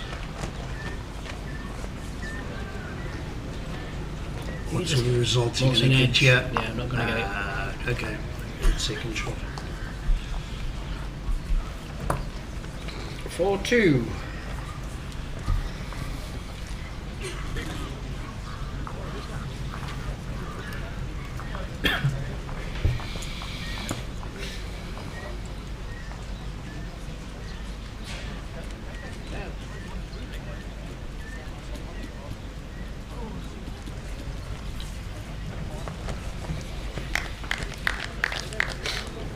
Someone just moving the furniture. Drake's Pride sign, the secondary sponsor for this event.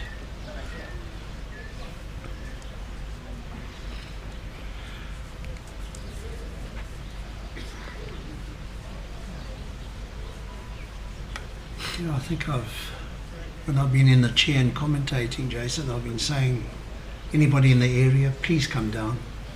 Please support this competition for the sake of the sponsors and the bowlers. Creates a lovely atmosphere if you've got a bank.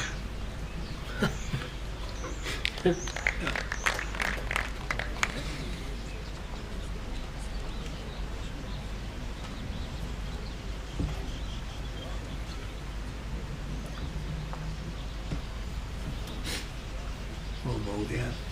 Well bowled, Matthews.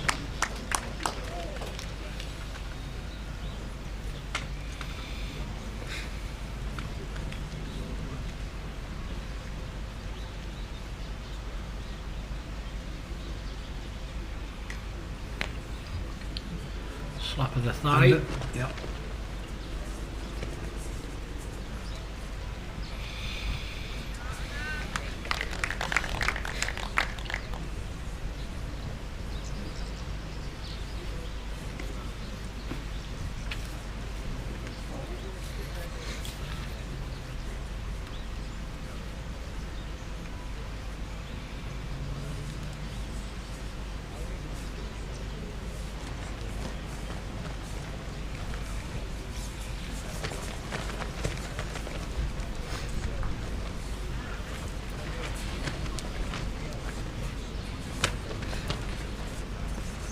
Still slightly under.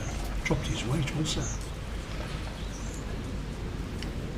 Not like Jason. No, so this is the chance you need to start taking now. Advantage of it, yeah. sure. He's only got one ball to play. Must make this count. Get him straight back into this second set.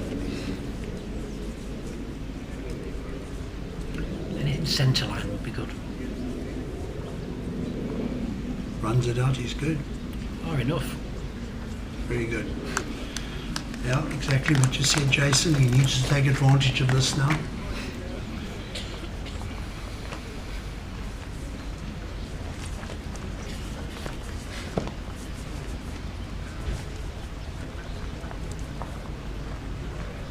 Seems like a better line on that end.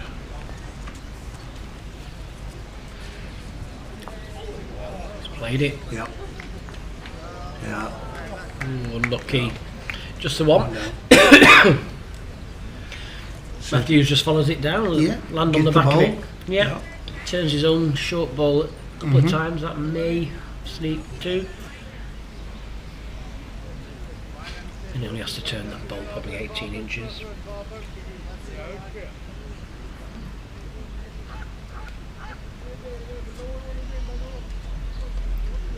Well, could be close, yeah. Here it comes. This is going to be a great bowl. Oh no! Oh, dearie me! Dreadfully unlucky. Everything was right except the result. Good gosh! Didn't think he could get through that gap there. It bent a lot at the end. Very unlucky. Unlucky. Still got a shot. 4-3 to Mr. Evans. 3 to play. Matthews needs to win this set, obviously. Can't afford to draw it, has to win it to force the tiebreaker.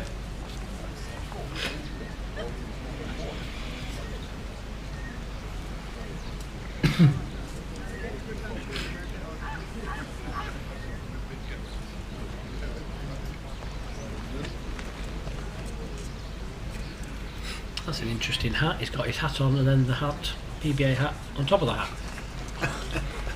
He's got a very fair skin, he's got to be careful. That's not when you wear two Lots hats. of blackouts. Lots of blockouts. I just put emulsion on.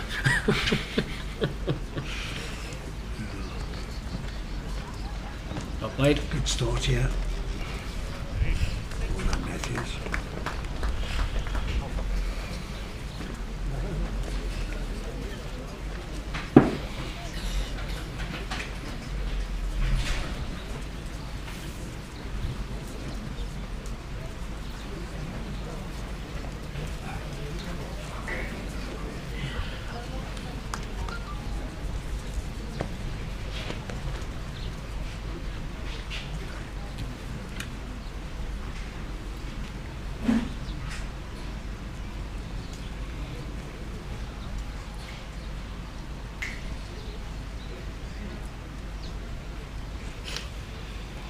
I'll be leaving for a few minutes. I think till the end of the game we're going to welcome Jerry Baker.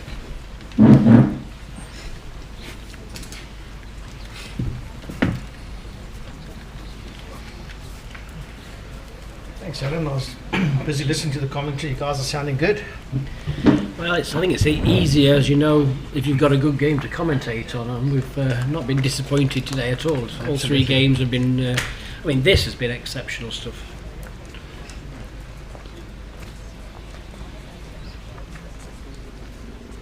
One of them games where viewers would probably want to see it to go to a tie break. Jason Evans not so much, but yes, it's worthy of a tie break. Yeah, I saw the shot where Matthew, was drawing a bonus and actually sold the shot, and you can't do that in sets play, and you can't do that against Jason at the best of times. It's difficult enough to get a shot. Yeah, he was just probably 4 feet up. He played. I thought he played the right hand because he could afford to be just up slightly, run into the bowls, not get that jack movement. But he was just, just that 4 feet heavy. Thank you.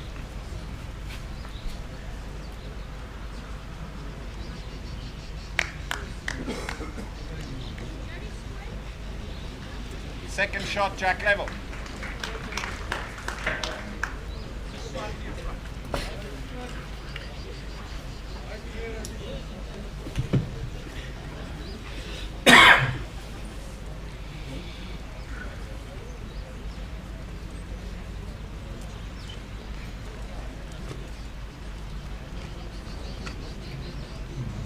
Jack, yeah. Okay.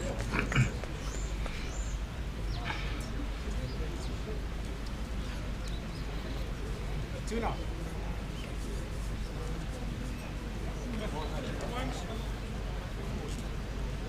One in a measure.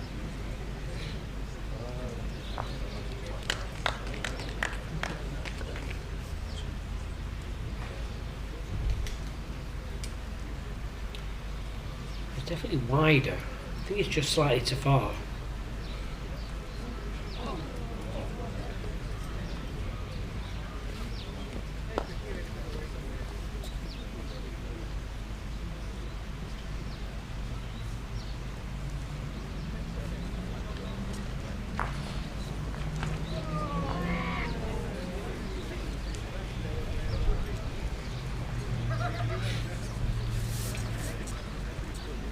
So I've been walking around the game out there that's really intriguing is Wayne Roberts against Billy Radloff. They drew the first set, and after 6 ends, Billy Radloff 6-4 up against, probably after this morning's game, the tournament favourite in terms of Wayne Roberts. So probably. I think that was always going to be for me the pick of that half. Yes, absolutely.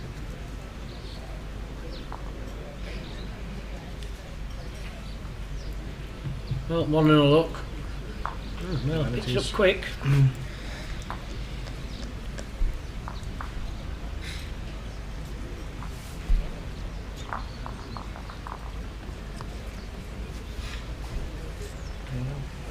Some scores from around. Gillian sneaking the first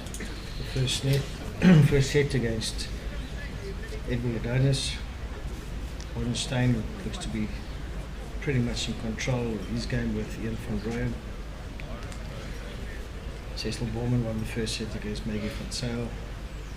So did Nick Shea against Roger Bull.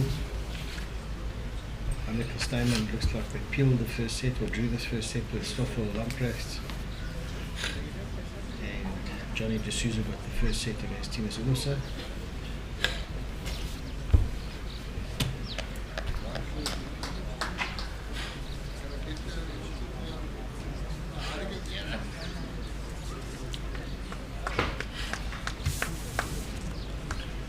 Decent start.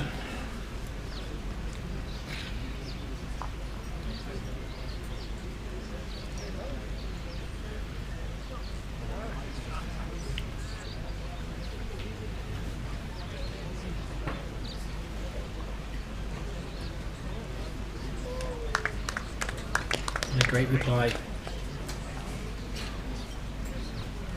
So anyway, Matthews can get back into the set and get the set. Is there anything that he should be doing better, or is he just hoping that Jason misses? Yeah, I think so. They have actually in this game been chopping around a little bit the length, so quite a long length before. I think there's been some great shots played and a little bit of misfortune, if you want to call that, from both players. Well, I think it's been, I'd say Jason slightly more consistent.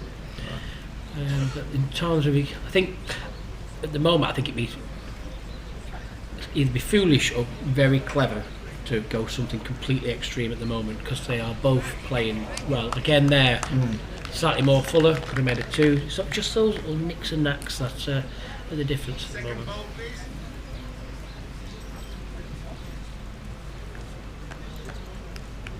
This is the second shot. Jack level.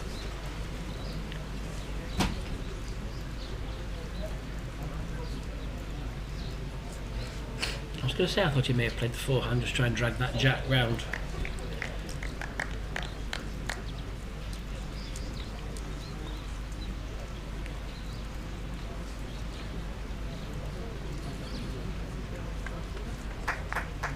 He's played it well. Something very similar for Matthews. It's working off those bowls. Get it nice and clean would be very good, but there's definitely 2 bowls he could use very well there. Just shoot well into the funnel and just pray for a little bit of luck as well.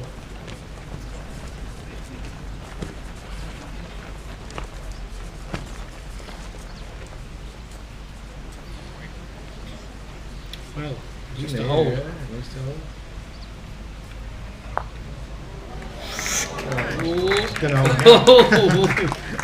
Yeah, it stayed up.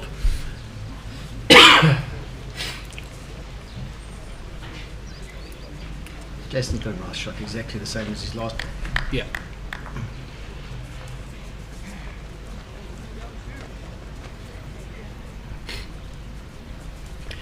I mean, even if he just sits the ball down, that'll be enough. The jet will travel far enough. Yeah. And he has the same option, working off a couple of balls on the side there. Nothing for tight. Yeah, like you said, nothing for narrow. There's got to be, wide. He's got plenty of options. Yeah, if you're going to miss wide.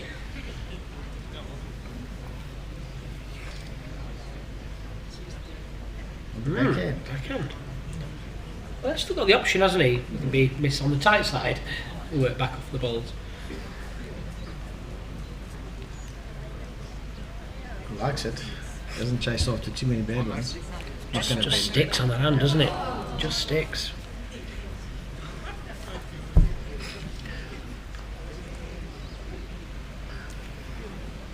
Very difficult draw, yeah. I think Matthews would be taking one if I was him.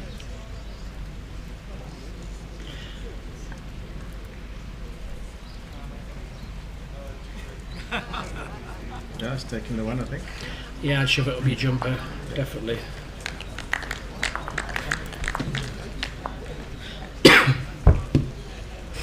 So going into the final end, Matthews needs a 2.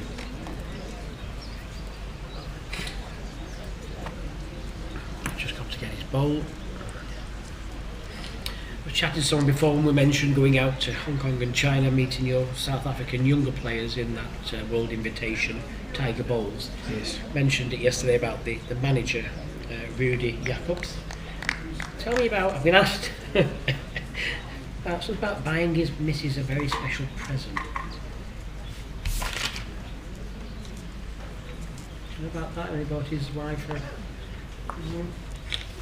I don't. Do you know? No. I don't know that. I was informed he'd decided he would buy his wife a special gift, and that gift turns out to be a lion cub. Oh, right. Yeah, you don't know that one, no? No, I don't know that one. I'll have to get Alan with it. Unbelievable. Having met him, he is that kind of character. I was going to say, I wouldn't put it past Rudy.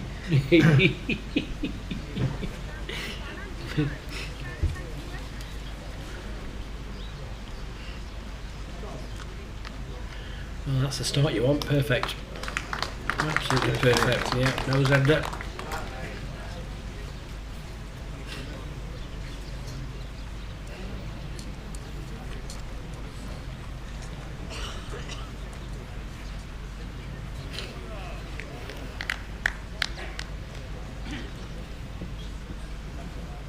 Oh, close, yeah. Ben more at the end, look. Oh, wow. What a great shot, Jason.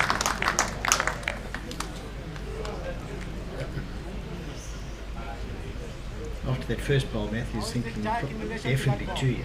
Yeah.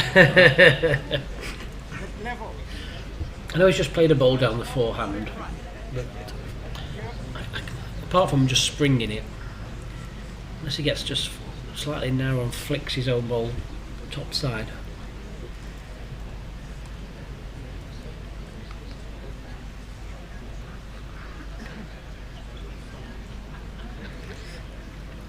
It's down the island, yeah. Gives him options.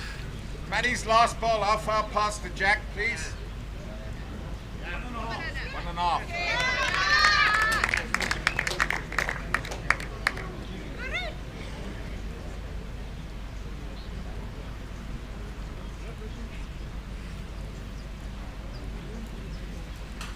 Wayne Roberts has galloped into a 9-6 lead there. Oh, has he? And oh my goodness.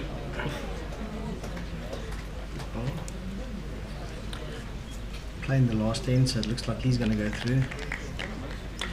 What would you do? I'd force it down the backhand myself. Try and force the ball into the jab for too early on. Look at the forehand. I don't think the angles are just as favourable. Yeah, so his backhand, his backhand finds, Matthew's backhand finds his brown bowl. Certainly the shot bowl's gone at the worst result. If he gets the outside of his bowl, he might actually get both. Get both, and if he gets it really solid for the jack, he's got the best back. So it's definitely the backhand. He can pick his pace, I think, and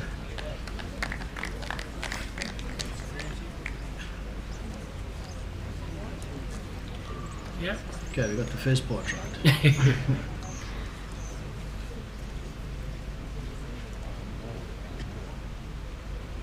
Well, is he here? Not far away. What a great ball. There's good one. Yeah.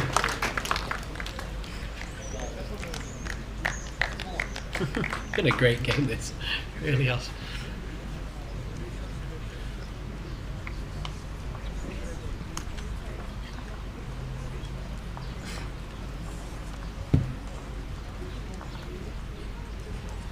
I don't think Jason can be too fancy here. I don't want to start flicking jacks around and give Matthew a meter to draw 2.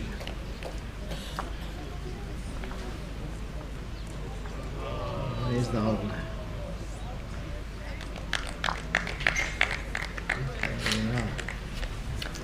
Forehand trail, forehand solid onto his own. Forehand trail, forehand. 2 feet to a yard of pace. Absolutely. Drags the jack, that's good.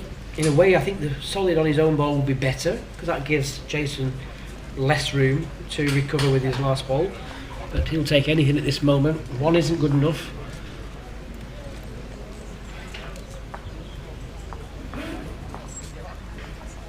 And even if you certainly use more than less weight. Yeah, spotted the same shot. This to stay in it.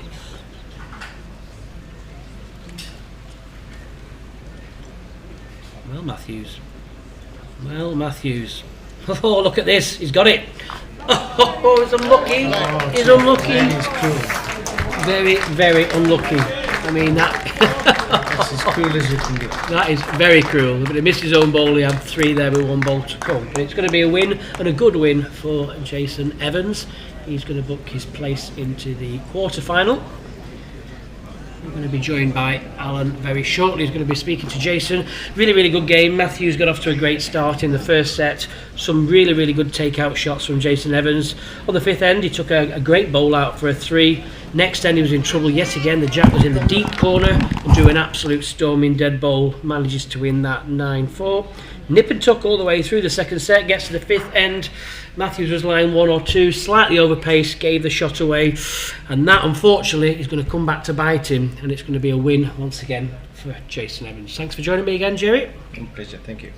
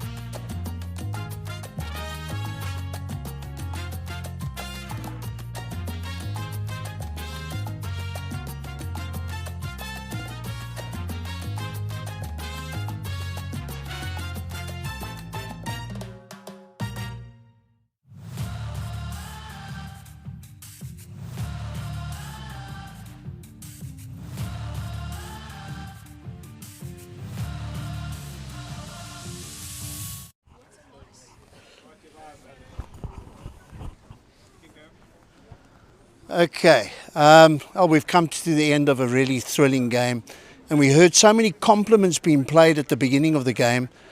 Jason's come out on top, but Matthews, the experience?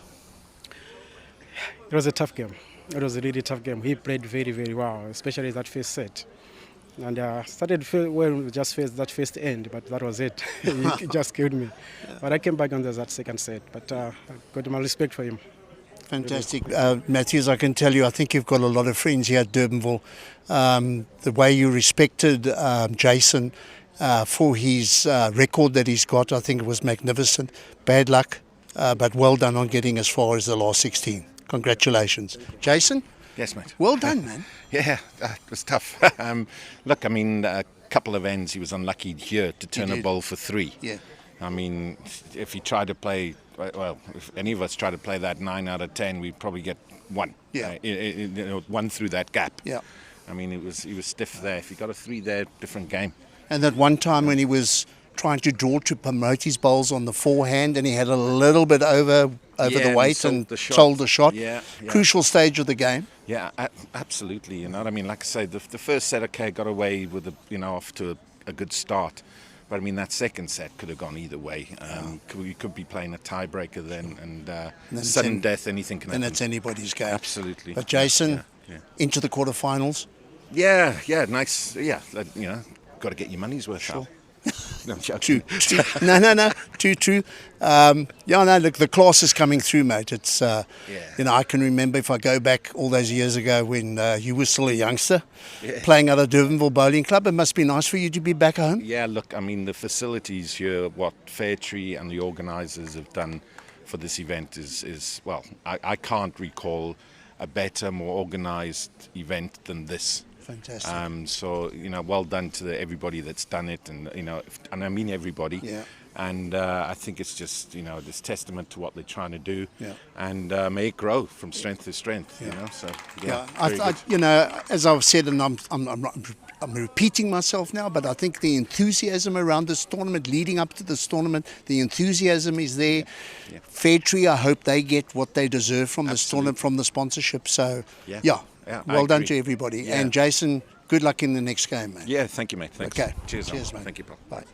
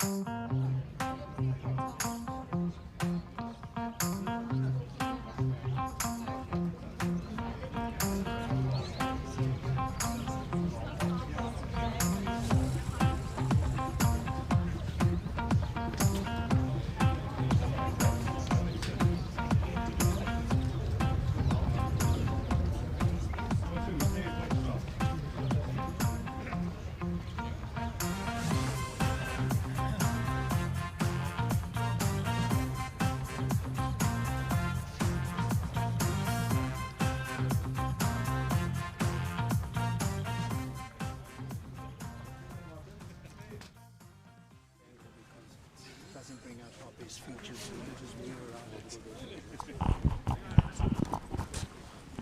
All right, we've got the singles out the way, which was fantastic. I mean, we just witnessed Jason beating Matthews Piri in a very, very good quality game. He happens to be on the same rink at the moment. Jason, a bit of an unfair advantage? Well, you got 2 bowls now, so I'm not sure. you can nip one, hook one, and pull one. And that was 4. And the 2-ball format? I mean, this is the way we're going to play it at Potter's Resort. So yeah, I think it's good. Yeah, fantastic. Shaun, welcome to Cape Town. How do you feel about playing a province, boys? Yeah, thanks, Alan. Half my life I was born in Cape Town, so I haven't played bowls much in Cape Town, but I know Kevin and Peter. I made my debut against Kevin, so if we have half that game, it should be a good spectacle. Yeah, the quality of the bowls, I've no doubt, will be top notch. Peter Harvey, my club mate. Peter? Hey, Al. Yeah, mate. Big game? Big game. Yeah. Looking forward to it. I mean, I've really enjoyed this whole competition a lot. And to open the pairs with a game like this is a toughie, but we're looking forward to it. It's almost unfair. I don't think it's fair at all. Kevin, Yeah. you've been on this rink. Yeah, been on this rink, just looking forward to it, and yeah, going to give it all. Fantastic. Guys, get him close. Let's have a fantastic game. Good bowling. Thanks, Al. Cheers.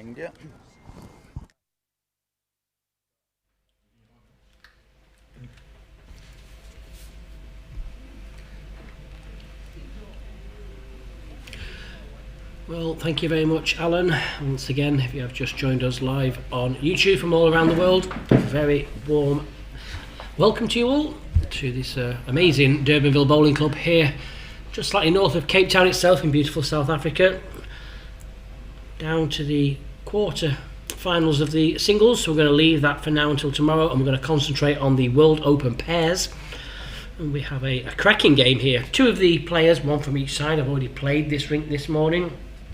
But to be fair, in between the sessions, which have been almost 40 minutes, we allow all the players to play on the rink anyway. So I don't think that will come into effect at all. You know, these players are experienced enough and good enough to just put that behind them. 2-ball pairs, as you know, it's a difficult game if you're struggling. Incredibly difficult game. This is, there's no, as Jason said, there's no nip one, slip one, pearl one type of thing. You haven't got a chance. You know, your first one has got to be there, and it's good in a way, and it's a completely drawing game. You know, you only got the 4 bowls, like 2 games of singles, so it'll be interesting. It is a great tussle, Jason. You know, they Kevin was early on the side. I'll talk a little bit about the Cape Town pair, and then we've got from Gauteng, obviously Jason's just finished on his record and everything speaks for himself, but then you got Mr. Bowls, that's Shaun Thomas. He goes over to the World Champion of Champions later this month in Australia, so he's on top of his game. So I think this will be should be a cracking game. It'll be disappointing if it's not. Great start by Shaun. Yeah, it certainly is. Yeah. Well, you can only go backwards, not going to improve from there. So,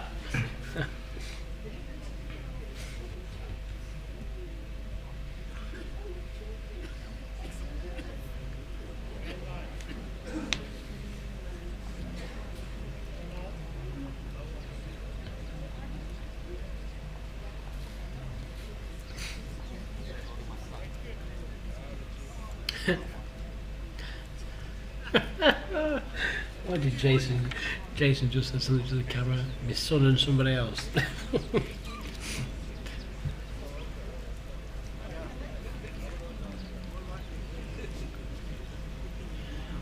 So Peter Harvey here, the skip in green. Not seen Peter play yet. Do you know much about Peter? So Peter's been around a long time. He comes from good stock. His father was Tommy Harvey, which was a member of Belgravia Bowling Club in Johannesburg. He was, in the old days of the Springboks, he was before my time, but I believe he was an incredible player, a very gifted player. Unfortunately, he died at a young age from cancer, I believe, before my time. And then Peter's one of the nice guys. He's one of the gentlemen of the game. Plays out of Constantia Bowling Club. Come under it, Kev. So Bad ball.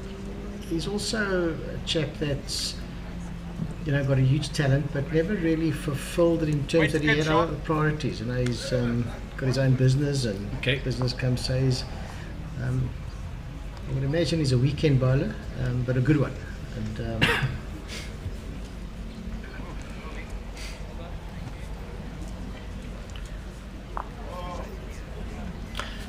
so a slight touching out the back door. It's going to be 2.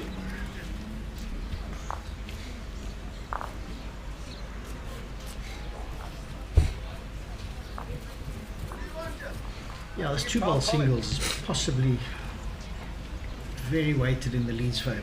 The end of the better the lead is going to give you a massive advantage. At the back end. Yeah, 2-ball singles is 2-ball pairs. Is almost one from the front. Absolutely. If you've got a really, really good consistent player, puts that back player in under pressure all the time. I mean, so if you don't make it with your first, you're under pressure again straight away, aren't you? It's an interesting game. Personally, I think I prefer more 3-ball pairs. I find it a bit more interesting. I think selling it, I think, is slightly more interesting. I can understand why it's 2-ball pairs. I sometimes just find it a tad boring, if I dare say. No, you can't manufacture any shots. There's nothing to. I think it's almost a game of singles, but with 2 players. Yeah.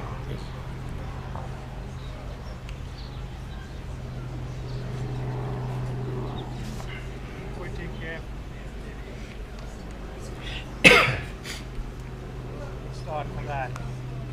The line's good, Shaun.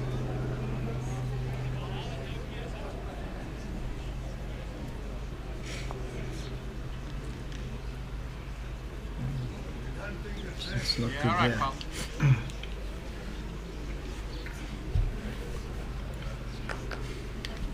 Kevin draws a front touch, he virtually guaranteed a score in the second. Yes, exactly. Yeah. That's the point you're making.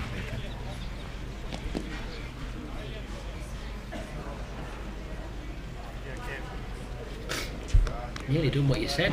Just finishes slightly past. Finishes centre line. It's very good and has done.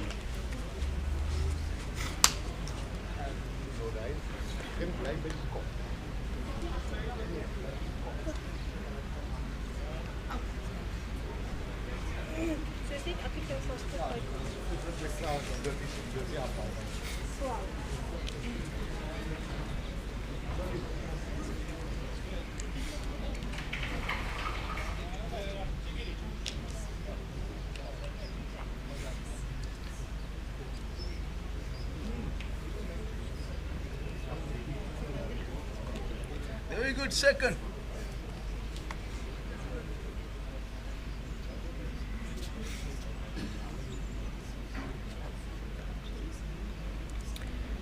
Slightly different delivery to what we've seen, I think. It's more shoulder. And from my understanding, it's identical to his father's delivery. Oh, It's really? It's really a push, It's from- brilliant. yeah. Interesting.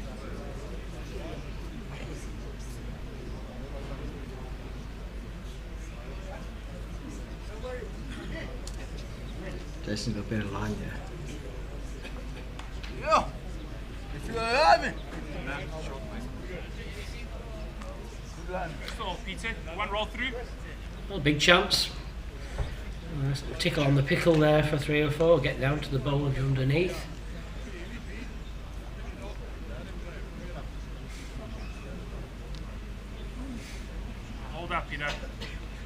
Can you get the jack solid? Nice and solid. Oh, well played. What a great ball. What a great ball. Is that 4? I'd say so. Yeah.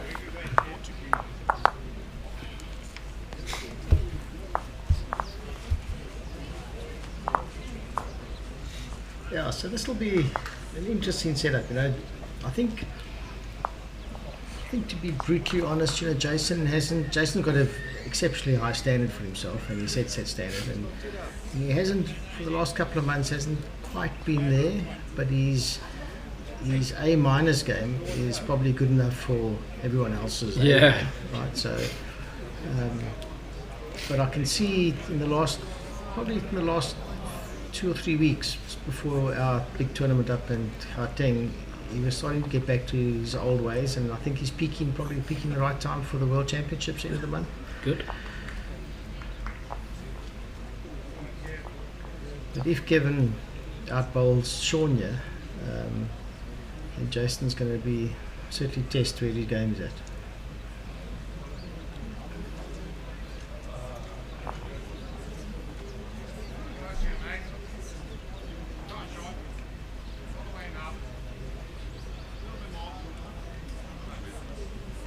Good start, and I think Shaun's backhand he'll back his backhand before his forehand. So, although he's sticking to one side of the green so far, I'd almost be inclined for him to go around the clock. Tighter, Peter. His backhand he's got a better percentage.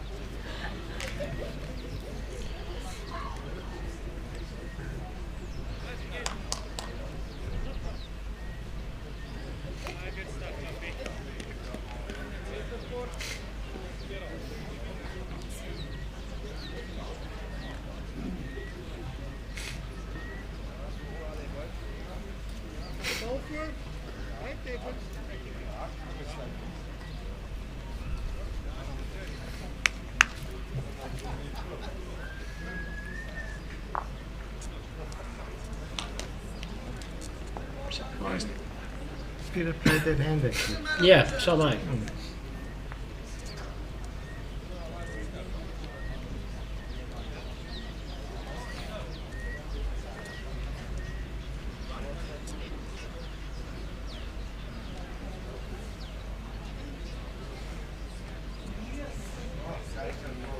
Oh, unlucky. A little bit quick, but could have gone with it.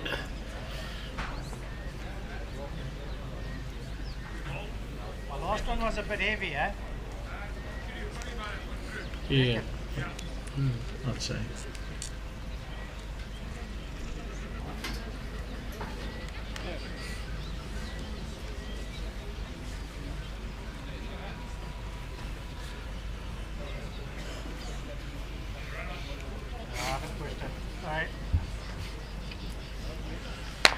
Well, can have a quick look whether it's 1 or 2 seconds. If it's 2 seconds, he may elect to play a bit more positive, or he can still play something very similar and drag the jack again for the second time. Can't he? It was very good. Try and set the ball then, Jack. How far's it got to move, mate?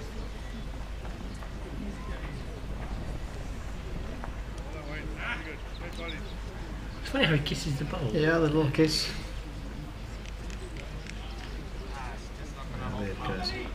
I'll promote that in for 2. Oh, he's been Really got lucky. Yeah. Phew. I think in this section, in this particular pool, the other two are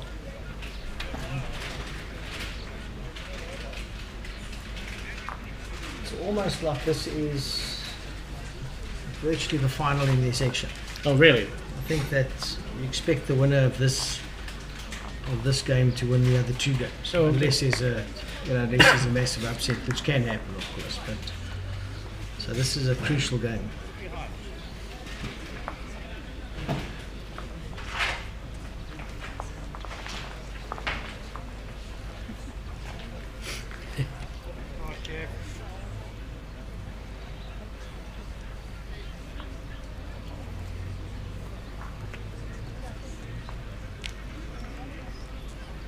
Plenty of room, pal.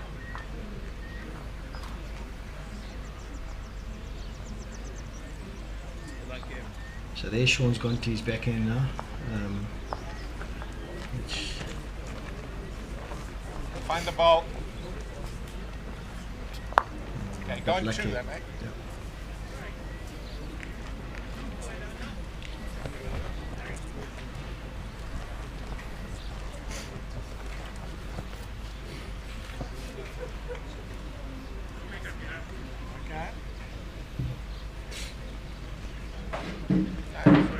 Throw it out there, bud.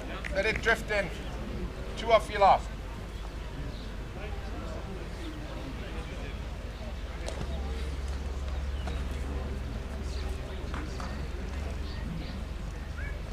Come on, pal. Here we go, mate. Well done. It's much better. Come on, bud.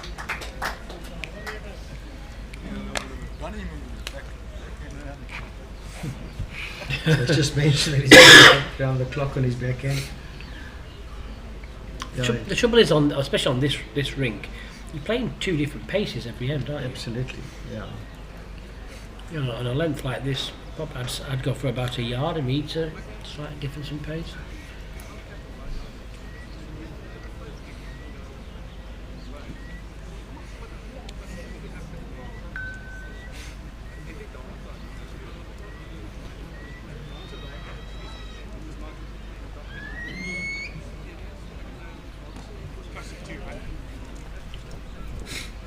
Yeah, Peter hasn't really settled yet with the speed. It's been heavy the previous end, short this end, so he's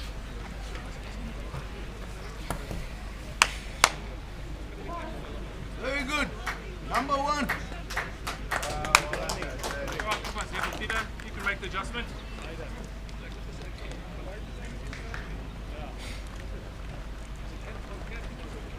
Have you got the rule here? Can you, in between sets, can you swap from lead to skip here? No, you can't. You have to stay the same for the game. So the minute you, okay. Alright, no worries. Okay. yeah. So it looks like they'll get their 4 back here. Yeah. That was a bad end, wasn't it, for them? Yeah, okay. yeah. They'll be All 4 disappointed balls. with that, yeah.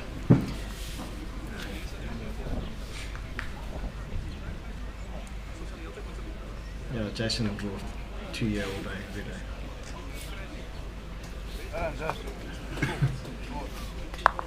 So 6-5 the score for Jason and Shaun after 4 ends.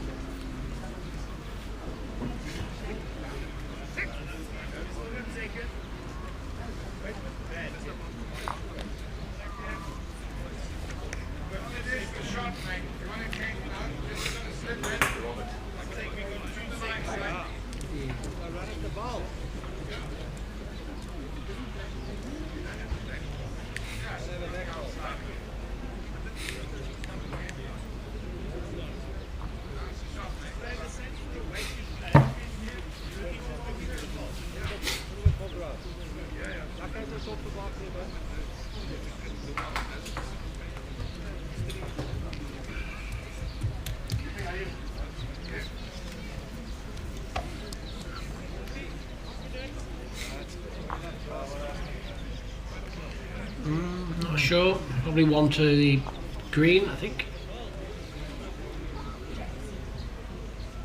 I'm surprised, Jason, that they've opted to stick to their hand, you know? Yeah. Especially going that direction.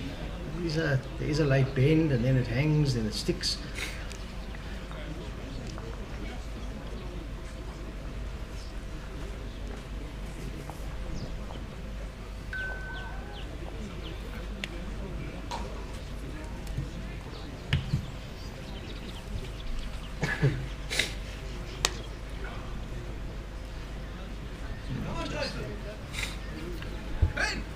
Yeah, it's better.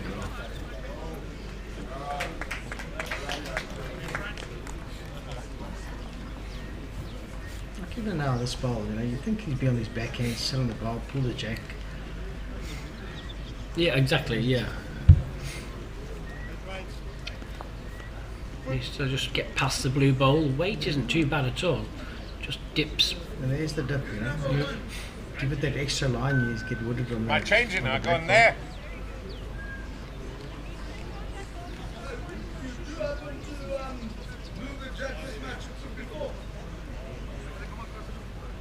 That jack level, man.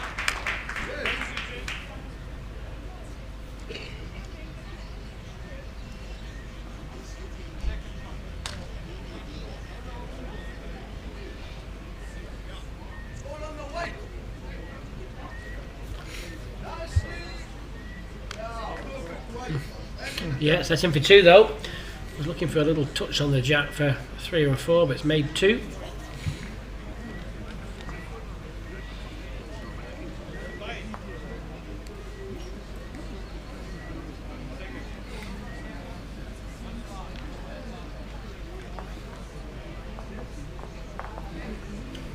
If he's going to play slightly weighted shot looking for Kevin's bowl off one of Jason's bowl, I think it's a sign that he's got no confidence in the draw.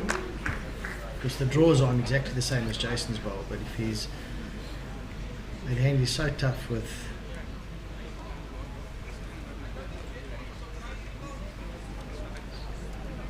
Wide. Seems to be very wide. Oh, I don't know where that line is. Yeah, well then you mustn't play the hand if you know where the line is.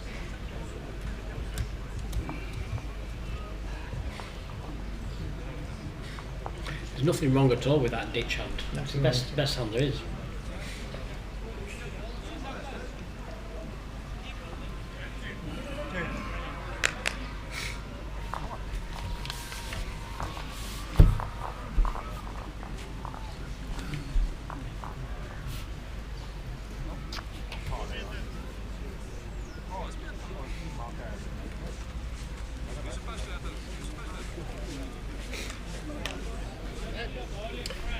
So another 2, they extend their lead 8-5 now. Ends are starting to tick away. 4 ends remaining. You know, you think that the local pair, the local Cape Town pair, if they don't score this year, that's the end, virtually the end of the set. I think.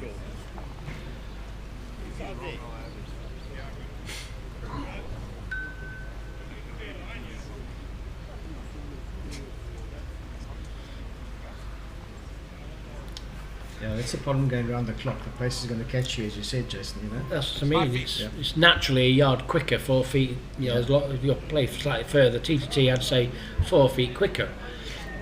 It's going to catch you out. About 5 feet, eh, mate? This is where they need to put them under pressure. Now, there's been no pressure as some people put under.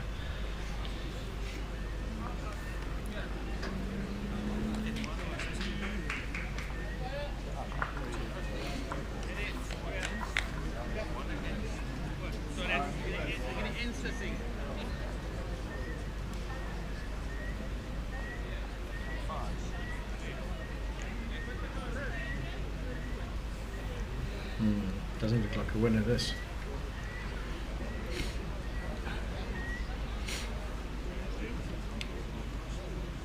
You weren't far off, mate.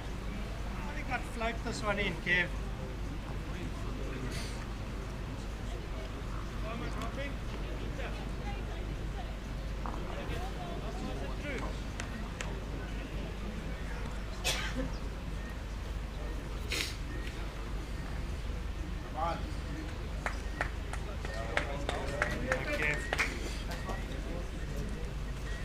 Well, the line 2.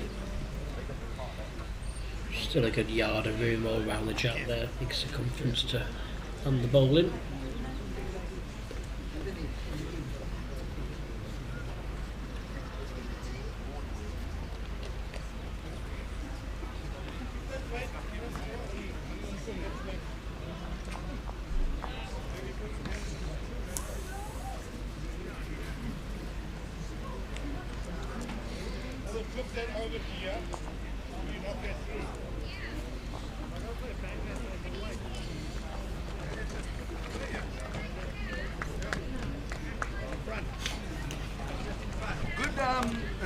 In for the shot. I just try and draw with my first ball, try and get another one clear. I mean, there's no point in attacking that. Jason's going to put another one in there all day long. Yeah. So just try and get another, draw the shot, and get a close second to give yourself a chance with your last. Settle.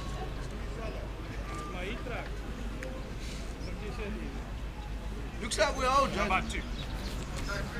You're 1 foot through, but if you tickle it, it's good. Shaun likes his own bowl, so.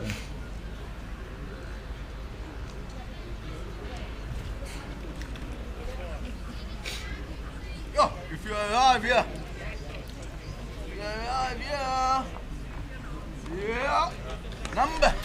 Just too much room, unfortunately, for a player like Jason Evans.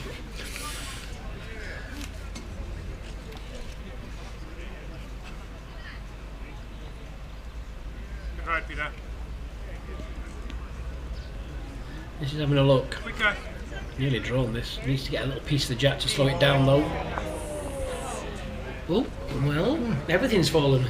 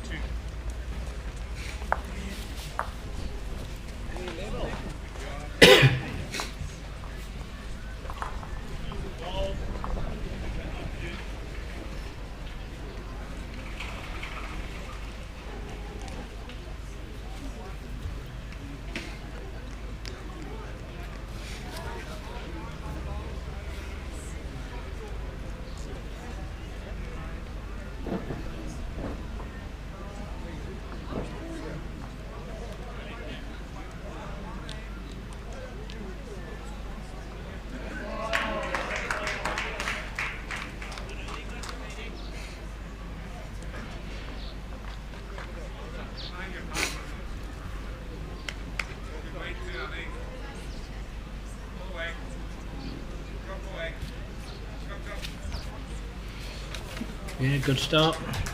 Great start for Shaun.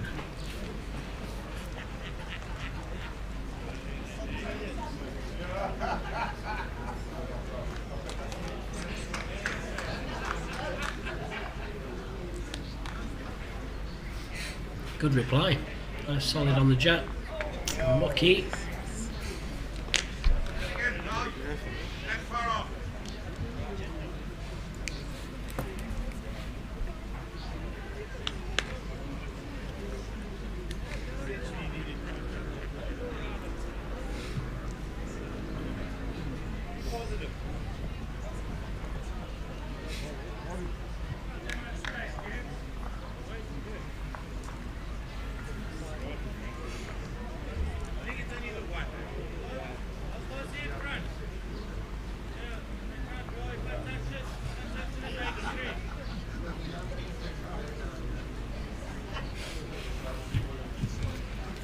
When difference has been when Shaun's held shot, he's held a good shot to put Peter under pressure. When Kevin has held shot, he's had Jason still had 2 foot or 3 foot to draw. And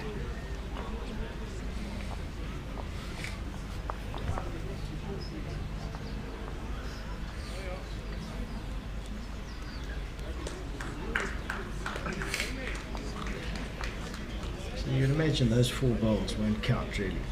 Yeah, you wouldn't think so, would No, you? wouldn't think so.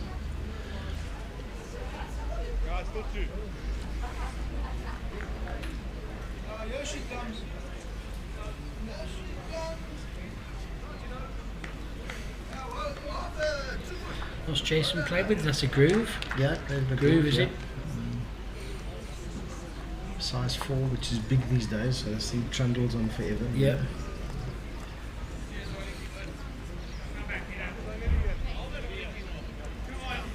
Can you get over that patch? He just needs to run, doesn't he? No, just on that green patch.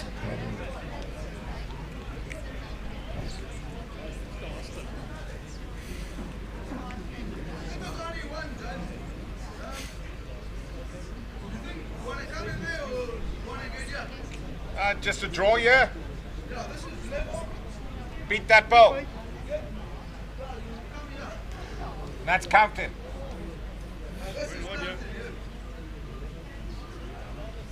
Stands at the back of the match, Jason. Forces Yeah. him to take quite a decent step.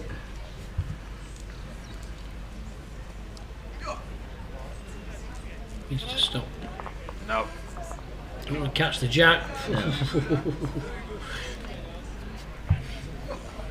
I can get in there, Kev. I think I can get in there, otherwise I must change. Nah.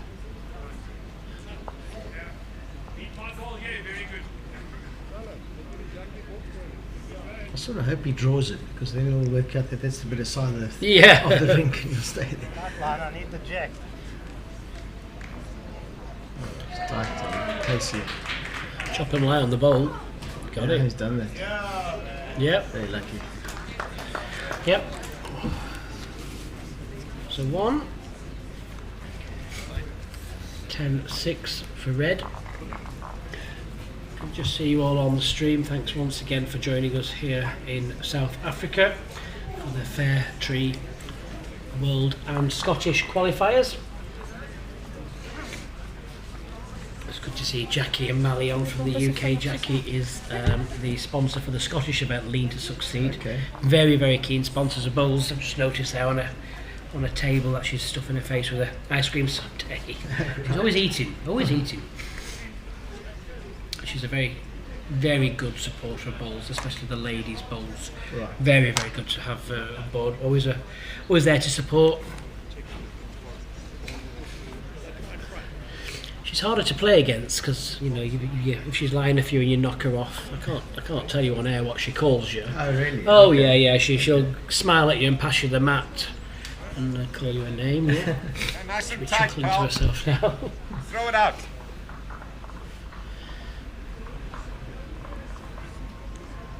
Yeah, I love the line. Yes, Shaun. Make a journey.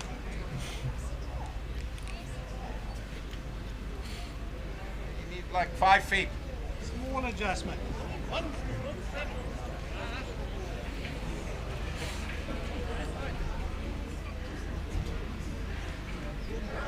Keep waiting, Kev.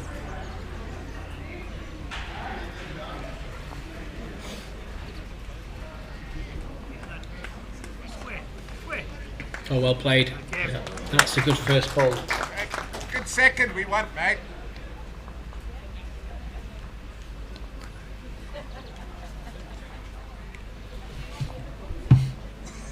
Like to see a bit more, maybe. Okay, run hard. Hard.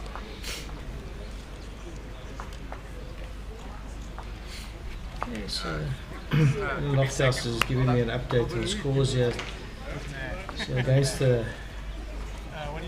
run of play, Anton Gianni and Funay Nordia 1 set up against Billy Radloff and Tinus Ulusa, and 2-0 up in the second set.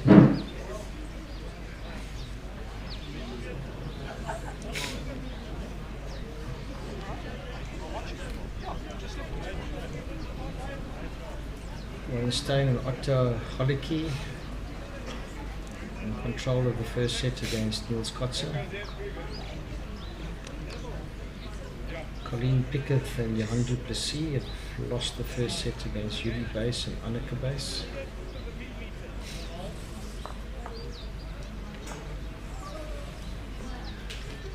Matthew Perry and Jenny Jones as coach won the first set against Monet Skeepers and Megan Ferreira.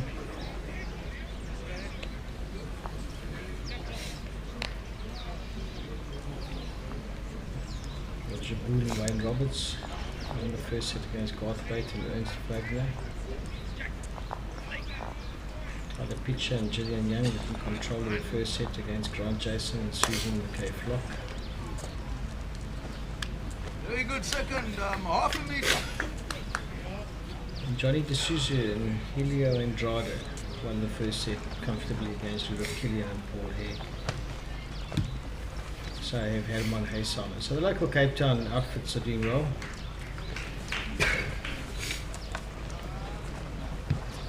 As you would expect. Weight was good. Thank you, Alan. You've got second shot, Jones.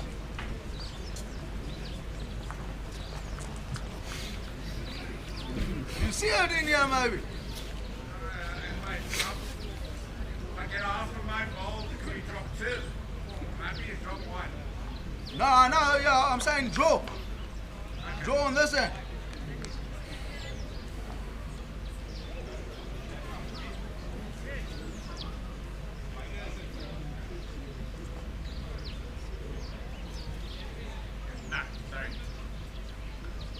No problem. One.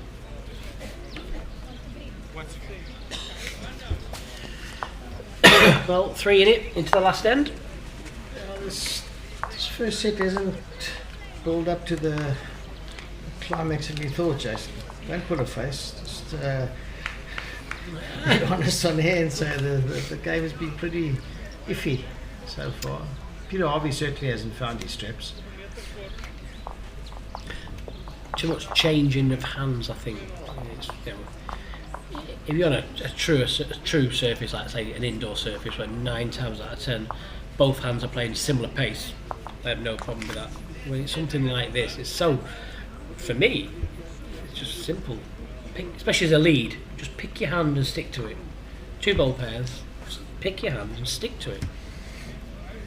You're going to play the heavy hand all day, play the heavy hand all day. You're going to play the quicker hand, do it.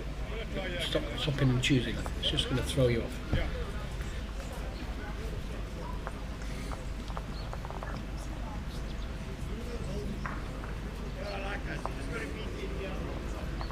Quick.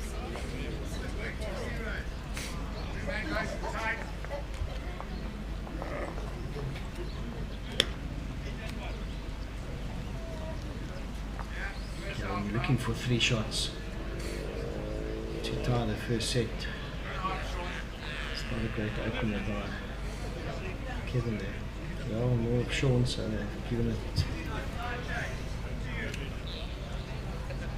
You say it's not in the line.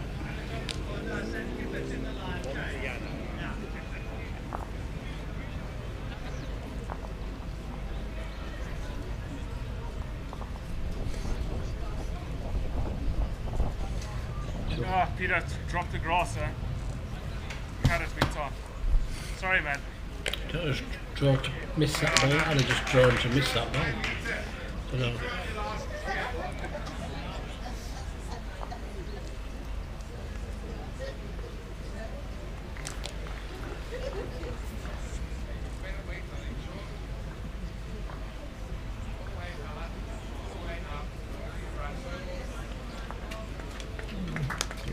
Difficult to put 3 inside that.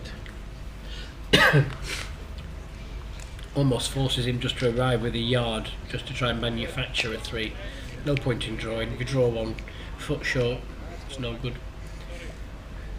2 feet past. Give yourself a chance. Correct. Exactly.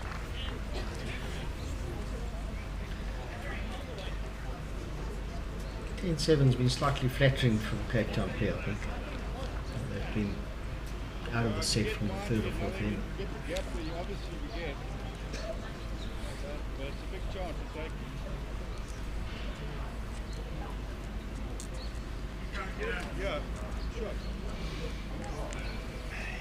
Good weight for that. Yep. Jack. Played the right shot. All Jason needs to do is just launch one down the back here. Stop that count. Somewhere just slightly to the centre line of that last bowl, isn't it? I don't think that's going to get there. Nice chance now. Come on, Peter, play a good shot. One more weight, Kev.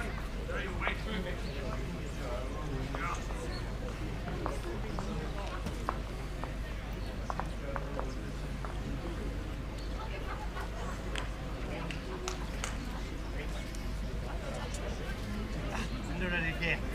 Okay. Well, that's the first set. Doesn't need to send anything else. 1 to Jason and Shaun. Yeah, and I'm going to hand you over. I'm going to take a breather, Jason. I'm going to hand you over to bowls player extraordinaire, Adam Lofthouse. Thanks, Jerry. Enjoy your break.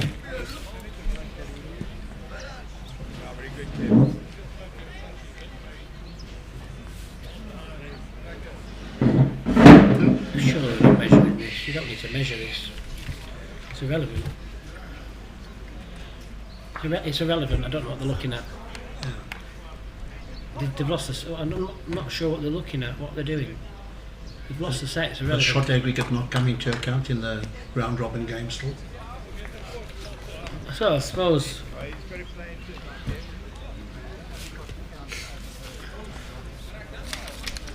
look at the round robins. There's never been a shot between anybody. It's easy. And there you go. In. It's easy. And, yeah. Yeah, I must say I'm a little bit disappointed in the performance from my hometown boys here from Western Province. I certainly know that both of them can play a lot better than what I've seen on the shrink at the moment.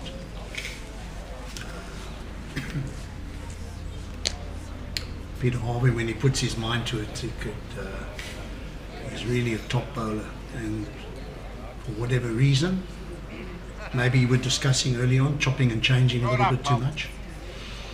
I hope we're not tiring viewers about the rink and the way it's playing, but I mean, you've got to call it as it is.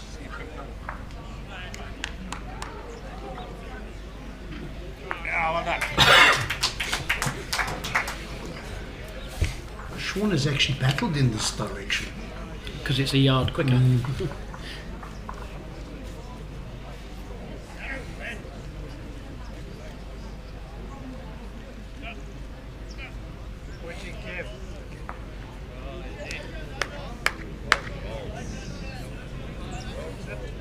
Lost his ball. No.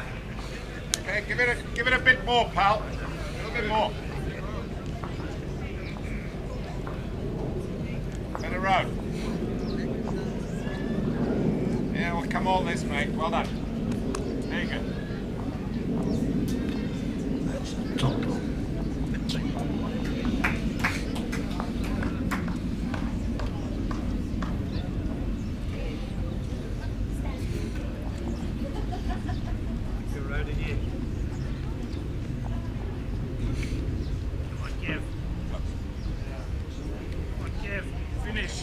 Well played. Oh, it's unlucky. It's unlucky, it's given up. Go to the toucher. Yeah, toucher. I'm reaching this, Shaun. I suppose whatever you, any contact here, we score. Split. Black play.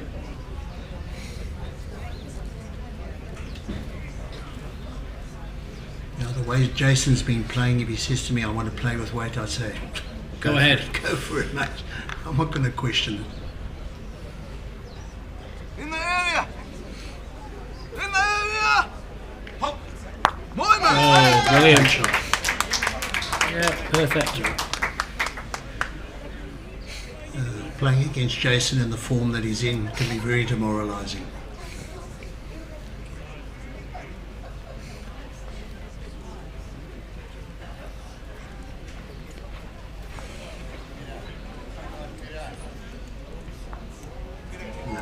too heavy. Jason, we hold the 3 obviously, but maybe you can trail it or turn the... Don't like that, No. Jason. No, I don't. Forehand draw. Yeah. It's very tough to... Turn the bowls. Just play a forehand draw. Turn anything centre line just destroys his shot. Draw to the centre line, flick a ball into the centre line, that shot's gone. There's nothing on the green. Might be a bit tight, but let's see. Putting it over there anyway. Okay, but if you do come through, if you do... Okay. That might give Peter a bit of a guide. But he Certainly gives him an edge. Oh, is that too wide? Have I called it too early? Keep coming, Peter. Keep coming. Come on. Man. Well, it's fourth.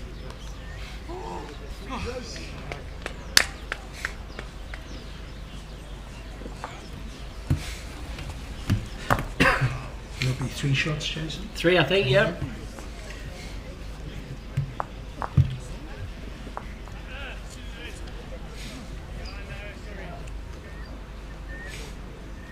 Don't know if it's far enough. It's over, but not where you want.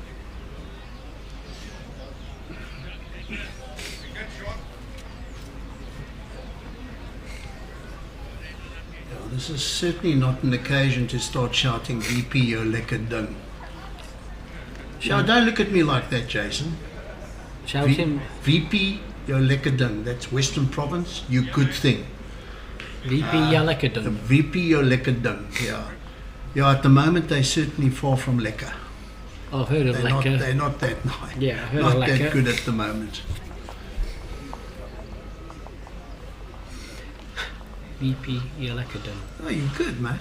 Yeah, yeah, see? Very good.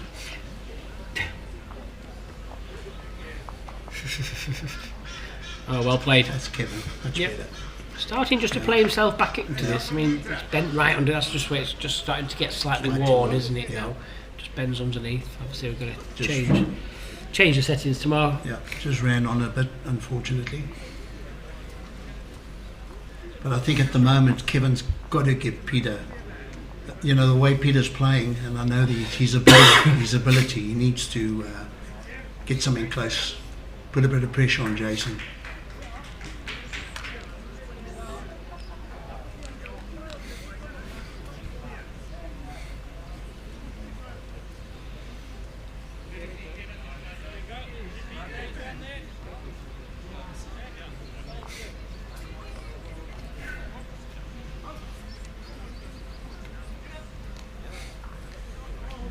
Willing to tip Jason or you draw inside these bowls? Yes. The way he's playing at the moment.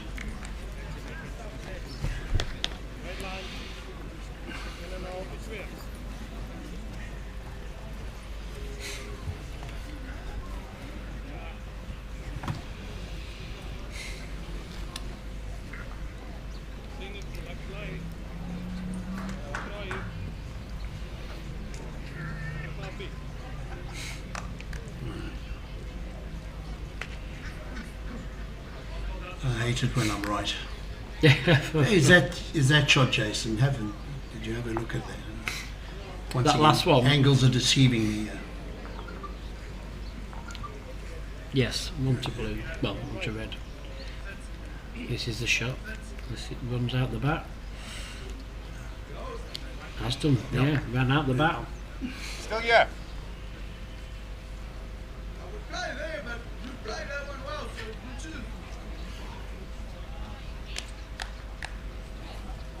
Anybody else I would have said keep your hand, but I don't think I'll be too critical of Jason at the moment, the way he's playing. Doesn't want the jack. No, he doesn't. Maybe he should have stayed on the same hand. Open draw. Wasn't far with his last down this forehand. I mean, if he just draws, there's plenty of room here to draw the Absolutely. shot. But a touch on the jack is the bonus, makes a 3. Oh, Peter.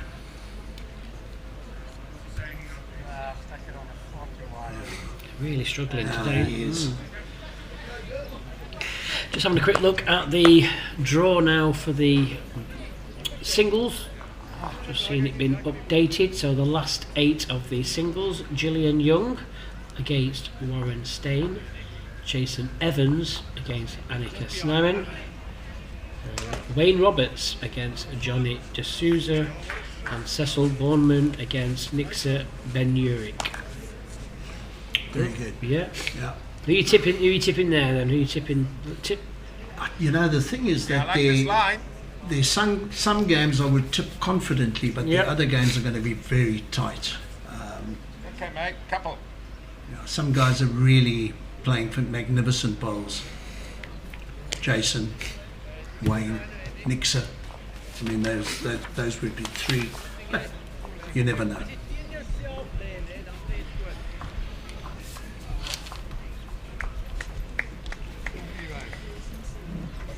I'm going to give you my prediction for the final. I'm not going to say it out, but let's keep that one secret. We'll have a pint on that one. Okay.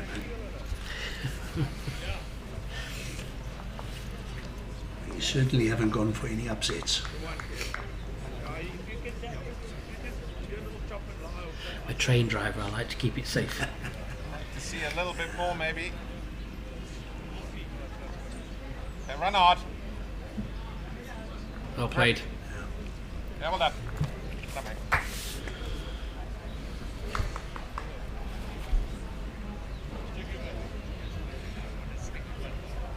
I'll just update you on the games going on around us on the other greens.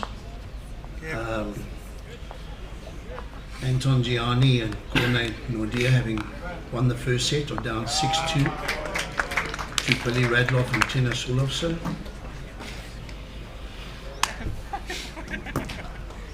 Okay. The match between Neels Kotze, Ian van Rooyen, Warren Stain and Otto Holicki. First set still in progress. They're playing the last end, but it's gone. Warren Stain and Otto Holicki have won that set. They're already up 9-4. Yuri Base and Annika Base won the first set, and they're 2-0 up against Colin Pickett and Johan Duplessis. That would be an upset, I would think. Well done, shot. Jason's unplayable at this stage. Stoffel Lamprecht and Fred Botha won the first set, and they are. Good, Peter. Here we go. There's no score in the second set. They're playing the first end. Okay, clean. Oh, great goal. And that's the Peter Harvey, I know. That'll boost a bit of confidence. I hope so. 2 shots down, Joyce. Do you see it in there? Matthews Penny and Jenny Jones won the first set and 1-0 up in the second set. If your one is this far forward, fun. Mark Bevis Challenor and Cully van der Merwe won the first set, and they're down 3-2 in the second set against Damian Bosch and Karel Botha.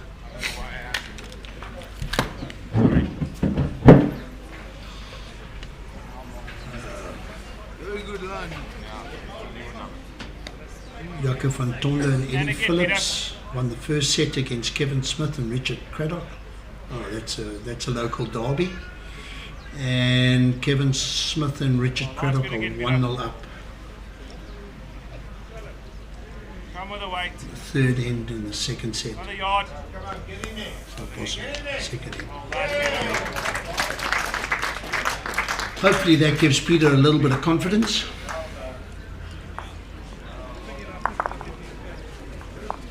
First set was tied, Garth Waite, Ernest Wagner, and Wayne Roberts and Roger Bull. So whoever wins the current set, the second set, will win that game. First set was a draw. Tyler Pitcher, Gillian Young playing against Grant Jason and Susan Mackay-Flock. And they are up 2-1 in the second set. It's just a touch back to you. Yep.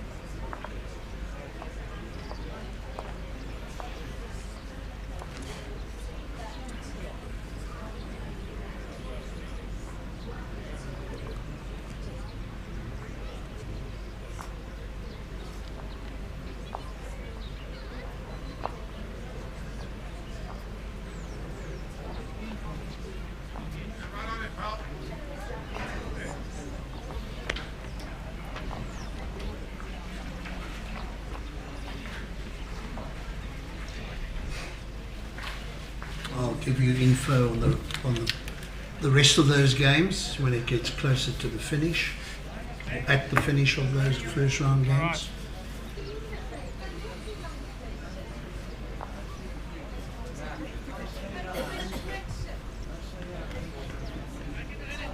Well, Peter Harvey played 2 brilliant shots on the last end. Let's hope that that's enough to turn them around and give Western Province pair an opportunity, a chance. Sometimes it just takes that consecutive couple of good bowls and it just gives that bit of lift and you know, give you that faith back, especially when you're just struggling a little bit.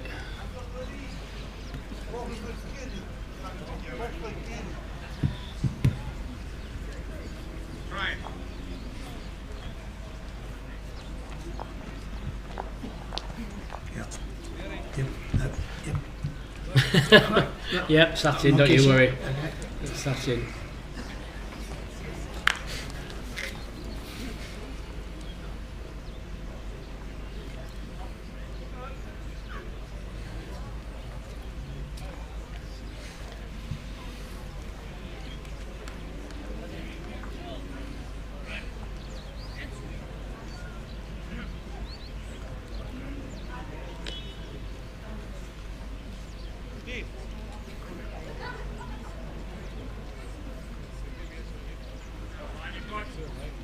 Well, just looking to get over the top of the black bowl and down to the shot. And his pace is not far away. Well played. Yeah. That's what I like it, Mr. Harvey.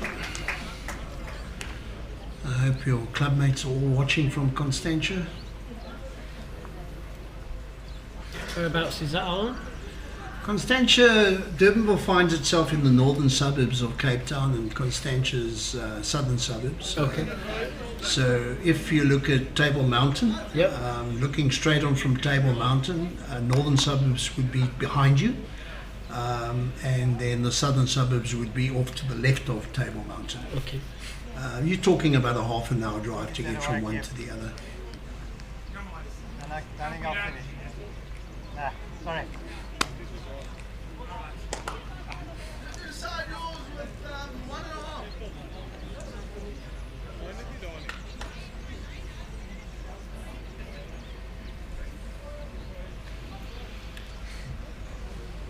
Your trips to South Africa, have you been to Joburg?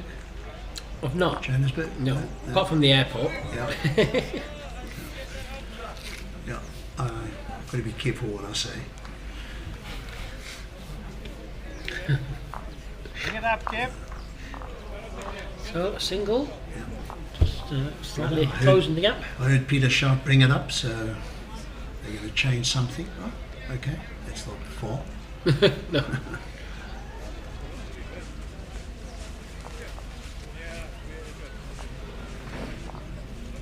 I brought it up a couple of meters, I suppose.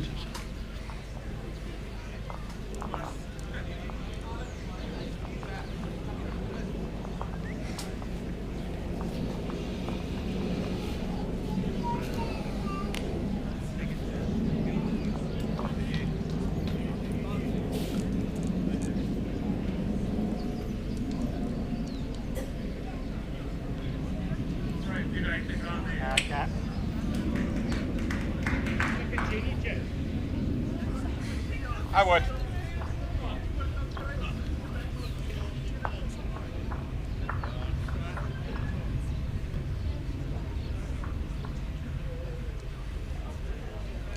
Very good, Shaun.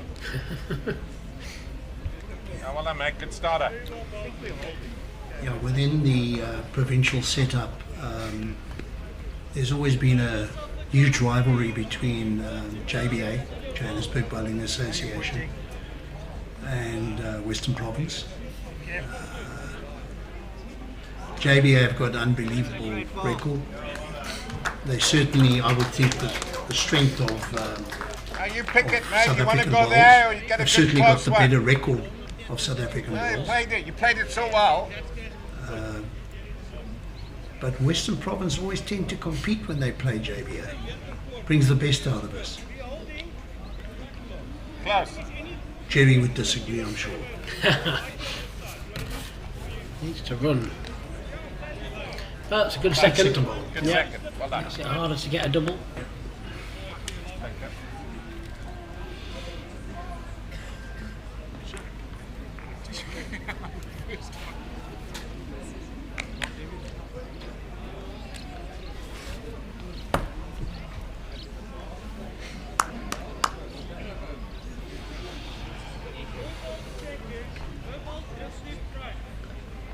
Your county bowls in the UK, do you play it over a period, a shorter period, or do you stretch it out over a season? So we have a cup called the Middleton Cup, which is like for the A team. I've heard of that. Yeah, the Middleton Cup is the one to win. Okay. It's like the FA Cup if you wish for bowls. You play a round robin group of either a group of either 4 or 5, depends on where you are in the country. And the winners of each group goes through to a quarter final and plays that way down. Okay.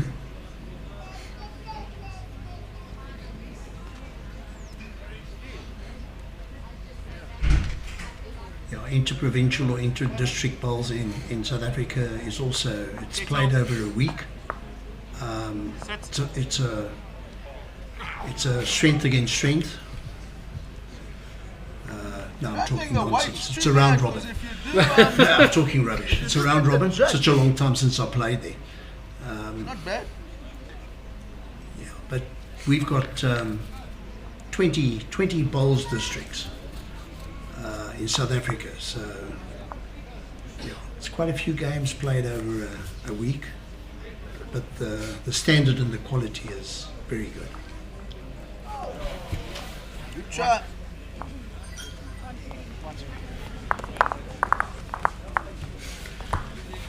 So another one. Should get there. Nose is just in front in this second set.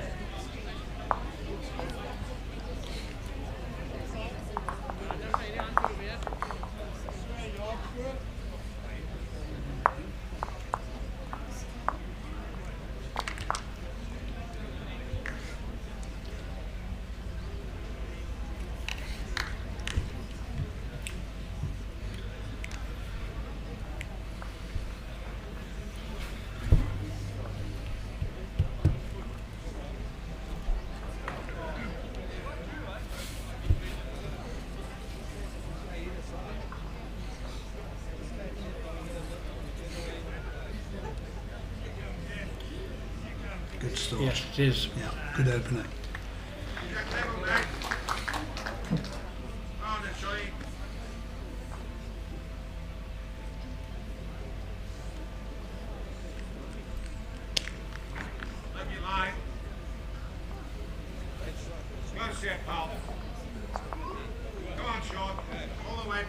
Oh, great reply as well.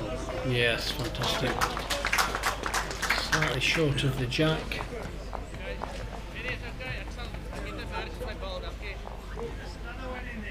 Stay out on that hand and just try and tap the shot ball. Yeah, he can't really get the shot, I wouldn't say, on this hand, but like you say, he's played a good ball. His aim is just to try and release it for his partner. Correct.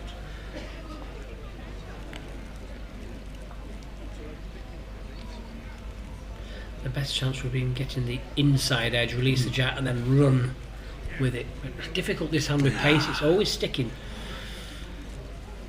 Just more than a foot. Finishing good. If Peter should decide to change his aim.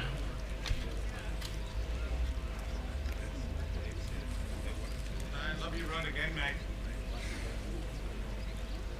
Run hard, Shaun. You need to make that run. A little bit more, mate. Up you get. Up you get. Oh, again, good ball. Peter has to play this backhand, he's got to. Bowl on the jack. 2 or 3.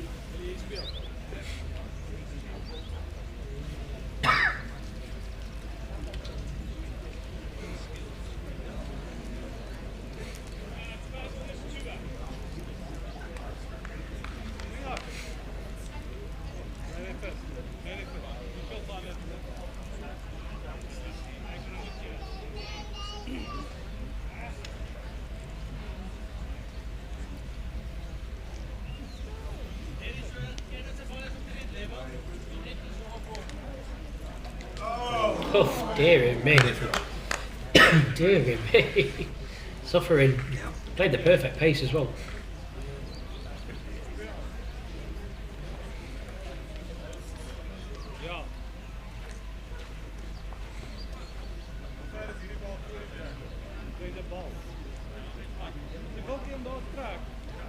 It hasn't affected anything. No, They're disappointed with that, I'm sure. He can't alter. I mean, if he plays very similar, he's going to catch an edge off that blue ball. Yeah. Keep the weight, Pete. Keep the weight, Pete. Didn't really give himself a chance there.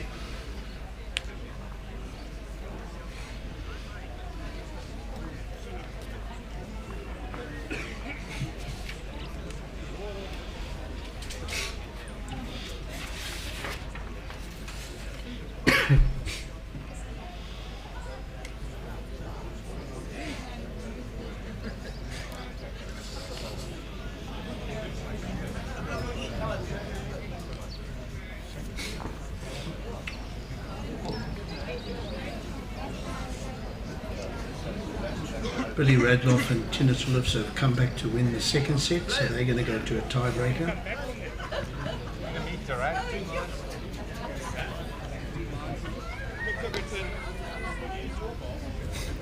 So Gillian and Tinnis are not playing together. Did they play together? They qualified together last year, didn't they? Or did they? Could someone not come when they came to Potter's Resorts? They played together. Did they, Jason? Yes. Oh, they would have in the mixed pairs. I Open thought. pairs, wasn't it? Open pairs.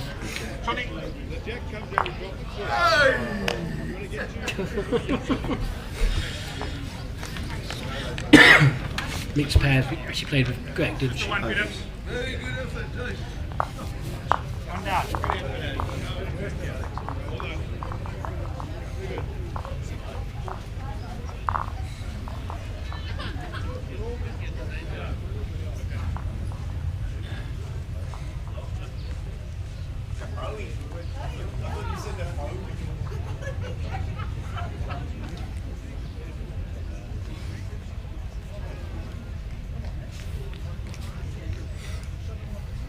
Okay, pick it, play it.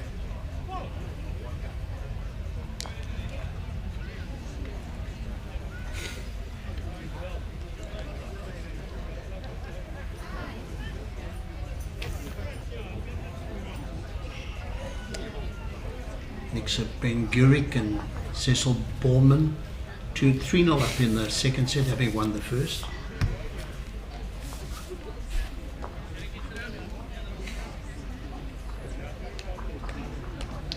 That'll be first half your shot. Go on, mate. Ethan Sale All and the way Debbie now. Phillips looking good in their game. All the way. And again. Playing much better now. Much He's better. playing the same hand in this direction. Much better. Now, early on, playing, as you say, in that direction, he was a little bit looser.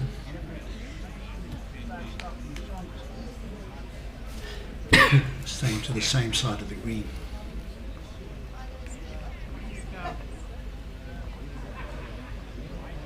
Edge.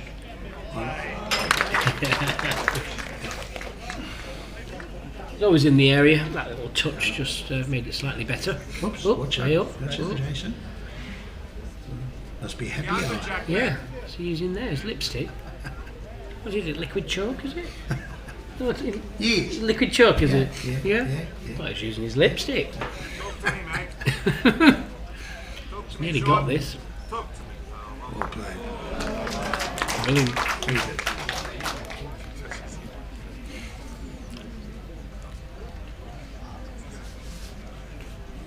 You did another one in the head there, Kev. Yeah.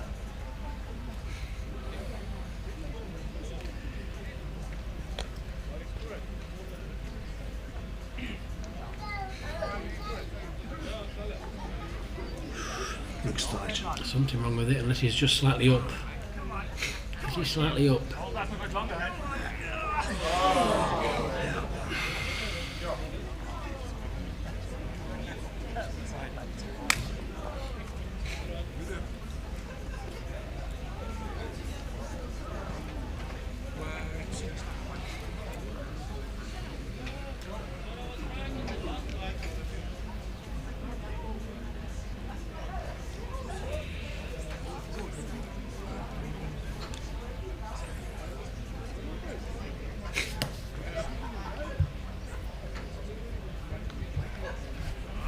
black in a bit.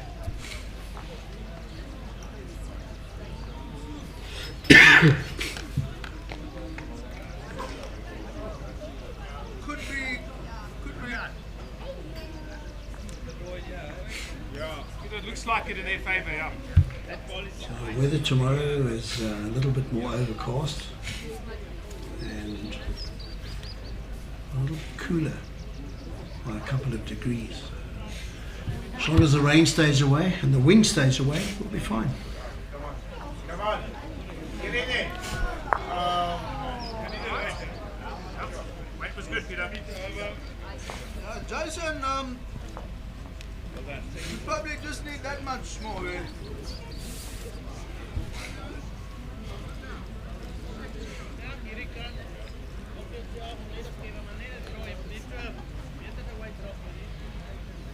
Should be better. Yeah. Yeah.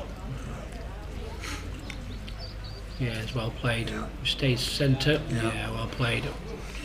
In a heap of trouble now. Big trouble. This is definitely a bowl that's yes. going to affect the outcome of this game. Misses on this, and I think you can call it quits. I mean, the shot looks like it's a forehand draw, just slightly arriving onto the orange bowl. You know, he's struggling a little bit for pace, so sometimes you might think might not necessarily be the correct bowl, but you go for a bit of damage limitation. Play direct at the blue bowl, onto the jab, you know, hit the target, and you're still hoping for a little bit of luck. Red bowl, well, that could get rid of at least two of them. So hold on the confidence. I mean, the shot, like I say, just over on the forehand, sit for one or drag for two. If you're not confident, just try and remove at least two of the bowls. You can't afford to be short. No, that'd be disastrous. Takes a big deep breath. Let's see what he comes up with. Okay, he's opted to play forehand. More than likely trying to draw it. Don't like that line, Pete. No. Okay. One out. Three. So this could be the last end if they score again.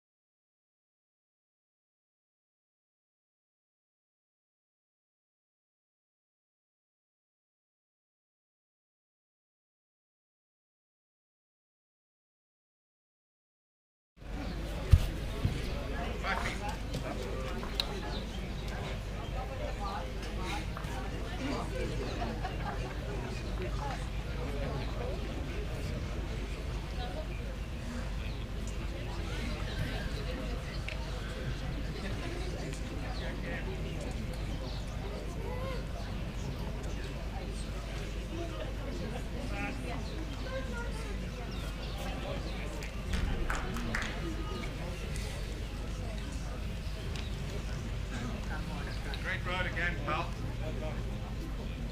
Weight looks better. Grip. Well done, pal. Well done. Well, good enough. Kevin needs to draw the shot here. Certainly does. Yeah.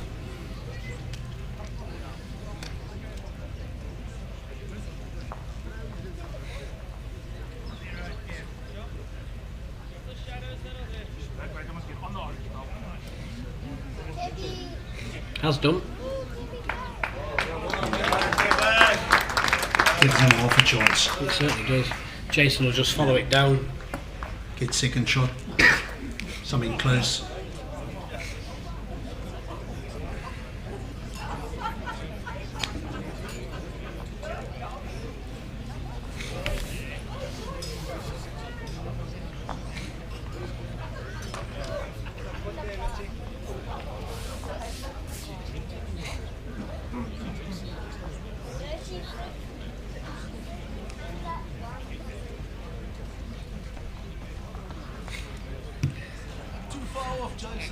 Just underneath. Oh! See that? Might be good enough.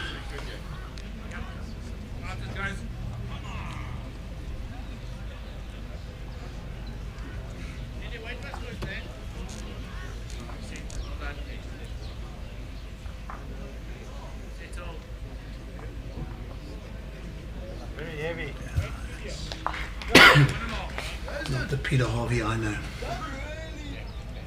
You don't really want that jack out.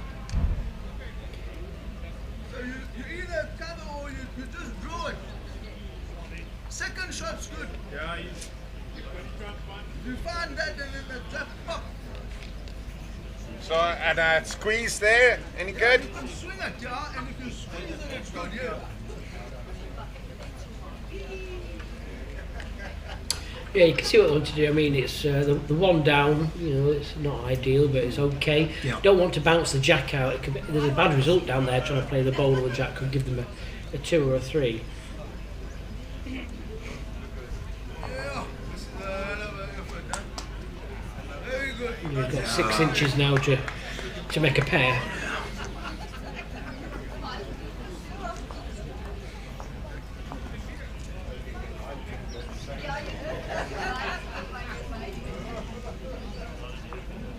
Under. Not yet, he's not. Oh, if he gets another shot out of that, he'll take it every day of the week. That one. Boy, oh boy.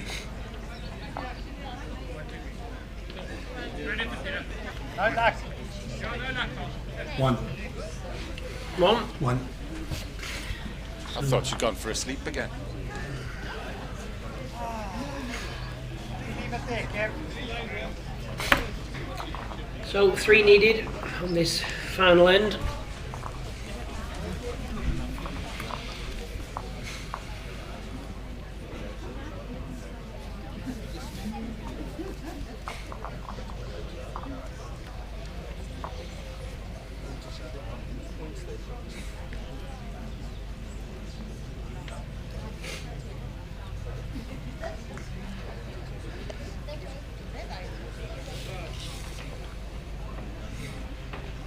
Those of you that are watching, once again, please share.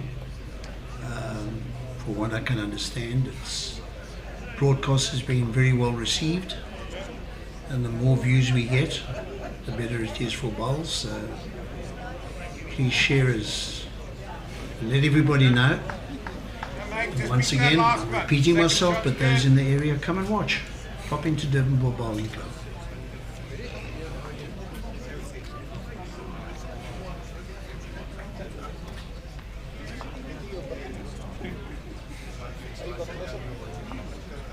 Close, yeah, pal. Underneath. Okay, very good. Well done. Again, Kev. It's 33%.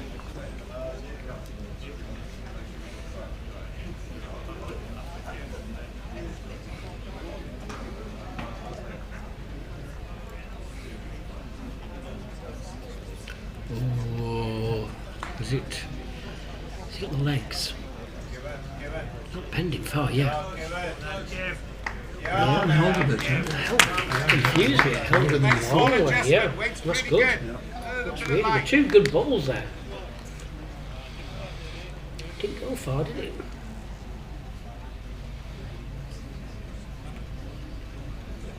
How about the light?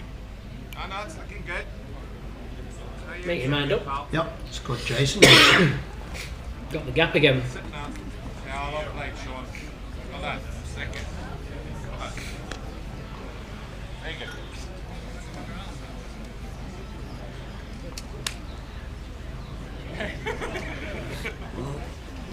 Peter's got to pull something out the bag here to draw 2 shots.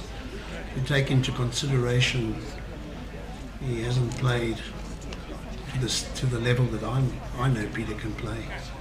It's going to be a tough one. Yeah, the first one's a vital one.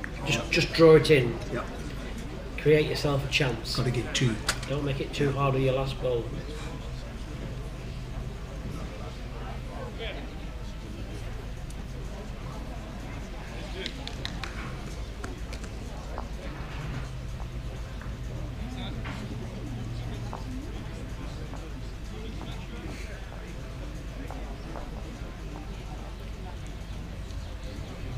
Peter. Well, Line is good. Come on. Line is good. yeah. Like it. Pressure's on. Got himself a chance here. Yeah, pressure is on.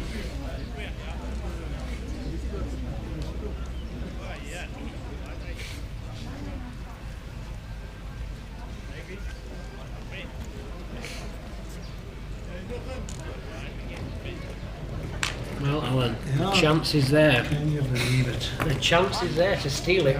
And he's got to play the same end. Just got to beat his last. Swing it. Yeah. Just got to beat his last.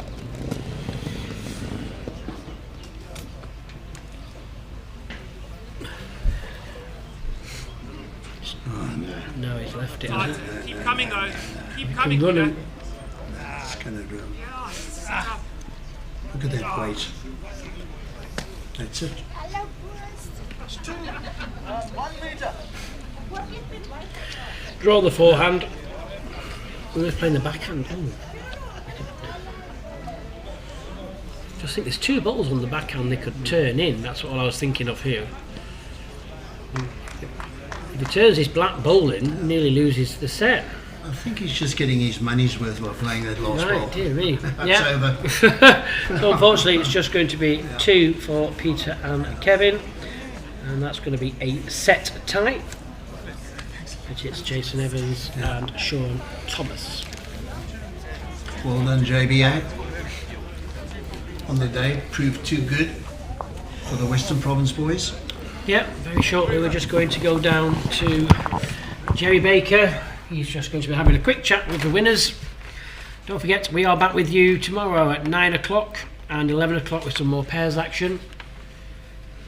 And then we have the pairs quarter-final at 1:15 and the singles quarter-finals at 3:15. Until tomorrow, it's bye from us.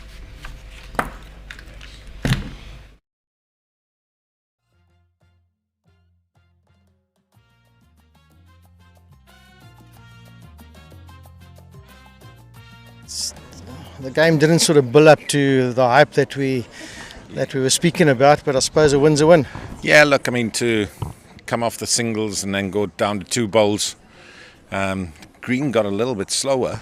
I don't know if it's temperature drop in shadows, I'm not too sure, so a little different, but yeah, win's a win. Yeah, good.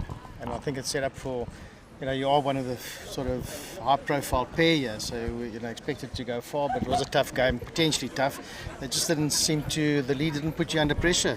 Sure. Yeah, I think I started quite well and then I had some loose ends, but we didn't really play consistently good bowls. There were some ends that were good and some ends that were loose, but he can definitely play. Normally, both of us will normally be more consistent. It was a bit tricky, but AKA Donnie Pickett here, backhand around the clock. I was going to say that, but then luckily near the end I did play a few decent forehands on the other side. But yes, I said to Jason that enjoy the beers and good day today. Well how do you spell Pickett? and back to the commentary box. Thank you very much.